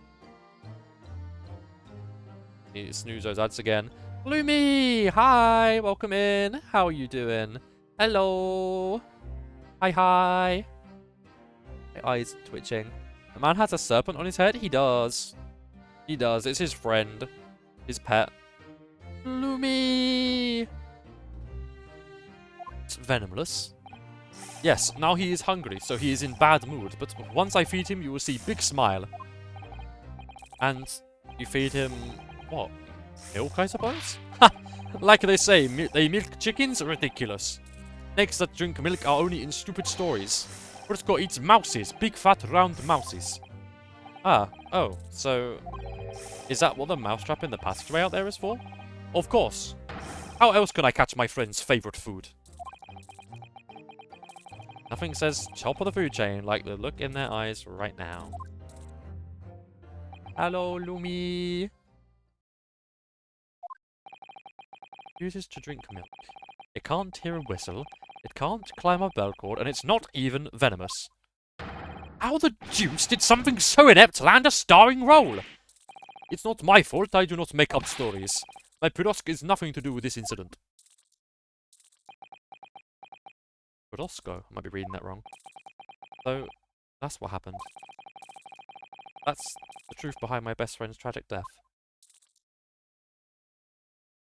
I hope the kitty is okay. Me too. I actually can't remember what happens. So, my memory is very patchy, which is fantastic for playing this game again, because I don't remember everything, which makes it a lot more fun. Excuse the screen going white and flashbanging everyone again.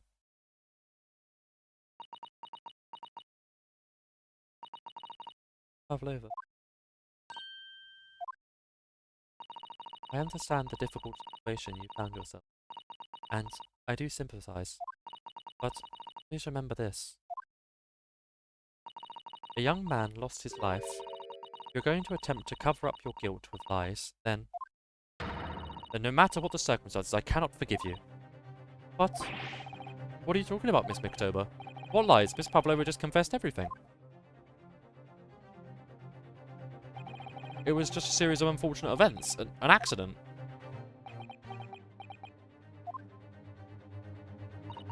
I'm no great detective like Mr. Sholmes. I don't have a gift for knowing the truth. But even I can see that was not the truth. Don't you agree, Mr. Naruhodo? To be perfectly honest, yes. The letters sound very similar to Phoenix Wright. I can say the reason they do is because this is Phoenix Wright, technically. This is Ace Attorney. This is the Great Ace Attorney Chronicles. It's set in Victorian England and Empire of Japan. And it is set in the past, but it is Ace Attorney. So, if I go to the court record, show you... oh, not my pin. Not my pin badge. If I show you our main character, who's not here, never mind. I'll say if I show you our main character. No, Ryunosuke himself is a, like a past distant family member of Phoenix Wright. Because, yes, he is. Anyway, I don't say it in the game, but it's known in lore. There's a discrepancy in Miss Pavlova's story, I know it. I need to prove it. I confess. I was intending to let Scotland Yard deal with any outstanding issues on this matter. Oh? I am only present here for a very specific reason. Oh, also, I need to put out the point. I know what Scotland Yard is because I'm British. But basically, Scotland Yard is like the head... it's like where the London Metropolitan Police headquarters is. So that's what it's called. It's called Scotland Yard. So if you ever see him refer to anything as the Yard or Scotland Yard, he's talking about the police. I'm only present here for a very specific reason. Truth is, you, Mr. Naruhodo, are simply a distraction. A distraction? I do hope you've not been finding your shackles too uncomfortable. Ah, oh, not again. When did he do that? Especially as they're on your wrist as a result of my intervention. I was rather hoping I could resolve matters before we made our next port call. You were... Mr. Sholmes? Yes, but I overlooked one important detail.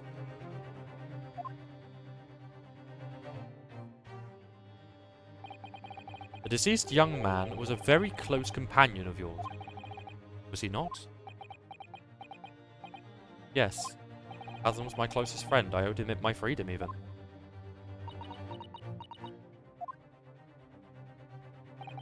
In that case, we must follow this to its conclusion. No further distractions. You must uncover the real truth here, Mr. Naruhodo. Yes, whatever that may be. The key to this is the discrepancy in Miss Pavlova's story. If I can chase that down, maybe the truth will become clear. Truth about how you really died. And about how that scene in your cabin really came to be. Oh. Kazma's second theme. Alright, I'll see what I can do. Excellent. Thank you, Mr. Naruhodo.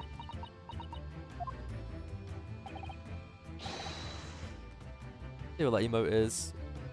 Good. 1 minute. Dress maid is objective. Yes, it is. It is. If you feel free to submit counterpoints towards that. I have a maid dress outfit ready for this model. So once we achieve that goal. I forgot about that. Yeah. That's okay. Don't worry. So then, shall we begin? Yes. Maid or VIP? You've already got VIP now. It is fine. What we should ponder first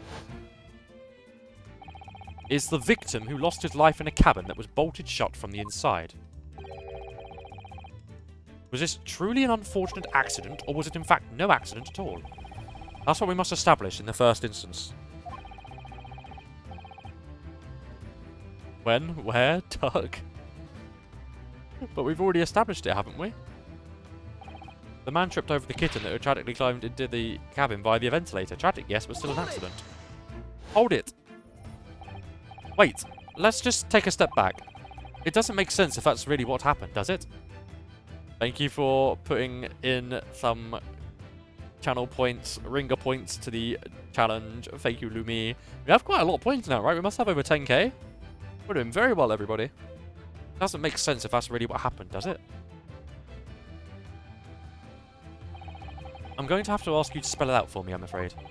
Yes, it's starting to take shape now. There's a clear contradiction between the facts and Miss Pavlova's story here. The evidence is right there in Kazma's cabin. It's undeniable.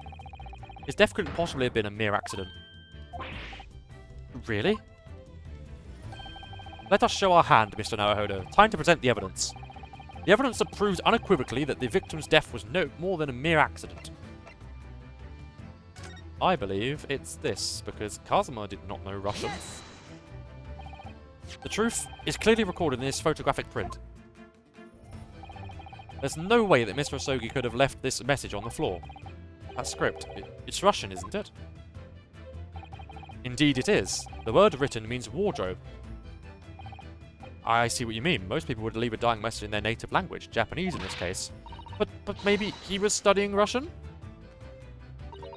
It's a simple language. He could have picked it up very fast. That doesn't seem likely. That's actually not the point. It makes no difference whether or not he knew Russian or not. Sorry? What do you mean? Exactly what I said before. There is no way that Mr. Asogi could have left this message on the floor. The reason why is clearly explained here. He was in compos mentis. Damage to the cervical vertebrae resulting in instant death. Instant death. Ah! Which means, after the victim fell to the floor, he couldn't possibly have written anything, because he was already dead. That's not the only reason, either. There's something else we found in Mr. Asogi's cabin. A remnant of something that couldn't possibly have been there if what Miss Pavlova told us was true. What? So, Artisan noticed it too, then.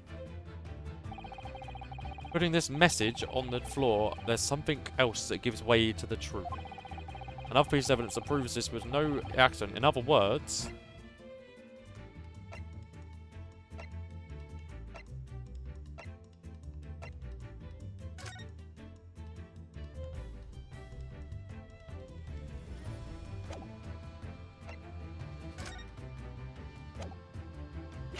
I don't think it is the Mark's floor, is it? It might be. Ads starting in 5 minutes. I can't delay them any further, sadly. Not the paper seal. I thought it was the...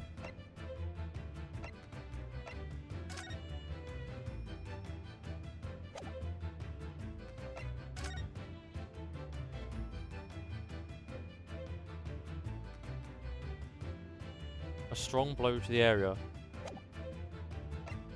I'll go for mark in the floor, but I don't think it's right, is it? Maybe it is. Yeah, because of the glass bell. This broken piece of glass next to the mark on the floor. Overthinking it. But that's the glass bell the kitten had around its neck. We already know about that. It was broken in half when the victim tripped over the cat and fell. So we already have a satisfactory explanation. Where's the flaw in that logic? Unfortunately, there's a very big flaw. A fatal flaw. What? If that really is what happened, then explain why the other half fits in the bin over there. Then how did half of the bell end up back here in this cabin? Ah! Yes. Remember what we found the other half of the glass bell in that wastepaper basket? Would you care to explain that, Miss Pavlova? Oh no. Both these pieces of evidence clearly point to the same conclusion. That when Mr. Asogi died last night in his cabin, there was someone else in the room. And that same person deliberately arranged the scene to disguise the truth, in order to cover up his or her own guilt. Yes, there was someone else present in Mr. Asogi's... You're wasting time! Someone else was there? Duh, of course, we know this. What are you talking about? Bulkhead was bolted shut from inside. There was no way in or out. Oh, yes. And only other person in cabin when young student died was you. Yes! It's true, I was in the cabin when it happened. You were shut inside the cabin wardrobe, to be precise about the details. But I didn't know Russian. There was no way I could have left the message. Not would have. There's no way you could have left that message, to be precise about the details. Would you mind? Forgive me, my dear fellow. As I was saying, the person in question wrote the word wardrobe in Russian on the floor, in an attempt to incriminate me for the crime, even though I had been asleep in there the whole time. Entire time. And then, the same person picked up the broken glass bell that had fallen to the floor, for fear of it becoming evidence that would show how Mr. Asogi really died. But why wouldn't this person have taken all the pieces of the bell away? Leaving half behind was always going to raise questions. Yes, well, it was past 1 o'clock in the early hours of the morning. The cabin would have been quite dark. A single small lamp suspended from the ceiling would barely have cast any light onto the floor there. Little wonder then that the culprit failed to notice a fragment of such a tiny item. You all suspect me, don't you?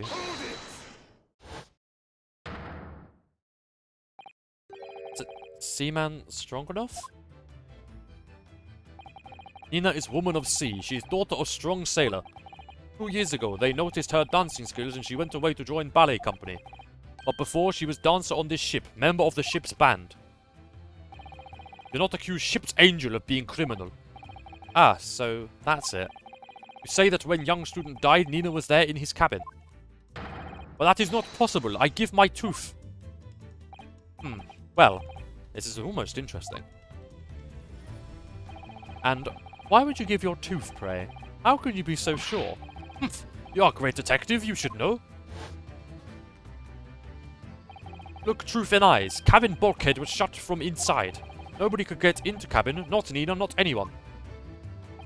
Or you want to tell me that killer can walk through locked doors? Yet, it's impossible. He's right. But wait, I've read about this in detective stories. People often tie thread around door latches so they can open and close them from the outside. Red, are you stupid? These bulkheads are not barn doors. I'd start in 10 seconds, everybody. Certainly not. They're watertight doors, as one would expect to find on any modern steamship.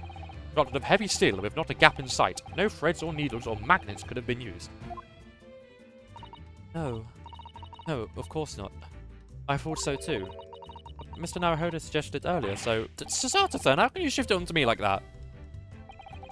So, Seaman Stroganoff has a valid point. The cabin door could not have been bolted shut from the outside. Not necessarily. What? I put it to you that I could bolt this cabin door without laying a finger on it. And in this very cabin, we can see the traces of the method I have in mind having been used before. I don't believe it. Well, Mr. Naruhodo, I believe you know what I mean, don't you? A way to shut the bolt of the cabin door from the outside. One way does spring to mind, yes. Do you really know what Mr. Sholmes means, Mr. Naruhodo? Yes, and so should you. Because we've seen it happen. Indeed we have. So, would you care to do the honours, Mr. Naruhodo? Point out the telling signs of the method which was used to slide the cabin door bolt across from the outside. That would be... Yes! the slided books. Look at the bookcase there. See how all the books and things on it have toppled over? That must have happened when the ship made its emergency stop before. Yes, that's right. It's a very powerful vessel after all. When the engines are thrown into reverse, a violent jolt goes across the entire ship. Any small objects that aren't fastened down are bound to fall over. I believe... yes, that's what's known as inertia, acting on the objects.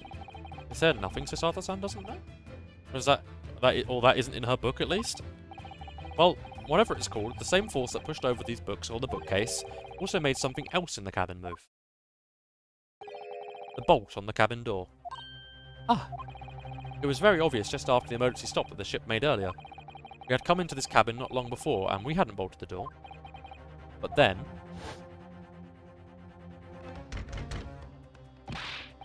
hello, is anyone in there? Shout if you need assistance. Oh, that sounds like... Inspector Hosonaga. Oh yes. That's it. When the ship stopped suddenly, the bolt flew across and locked the door. Yes, it's made of metal, but it's small and light enough to be moved by the ship's sudden change of speed. Or the force of inertia, if you want to call it that. Are you trying to say that last night, after Mr. Asogi was killed...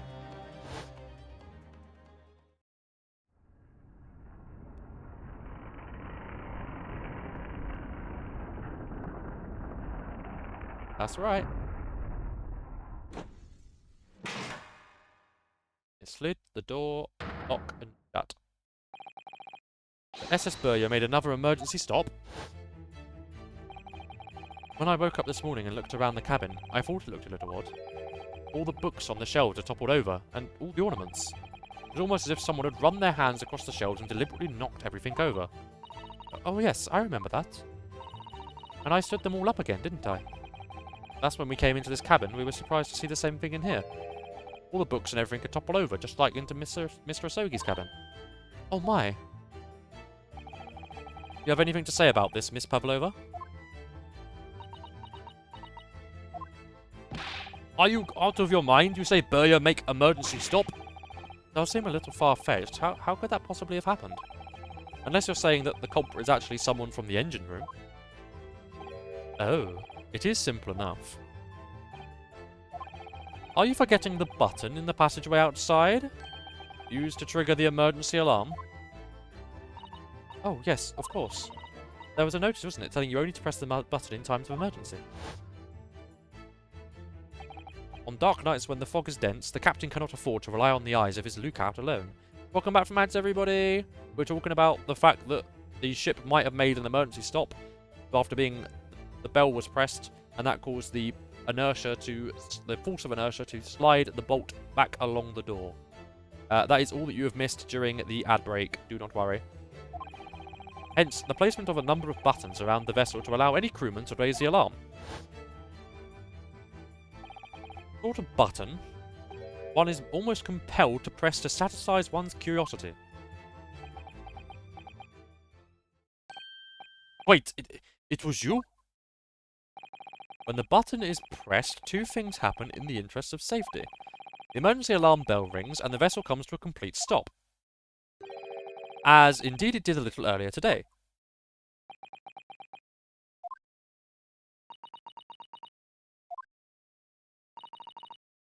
Mr. Sholmes, surely it wasn't you who... As I always say, a button has but one purpose in life.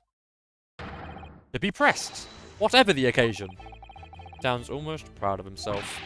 How dare you mess with ship! I report you to Captain, you're in much trouble now. Now, I'm sure all that can wait until later. Let us not overlook the fact that we have now learnt a valuable lesson. When the vessel makes an emergency stop, the bolts on the cabin doors slide closed. So, what we must now consider... Yes, it all comes down to one thing now. Last night, after what happened to Mr. Asogi. Did this ship make an emergency stop, or did it not? You are idiots! Burya is a huge ship with many passengers. If we make an emergency stop even in the middle of night, there would be chaos everywhere. What are your thoughts, Mr. Naruhodo? Well, it's certainly possible that some kind of emergency happened last night. We have evidence to support that idea? Really?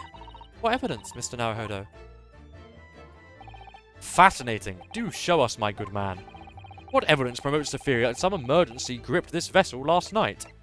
That would be the ship's log. Yes! Seaman Stroganoff, it's your duty to patrol the first-class area of the ship, isn't that right? Ah, that is correct. Why? And the ship's log here. This would be where you record the details of your duties. What are you doing with that? That is mine! Ah, you rather carelessly left it atop the little makeshift bureau in the passageway out there. But as responsible passengers, we took it in our care with a mind to return it to you later. I left it there on purpose. It is where I put it always. That would be such an arse design for all. There'd be tons of locked rooms that the crew would never be able to get into since they can't unlock them. True.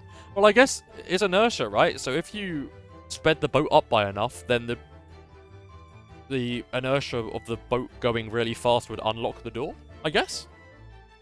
The point is looking at what you usually record. It's clear that under normal circumstances you write the phrase "nothing to report" every 30 minutes. But from 2 o'clock last night until first light this morning, nothing was recorded at all.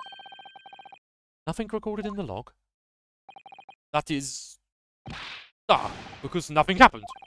But if nothing happened, you would normally write "nothing to report," wouldn't you? Gulp. What? Indeed so, which tells us that shortly after 2 AM, something happened here aboard the SS Burya.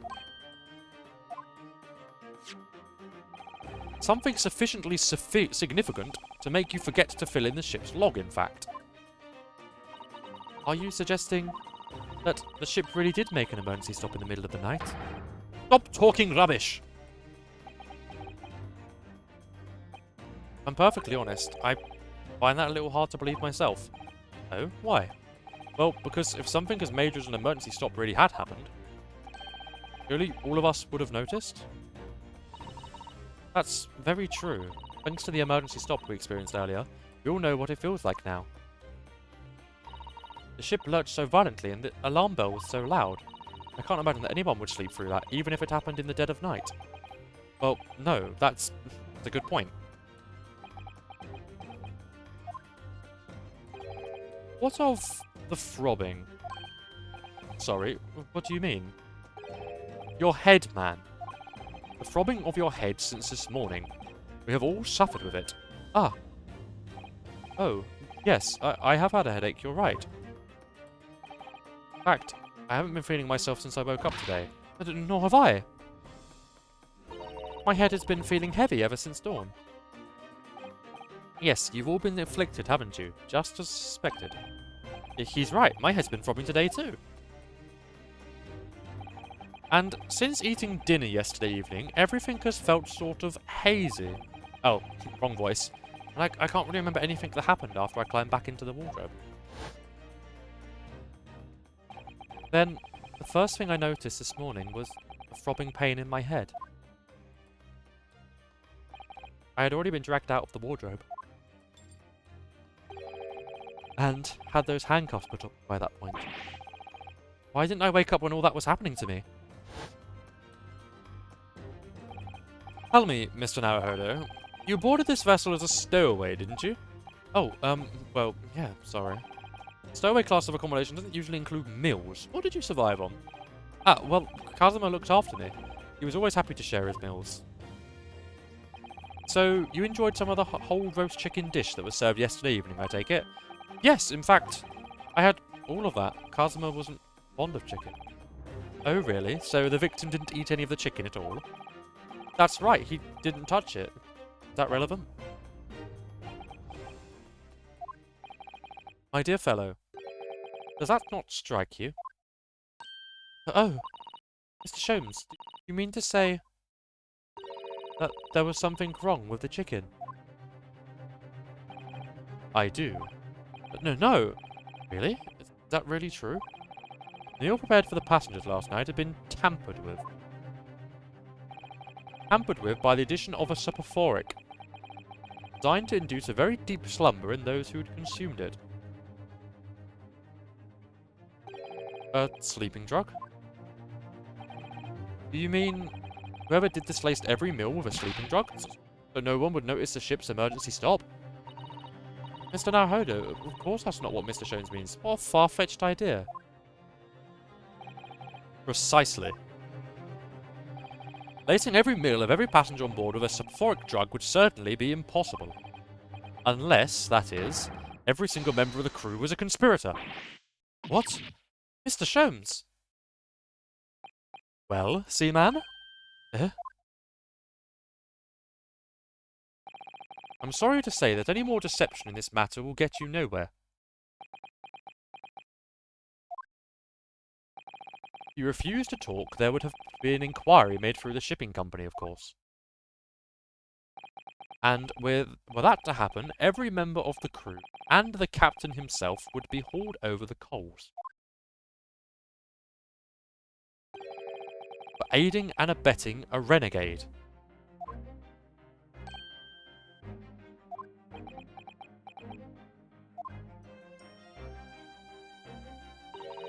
Please, no more.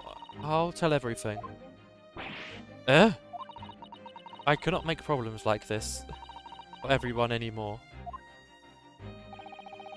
These crewmen are your former comrades, I believe. Yes, so when I decided to run away, I asked them to help me. We all agreed to help, everyone together. We threw away everything, her fame in the ballet, Mother Russia. We wanted to help our angel. I don't believe it. You are right. We put sleeping drug in chicken last night. Yes, I remember now. I did notice chewing on a lump of something strange and bitter at one point. We could not make all drug. How do you say dissolve? Talk about a heavy seasoning. At midnight in waters near Shanghai, we brought our angel on board. She was helped by comrade on shore with a small fishing boat, while all the passengers of the SS Burya slept soundly, thanks to the almost magical effects of the slumber-inducing potion their evening meals had contained. So, if that's what happened, the only people awake on the ship last night were the crew, people who disliked chicken, and the newly boarded passenger, Miss Pavlova. And that means it would have been possible for you could have used the emergency stop trick to lock Kazuma's cabin door.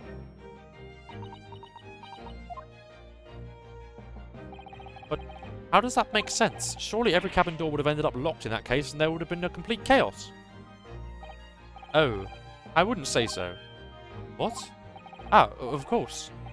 Just like us, all of the other passengers would have eaten their evening meals of chicken in their cabins, after which they would have been overwhelmed by tiredness because of the sleeping drug. Right, and accordingly, all passengers were already in their cabins for the night. Yes! The overwhelming majority of passengers would habitually sleep with their cabin doors bolted anyway, and so not one of them would have found it remarkable to find their door locked in the morning. In summary, in order to fasten the bolt of a single cabin door on the ship, the culprit brought the entire vessel to an emergency stop in the early hours of the morning.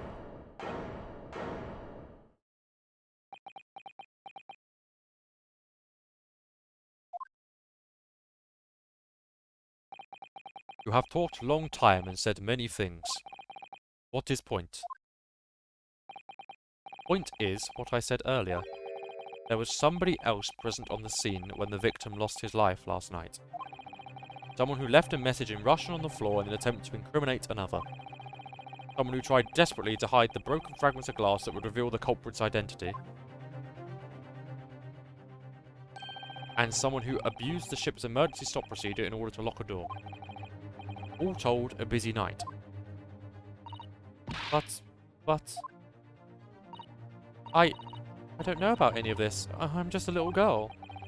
You like to speak with your long English words and explain your clever ideas. But I am sailor, and sailors don't listen to long, boring stories. We don't believe. Sailors like me, we trust only what we see with our eyes. A laudable trait. What? I'm quite of the same disposition, my good man. Observation to me is everything. Mr. Naruhodo. Oh, yes? You hear it? That accusatory cry of guilt on the wind? What accusatory cry of guilt? Sorry, you've lost me. Proof of involvement, man. But you can't hear such a call with your ears. No. You must hear it with your eyes, for observation is the basis of all deduction. What are you talking about? I believe the time has come. For one final logic and reasoning spectacular, to expose the truth. So, Mr. Naruhodo, your assistance if you please. What exactly, Mr. Holmes? Your observation, my dear fellow, just as I said. Of these two prevaricators. Observation. You remember, Mr. Naruhodo, we knew somebody tried to fabricate evidence, don't we? By tampering with the scene of Mr. Asogi's death. What we're looking for is some trace of evidence that one of these two was there when it happened. Precisely. You are delightfully quick to grasp my meaning. Alright, I'll see what I can see. So we're looking for a trace of evidence that shows someone else was there the last night when Kazuma died.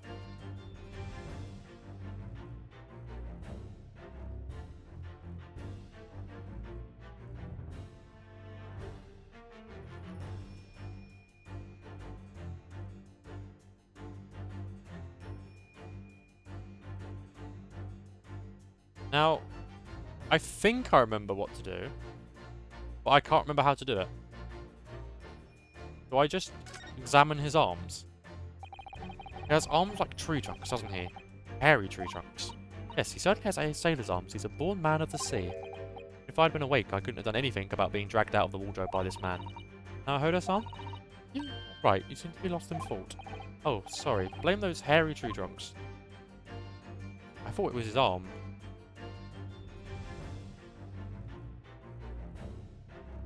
Ah, there. Ink stain. Oh, look at this. It's some kind of stain in an unusual place. I thought it was on his hands. I was wrong. Oops. Bad memory. Yes, you're right. It looks like ink, if I'm not mistaken. To be fair, I last played this game 5 years ago, so please... Oh, not 5 years ago. 4 years ago. I can't remember. A long time ago. It was during... I'm sure it was after lockdown. It must have been just around about 2021. Yes, you're right. It looks like ink, if I'm not mistaken. Ink. Look at that colour, too. It's clear where this came from. Ink stain.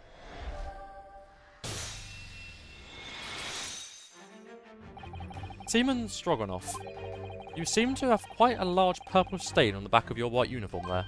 Huh? Ah, yes, I don't know where the dirt comes from. So, nothing in particular comes to mind about the stain? What are you trying to say? It would appear that the significance of this stain has escaped your attention, Seaman. Allow us to make it plain. There's a very large purple stain on the back of Seaman Stroganoff's uniform. I think what made it is clear. Indeed it is. So, Mr. Naruhodo, present the evidence that proves it. My pleasure. Alright then, the evidence that proves what the stain on the back of Seaman Stroganoff's uniform really is.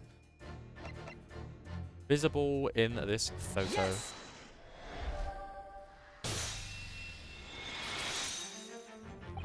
Yes, in this photograph, and the ink it shows. That's what caused the stain on your uniform. Ink? A rather unusual colour of ink. Purple. Ah! Ah, the penny drops. At last. Now you see the significance. Russian word on the floor next to the victim's body was written in purple ink. And the stain on the back of your uniform is ink of the exact same colour. If the ink had been dry, it couldn't possibly have stained your uniform in that way. Which means... you must have been present in the cabin in the moments immediately after the ink was spilled. Alright, yes. It was me. I did it. everything. I arranged everything in dead student's cabin to make it look like Wardrobe Man did it. Ringa, I have boring friends. Oh no, Lumi, what's wrong? What is wrong with your friends? Cry. No. Then I pressed the button to make Burya do emergency stop and bolted cabin door shut. I did everything so no one would suspect our angel. If, please. Don't worry, Angel. Let me do talking. It was after 1 in the morning. I was on duty patrolling passageway. They won't let me bring the vodka. No! They are boring. But I suppose it depends on the type of night that you are going for. If they don't want to drink, they don't want to drink, but... Yes, I don't see why you can't bring it yourself. I don't know, dude. I mean, it's not a problem. You are... watch of what you do. It was after 1 in the morning. I was on duty patrolling passageway, and our angel came to me. She was white like sheet. Biff, please, you must help me. I went with her. The door to cabin number 1 was open. When I looked inside, I saw student boy on the floor. What happened here?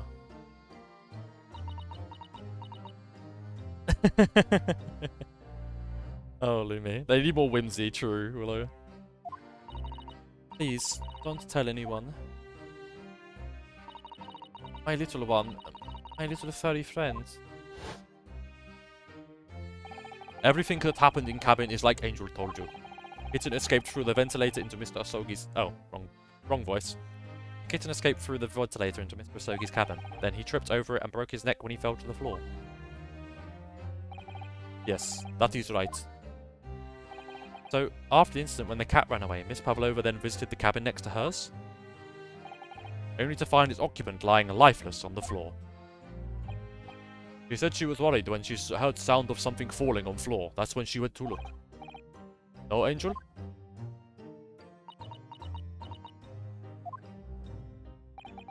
Door was not locked, so she opened to look, and you already know what happened after. There's just one thing, if you wouldn't mind. What? When you went to Mr. Asogi's cabin, Miss Pavlova, was he already dead? Why? I already told you.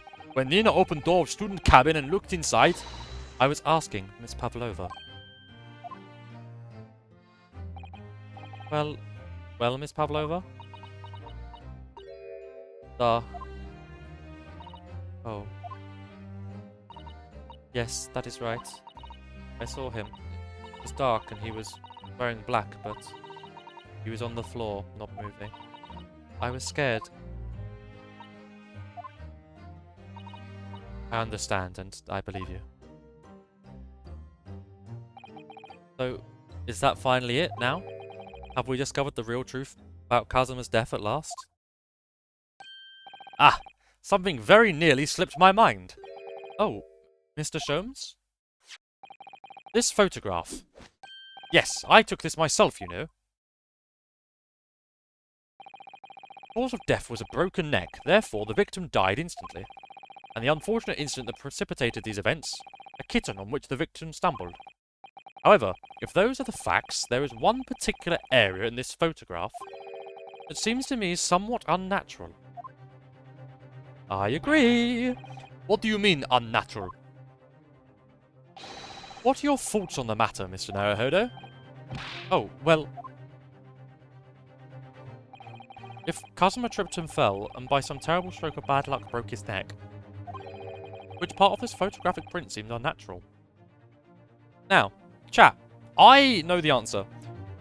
Would you like to pose to me what you believe could be unnatural in this scene? What seems out of place? What could it possibly be?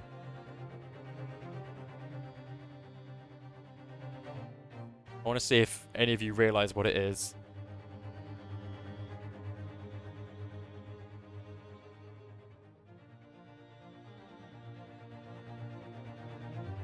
We Shall see. Shall see. This is a test. Can you tell what's unnatural about this? If a Sogi were to have tripped and fallen, what seems odd? I don't think I know, actually. That's okay. If I were to tell you, if you were to trip and fall over on your face, how would you land? That you fell forward? Kind of. If you fall forward, flat on your face, how would you land? With your arms out like that.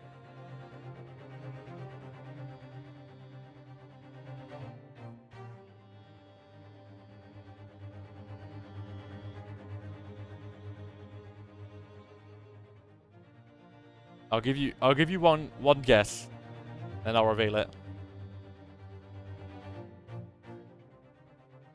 Not with my hand clenched. Yes! Bingo. Alright, if he really fell due to an unfortunate accident, then this fist just doesn't seem quite right. Yeah, that's exactly what I was implying. Good deduction. Play. The exact same thought occurred to me. In a fall, one's instinct is to open the palms flat. Yet here we see the victim with his left hand tightly balled into a fist. Almost, you might say, as though he were gripping something. What do you mean? Simply that I took the liberty of investigating the victim's fist a short while ago. Made people happy. I did not know they existed. Oh, much exists of 7TV. You did? And what, pray, do you imagine I found there, my dear fellow? Mr. Sholmes, show us, please. Why, of course, my dear madam. Would I keep you in suspense? This is what I found. Oh, a crescent moon with a little gemstone in the middle. Yes, you're right. A crescent moon. Very pretty, but what does it tell us? It tells us nothing. I'm not so sure. That crescent moon looks like it's familiar somehow. I'm sure I've seen it somewhere before.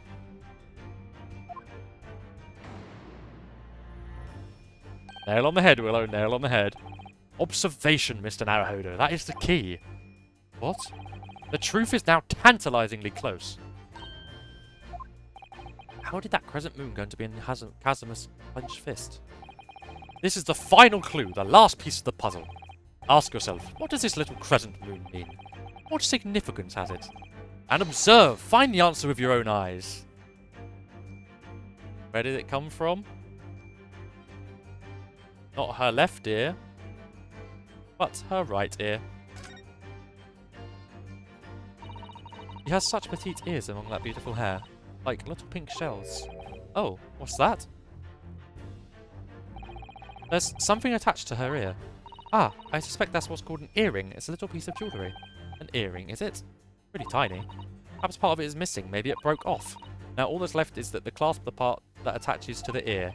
If that's the case, she doesn't appear to have noticed that it's broken. Yes!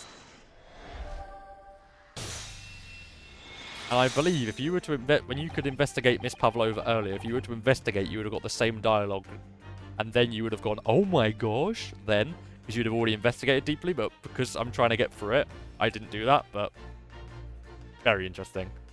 Miss Pavlova, I noticed that on your ear, even though you have a metal earring, the decorative part of it seems to be missing. The little link holding it on must have broken, I suppose. Pavlova, yep. I love the puns in this game. What? But looking at your other ear, I notice a crescent moon. Ah! I don't believe it! Now, the missing crescent moon was found in the victim's clenched fist. Clearly there's only one logical conclusion. Wouldn't you agree, Mr. Naruhodo? Yes. Miss Pavlova, Mr. Asogi must have grasped the crescent moon and pulled it from your ear, perhaps just moments before he fell to the floor. In In other words, last night in Mr. Asogi's cabin, you witnessed the moment when the victim fell with your own eyes. In fact, you were quite literally at arm's length from him. But then the question is, why did Mr. Asogi do that? Why did he pull your earring from your ear and hold it in his clenched fist during his final moments? Oh no. Angel? No one can protect you now. Please, Miss Pavlova, tell us the truth. Last night, what did you do to Kazuma? And that's the breakdown.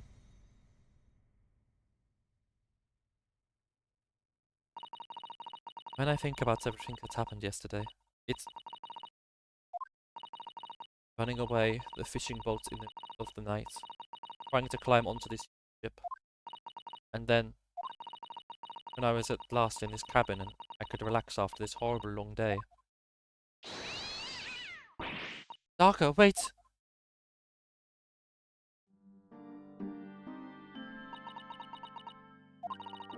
I couldn't believe it when she disappeared through the ventilator.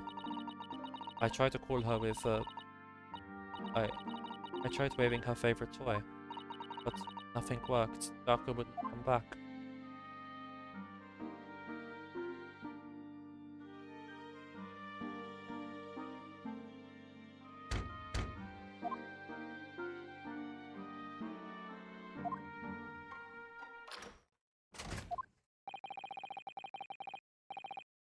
What are you doing here at this time of night, Inspector? Oh. I'm sorry. I thought it was a friend of mine.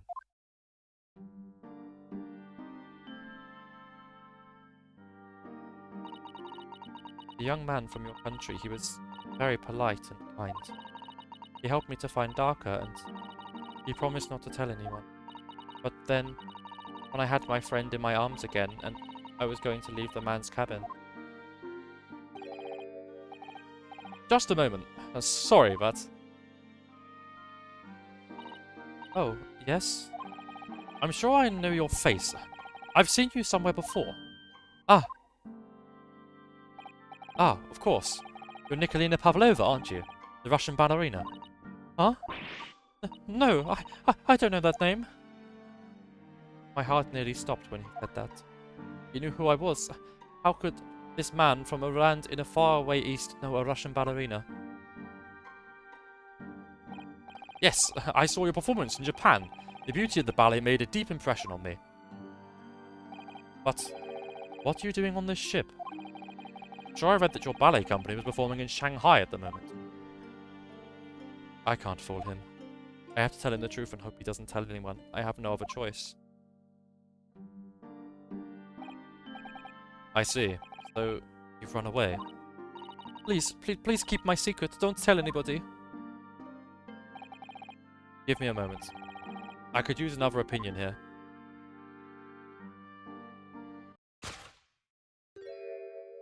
He's going to pull that cord. He's going to kill the captain. Why did I think I could trust him? Then, it happened. Everything at once. It was only a second, but it felt like forever.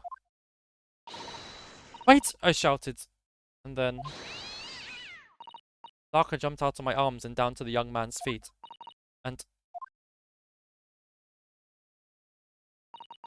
as he turned around to look at me...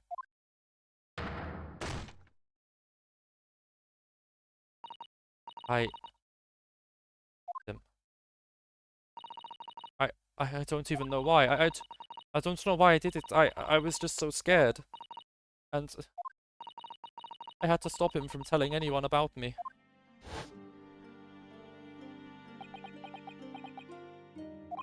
And that's when you went to fetch help? From Seaman Stroganoff, on duty out in the passageway.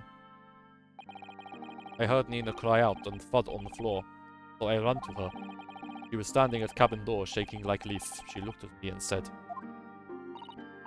"Help me, Biff. If they find out, I will be... Please, I have nowhere to go." So, decided to help. And that's when you arranged things in Kazuma's cabin to make it look like I did it. Whether no one would suspect the passenger in the cabin next door? Yes. I went into cabin and I looked around to make sure there was nothing to show Nina was there.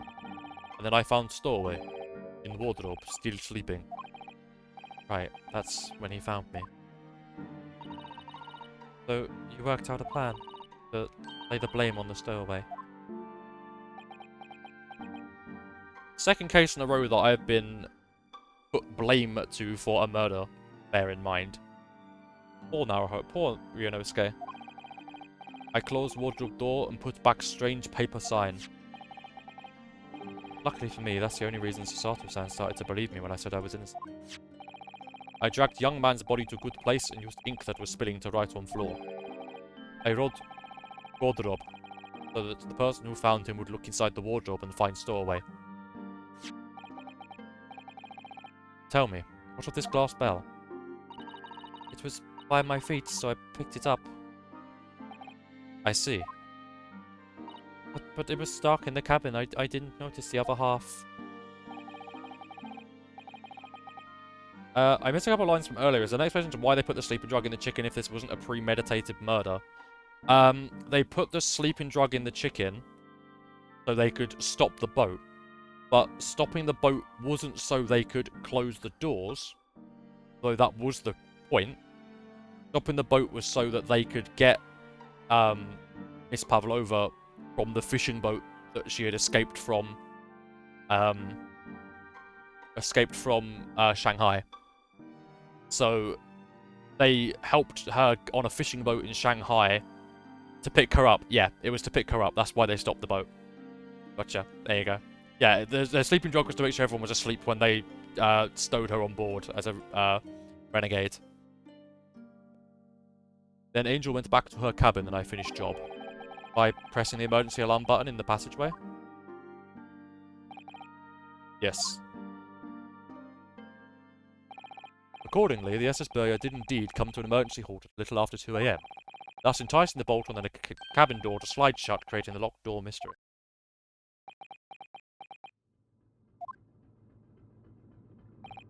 There was still... Oh yeah, technically, that's why they did the button to stop the ship to do that bit, but the chicken was to get her on board. There you go. That makes more sense. What? Well, you said that you told Cosmo about the fact that you'd run away from your homeland, and it's because you were worried he was going to tell the captain that you put them. Isn't that right? Yes. But even if he had pulled the bell cord and the captain of the ship, aren't you friends with every member of the crew? Why would that have been a problem? It was what he said first that made me scared. What he said first? What are you doing here at this time of night, Inspector? Oh. I'm sorry. I thought it was a friend of mine.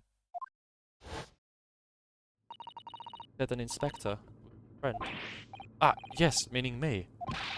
Who was supposed to be acting as his bodyguard. I thought that if police knew about me, they would arrest me. So before he could pull the bell cord, I... May I stop you from Pavlova? It just doesn't seem to make sense. I mean, Mr. Asogi really going to pull the bell cord? I don't know. What? What do you think, Naruhodo? Well, I'm not Kazuma, so I can't say no for certain, but... He was a man of his word. If he told you he wouldn't give your secret away, then he wouldn't have done. No, he was walking over to it. He was going to pull the cord. He was going to make them send me back. Well, Naruhodo, today's work is not yet done, it seems. There is one more deduction to make. What? Another deduction? Yes, what action was the victim really about to take at that moment?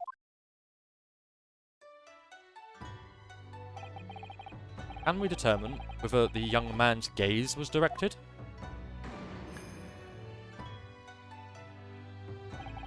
First, consider the victim's location within his cabin. That's easy. I remember every detail of that room. I mean, yes, I spent a lot of time in the wardrobe, but still. That cabin has been my home for this entire voyage. So, this is how the cabin looked last night when Miss Pavlova visited Kazuma-sama? Yes, it's exactly how it was. Are you ready then, Mr. Naruhodo? Yes. If there's one thing I've learnt today, it's that a simple gaze can reveal all manners of truth. And, not only that, in order to draw the right conclusion, you can't afford to be out by even a little bit when you're following a little bit. Sorry, my Britishness came up there. Even out by a little bit when you're following the gaze to where it lands. So, when he turned away from Miss Pavlova, what exactly was Kazuma looking at? Kazuma was looking to call a friend from the wardrobe.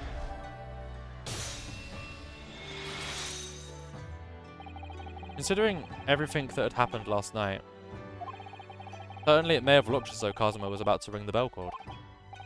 Yes, however,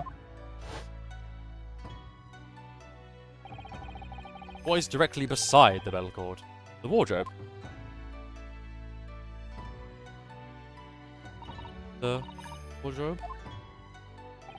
And more importantly, what was inside the wardrobe? The man's great friend, sleeping soundly. Ah! Miss Pavlova, please, think back very carefully. What were Mr. Asogi's exact words last night? Give me a moment. Give me a moment. I could use another opinion here. Another opinion. Yes, but not from a member of the crew. No. Mr. Asogi intended to consult his close friend on the matter. To see if, between them, they might be able to help in some way, no doubt. Oh no. Sadly, can't know the truth for certain now. Late for that. But I wish you had made sure of what Mr. Asogi was looking at. Thank you for the hydrate, Lumi. Things may have ended very differently, had.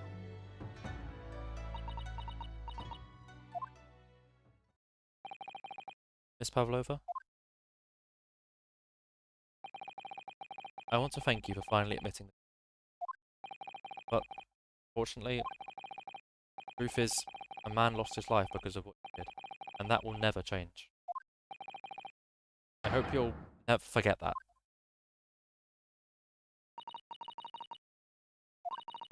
Really, I'm so sorry. What have I done?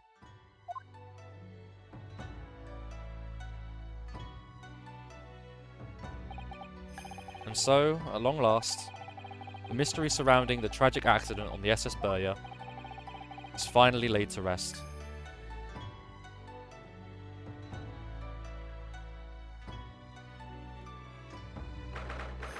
January 9th, 7:14 PM, SS Burya, first class, cabin passageway. What will happen to Miss Pavlova now then? Once we reach Great Britain, she'll be handed over to the British police at Scotland Yard. What about the fact that she ran away from Russia? Won't the Russians try to repatriate her? Apparently, the English detective can speak to the immigration office and sort all of that out. Mr. Sholmes can do that? So, she won't be going back to Russia then? No, I don't think so. Even if she wanted to return in the future, I doubt she would be able to. She ran away, so now she's an exile for life. I see. I'm sorry. Seaman Stroganoff? I wanted to help our angel, no matter what. But I didn't think about you, about how you lost good friend. I will go with Nina. I will give myself to British police. That's kind of you. In the meantime, thank you for letting me go free again. Kazuma's death feels like such a waste, but... well, do what you can for Miss Pavlova, won't you? Ah. Oh. Well, I'm afraid you need to pack now. We're due to arrive in Hong Kong tomorrow. As much as it pains me, I'm going to have to hand you over to the consul to arrange your passage back to Japan. Yes.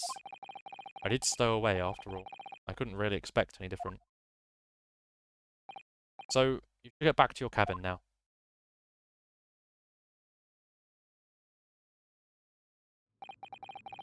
Looks like my study tour to Great Britain is over before it's even begun then. Think that only days ago, Casimir and I were laughing together about how we tear up the streets of London. Seems like a distant memory now. Oh. Is that? Is it someone weeping?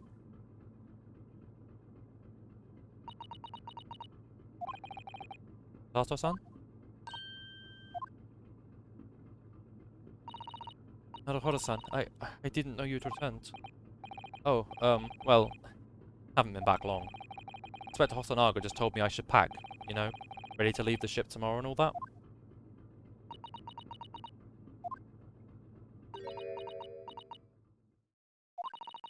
I still can't believe it happened. I can't believe someone's life can be over just like that. Sato-san.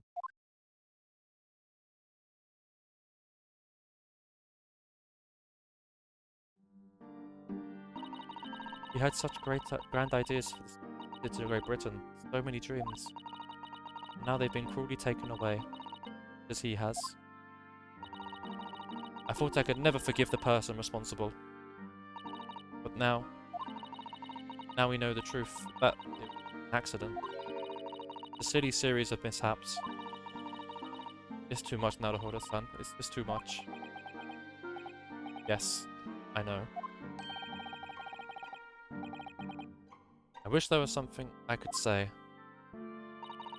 Inspector, my duty was to see Osogi-san safely to Great Britain. But I failed, and caused his two closest friends great pain and suffering as a result. I've let everyone down. I will do anything to make up for my terrible blunder. Nobody blames you, Inspector. And I'm free again now at Huh?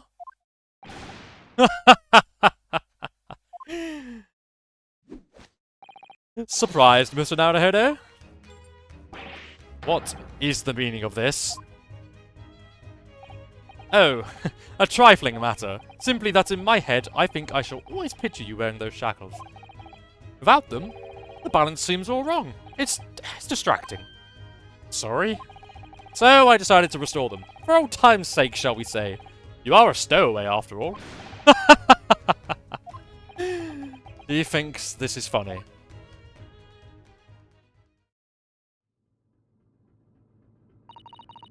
Mr. Sholmes. We do appreciate all your assistance. I'd like to thank you from the bottom of my heart. Not at all, not at all. And though it's a little late, may I offer my sincerest condolences? The loss of your companion is truly heart-ending. Heart-rending. I hope that you'll be able to fulfill some of his aspirations in his honour. I'm afraid that won't be possible. We shall be disembarking at the next port in Hong Kong. We have to return to Japan and make a full report about everything that's happened. What? Wait a minute. It's just me that has to go back, isn't it? I mean, I was the stowaway.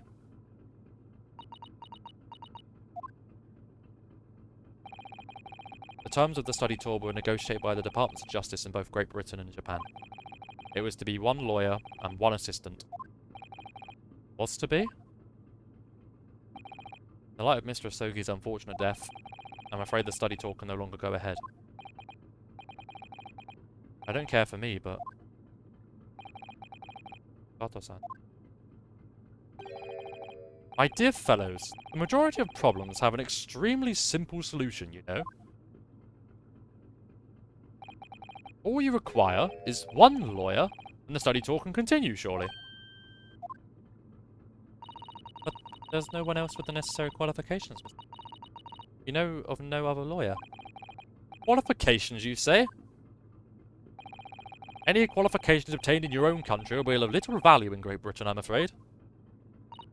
Oh, but anyway, the voyage to London still promises a good month of time. Ample opportunity, I would say, to find yourself another suitable lawyer. Yes.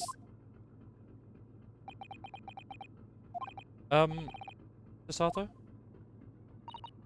Yes? Do you think perhaps I might be able to do it? Ah, but you're not a lawyer, Mr. Naruhodo. Oh, unless you're studying law? No, I'm not, but I'm sorry. In that case, I don't think there's even a chance it would work. But as I said, there is still more than a month before we reach England's shores. Isn't that right, Mr. Naruhodo? Yes, I have a month in which to study, to learn what I must to become a lawyer in Great Britain. Mr. Naruhodo, that's ridiculous! Are you seriously suggesting anyone could learn all that in just 40 days? To do that in real life, you need to study for 5 to 7 years. There was only one way to find out. I would work my fingers to the bone, Inspector, every single day. Will you let me try? And if, by the time we reach Great Britain, I haven't learnt enough to be recognised as a lawyer, I'll take whatever punishment is deemed appropriate. But why put yourself in such a difficult position? Kazuma. He said that there was something he had to do in Great Britain, and that he would sacrifice anything to make it happen.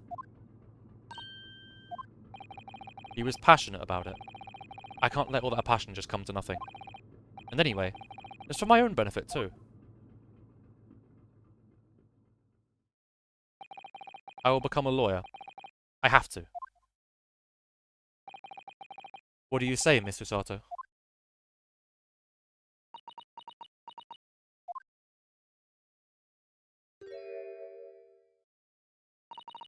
I think it's a wonderful idea. Thank you. So, what does our bespeckled inspector friend say? Are you serious? One lawyer and one assistant? The numbers are indisputable. No, it's madness. Yet fascinating, wouldn't you agree? Fascinating? Duty and rules are the dull routine of existence that we all abhor. Give us interest, give us fascination. Speak for yourself. Besides, qualifications are no measure of a man. What matters is his character, no? And you've witnessed ample evidence of this man's exemplary character today with your own eyes. From the early hours this morning until this very moment now. Despite contending with the passing of his close companion and despite the accusation of guilt, this man has shown resourcefulness, intelligence, and above all, courage.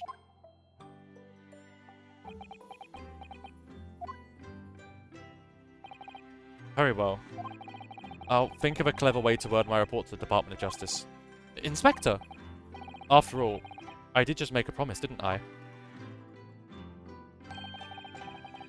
I said I'd do anything anything at all to make up for my shortcomings here. Oh, thank you, Inspector. Love my detective saying that rules are boring and we need more excitement. Breach. That's my goat right there. If you'll excuse me, I must pay a visit to the captain's quarters, I think. I need to discuss what to do next and how best to make my report.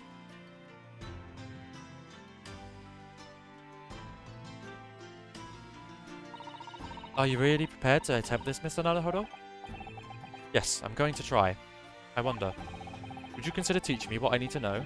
Everything about being a lawyer?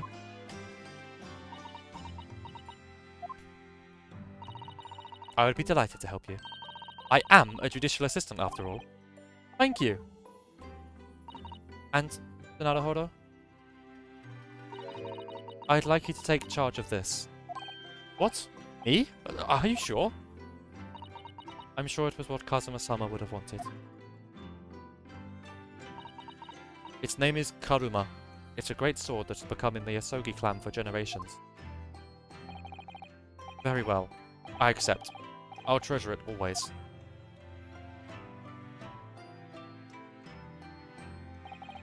So then, Miss Usato, it seems we'll be working together for some time yet to come. It will be an honor, Mr. Naruhodo.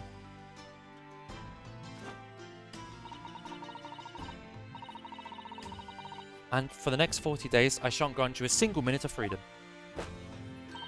We shall fill every spare moment with study. Yes, that's exactly what I need. But before we begin, I have an earnest favor to ask of you two.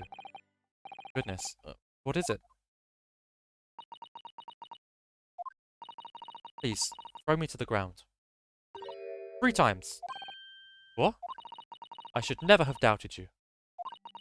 You were Kazuma-sama's closest friend. Of course you would never have done anything to hurt him. That should have been obvious to me from the start. But I allowed suspicion to get the better of me. No matter how upset I was feeling, it was completely unforgivable behavior. No, you were in shock. You just found out about it. No, I won't let you make excuses for me. Whatever the circumstances, I should never have thrown you. And not just once, but 5 times? That number keeps creeping up, doesn't it? Please, you must. Just take hold of me and throw me. Do it. Don't even think about it. No. I don't even know how. I've never thrown anyone in my life. Very wise, Mr. Naruhodo. It isn't a skill that one acquires without considerable training. Oh, Mr. Sholmes. I observed your throwing technique several times with great interest. I confess I was most impressed. How did he see that? I presume that would be a form of Japanese wrestling? Oh, well, in a way. It's not wrestling, but my own interpretation of an ancient jujitsu technique. Apparently it's called the Susato Takedown. It leaves your head swimming, believe me. How beguiling. I am a practitioner of the combative arts myself. I am somewhat an accomplished boxer. There he goes again, dancing around again. I wonder if you'd be so kind as to instruct me on the technique of your arresting throw. Yes, I'd be honoured. Then let us not dally. Demonstrate, my dear madam. Oh, of course. Are you ready, Mr. Naruhodo? Sorry?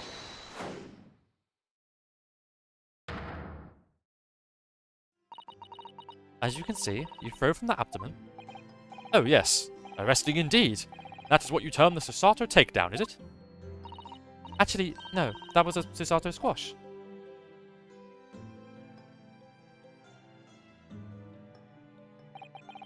In my groggy state of consciousness, a scene from an evening recently spent with Kazuma flickered into my mind.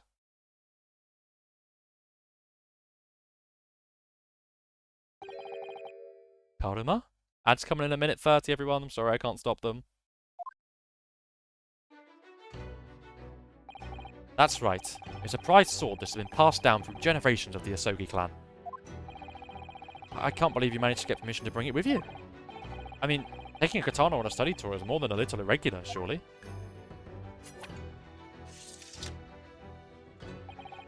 A Japanese man's sword is his soul, Ryunosuke.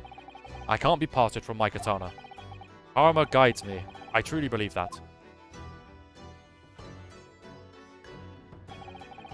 So, its name compels its wielder to slice evil in two? Not that you would need much compelling. On that subject,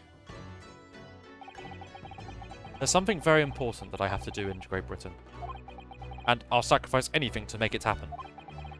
I'd appreciate you seeing it through with me. Of course I will. Whatever it is, I'll see it through to the end with you. I knew you wouldn't let me down.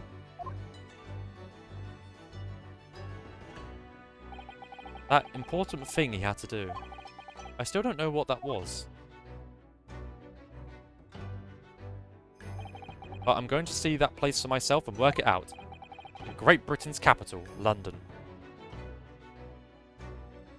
And just before the ads start, that is the end of our chapter. Oh, thank you very much for joining me tonight. This has been a lot of fun. 5 hours 24. Pretty much the same time as last time. Have a see. When did I last... Are we continuing for episode 3 next time? When did I last finish? 23rd of October 2021. Yeah, so it's been 4 years. Yippee! Thank you for streaming. Thank you for coming along. I'm sad that you can't hear me in ads. Actually, I'm going to go to the toilet and then I'll be back and I can do my spiel of goodbyes. I won't take long. Promise.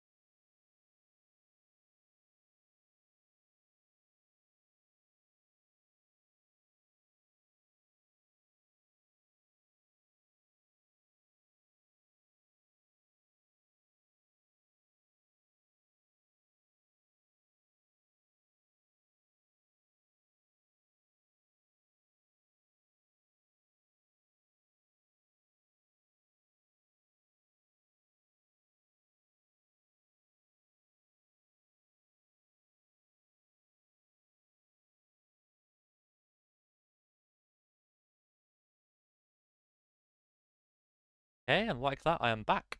Ah! Oh, how long on ads? 45 seconds. Not long left on ads. Almost there. Say my goodbyes.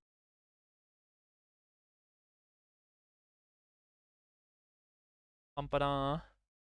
Ah, next time, The Adventures of the Runaway Investigation Part 1. Where we shall continue.